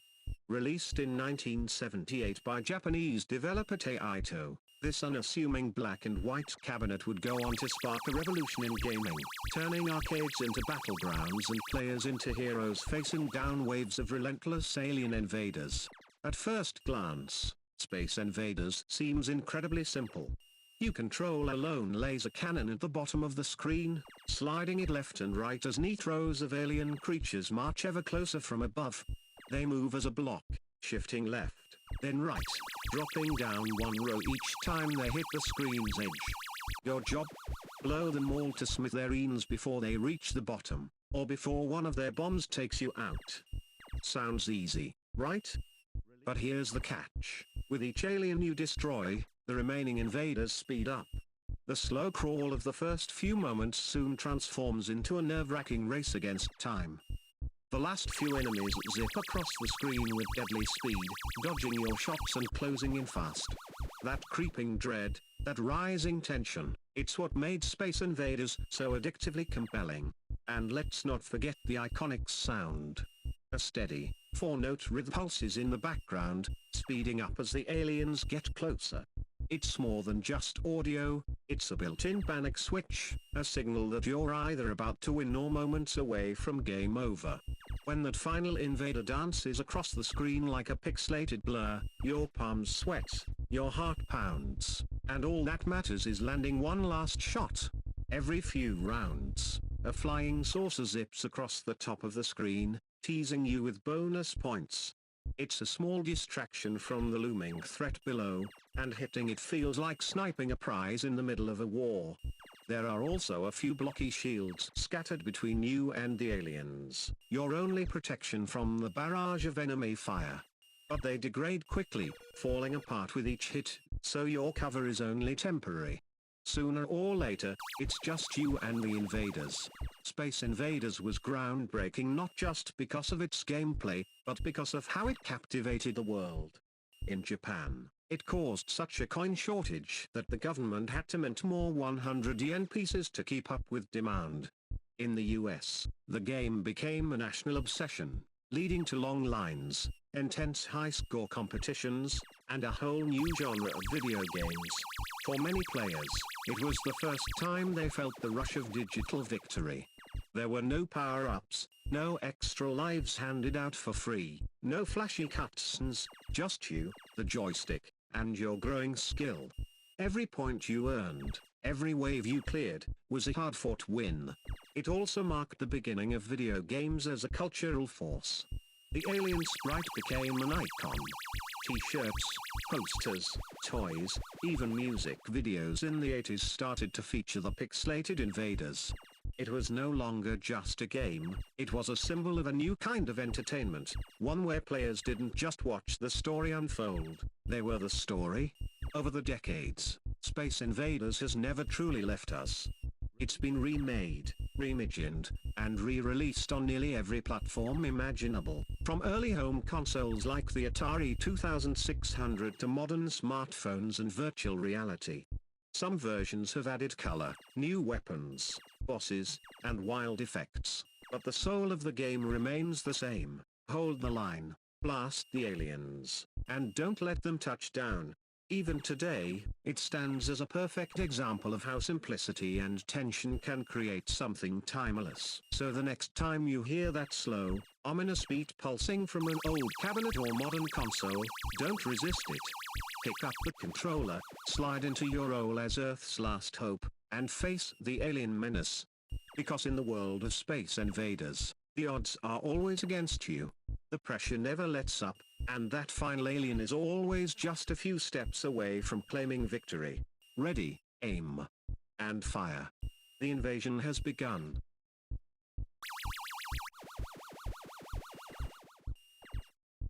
At the number 2 slot, Donkey Kong, the barrel-jumping classic that made Mario a star. One angry ape. One damsel in distress. One plumber with a whole lot of nerve. Step back into 1981, where arcades were glowing neon havens, and a little game called Donkey Kong burst onto the scene like a hammer-smashing, barrel-bouncing hurricane. At first glance, it might seem simple: a big ape steals a girl, a guy tries to save her. But Donkey Kong was no ordinary arcade game. It was a revolution in pixels and gameplay, and it launched two of Nintendo's most famous characters into the spotlight, Donkey Kong himself, and a plucky, mustachioed carpenter who later became known as Mario. In Donkey Kong, you play as Mario, though back then, he was simply known as Jumpman. Your mission? Climb your way up a series of construction sites to rescue Pauline, your girlfriend, from the clutches of Donkey Kong, a giant, red-faced gorilla with a serious attitude problem. The game opens with Donkey Kong hauling Pauline to the top of a steel structure, stomping his feet, and letting out a triumphant roar. Then he starts chucking barrels at you. The chase is on. What makes Donkey Kong special isn't just the premise, it's how it plays. Each level is a vertical maze of ladders, girders, fireballs, and hazards. Barrels roll, elevators rise and fall, and platforms collapse. Timing is everything. You have to jump with precision, climb with purpose, and sometimes grab a hammer to smash your way through the chaos. The controls are tight, the pace is intense, and the satisfaction of dodging a dozen barrels in a row is as sweet today as it was over 4 decades ago. The game was also one of the very first with a real storyline told through gameplay. Back then, most arcade games were about high scores or simple mechanics. But Donkey Kong gave us a character to root for, a villain to hate, and a reason to keep pushing forward. When Pauline cries for help from above, it adds urgency. When Donkey Kong laughs as you fall, it stings. This was storytelling through pixels, and it was brand new. Each stage in Donkey Kong gets tougher, more crowded, more chaotic. You'll start with the classic girders and barrels level, where Mario has to dodge barrels and climb to the top. Then it's on to elevators and fireballs. After that comes the conveyor belts and bouncing springs. Finally, in a twist, you reach the stage where you must remove rivets to make the whole platform collapse, sending Donkey Kong crashing down and saving Pauline. But then it starts all over again, faster and harder. The design is brilliant. Each level presents new patterns, new dangers, and new ways to test your reflexes. And through it all, the game keeps throwing surprises, rolling barrels that suddenly drop down ladders, fireballs that chase you around, and hammers that temporarily make you feel like an invincible wrecking machine. There's strategy too, knowing when to grab a hammer, when to climb, and when to wait can make the difference between rescue and ruin. It's also a game of rhythm. The sound effects, that iconic looping background tune, the clanging of ladders, the whistle of a falling barrel, it all creates a sort of musical chaos that keeps your pulse racing. And when you finally beat a level, that satisfying chime and Pauline's wave make it all worth it. What's truly amazing is how Donkey Kong came to be. It was Nintendo's attempt to break into the American market after a previous arcade flop. They tasked a young designer named Shigeru Miyamoto with creating a game that would capture players' attention. And of course, Mario didn't stay a carpenter for long. He went on to become the face of Nintendo, trading in hammers for fireballs and go-karts. Donkey Kong also got his own series, transforming from villain to lovable heavyweight hero in later games. Pauline? She made a comeback too, even becoming the mayor of New Donk City in Super Mario Odyssey. Talk about a glow up. So the next time you see that red cabinet with Donkey Kong pounding his chest on the side, do yourself a favor. Drop in a coin. Pick up the controls. And relive the magic of one of the greatest arcade games ever made. Because in this game, every jump counts. Every level matters. And whether it's 1981 or today, there's nothing quite like toppling a tower, saving the girl, and showing that angry ape who's boss. It's on Donkey Kong. Let's do this. At the top of my top 50, at the number 1 spot, Pac Man, the maze-running legend that gobbled up the world. 1 yellow circle, 4 sneaky ghosts. Endless Arcade Joy.I, in 1980, something totally different hit arcades and took the gaming world by storm. While other games were focused on shooting aliens or racing spaceships, Pac Man introduced a cheerful yellow circle who had one simple mission: eat everything in sight. No explosions, no lasers, just dots, ghosts, and pure arcade magic. Created by Japanese game designer Toru Iwatani, Pac Man was designed with a clear goal in mind: make a video game that everyone could enjoy, not just young men. Iwatani wanted something non-violent, colorful, fun, and most importantly, approachable. He looked at a pizza missing a slice and had a light bulb moment. That was it. That would be his character. From that humble idea came the most iconic arcade game of all time. The game's premise was incredibly simple, but its execution was brilliant. You play as Pac Man, moving through a blue maze filled with tiny pellets. Your job? Eat every single dot on the screen while avoiding 4 persistent ghosts: Blinky, Inky, Inky, and Clyde. Each ghost has its own behavior. Blinky chases. Inky tries to get ahead. Inky's a wild card. And Clyde? He just sort of does his own thing. Figuring out their patterns was key to surviving the later levels. But Pac Man isn't helpless. Each maze has 4 power pellets, 1 in each corner. Eat one of these, and suddenly the ghosts turn blue and start running from you. For a few thrilling seconds, you become the hunter. If you manage to jump all 4 ghosts before the effect wears off, you rack up big points and get a rush of satisfaction that's hard to beat. Adding to the fun are the bonus fruits. These appear briefly under the ghost house in each level. They start small, cherries and strawberries, but eventually become bells and keys worth thousands of points. Grabbing them was a high risk, high reward move, especially when ghosts were closing in from all sides. Pac Man was more than a fun game, it was a cultural explosion. It had catchy music, colorful graphics, and that unforgettable wacka wacka sound as Pac Man munched his way through the maze. It became a household name practically overnight. Kids, teens, adults, everyone was lining up at arcades, quarters in hand, trying to beat the high score and outmaneuver the ghosts. At the heart of its success was how easy it was to learn and how challenging it was to master. The layout of the maze never changed, but the ghosts got faster and trickier. Clearing a board felt like a victory. Getting to the next level felt like a test of endurance. And the deeper you got, the more intense the game became. If you were skilled enough, or patient enough, you'd eventually reach the infamous level 256, also known as the kill screen. Due to a glitch in the game's code, the right side of the screen would become a jumbled mess of symbols and pixels, making it nearly unplayable. This strange, broken level became legendary among gamers, adding a layer of mystery and myth to Pac Man's legacy. And then came the merchandise. Pac Man was everywhere. There were t-shirts, toys, lunchboxes, a Saturday morning cartoon, and even a hit pop song. At one point, Pac Man was more recognizable than Mickey Mouse.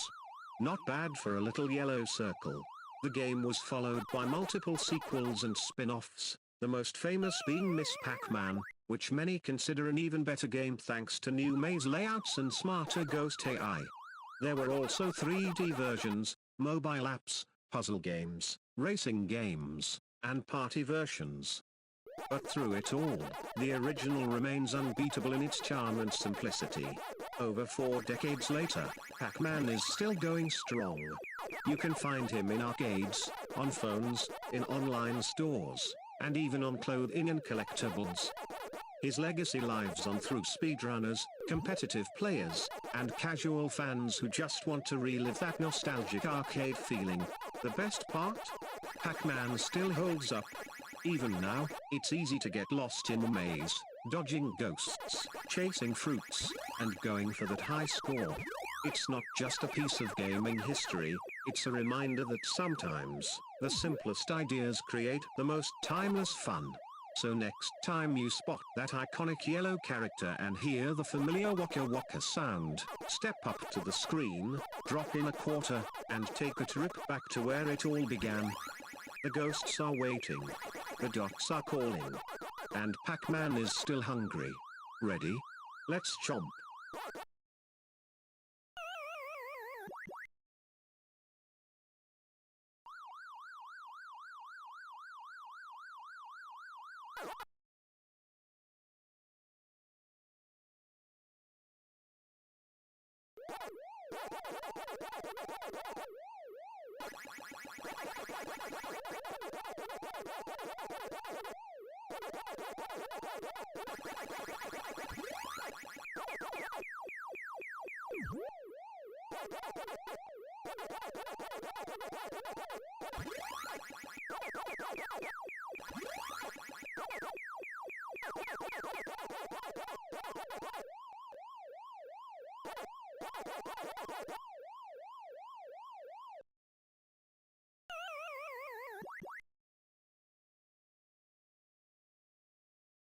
Really do hope you enjoyed the video, counting down the top 50 arcade games of all time.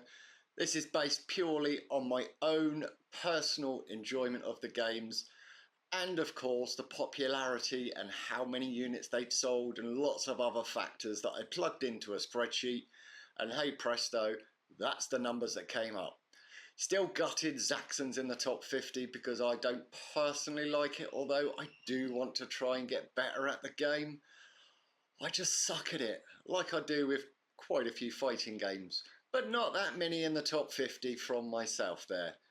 Anyway, lots more videos on my channel, have a look through, enjoy them, comment down below what your favourite arcade games are. Catch you in the next video. Enjoy.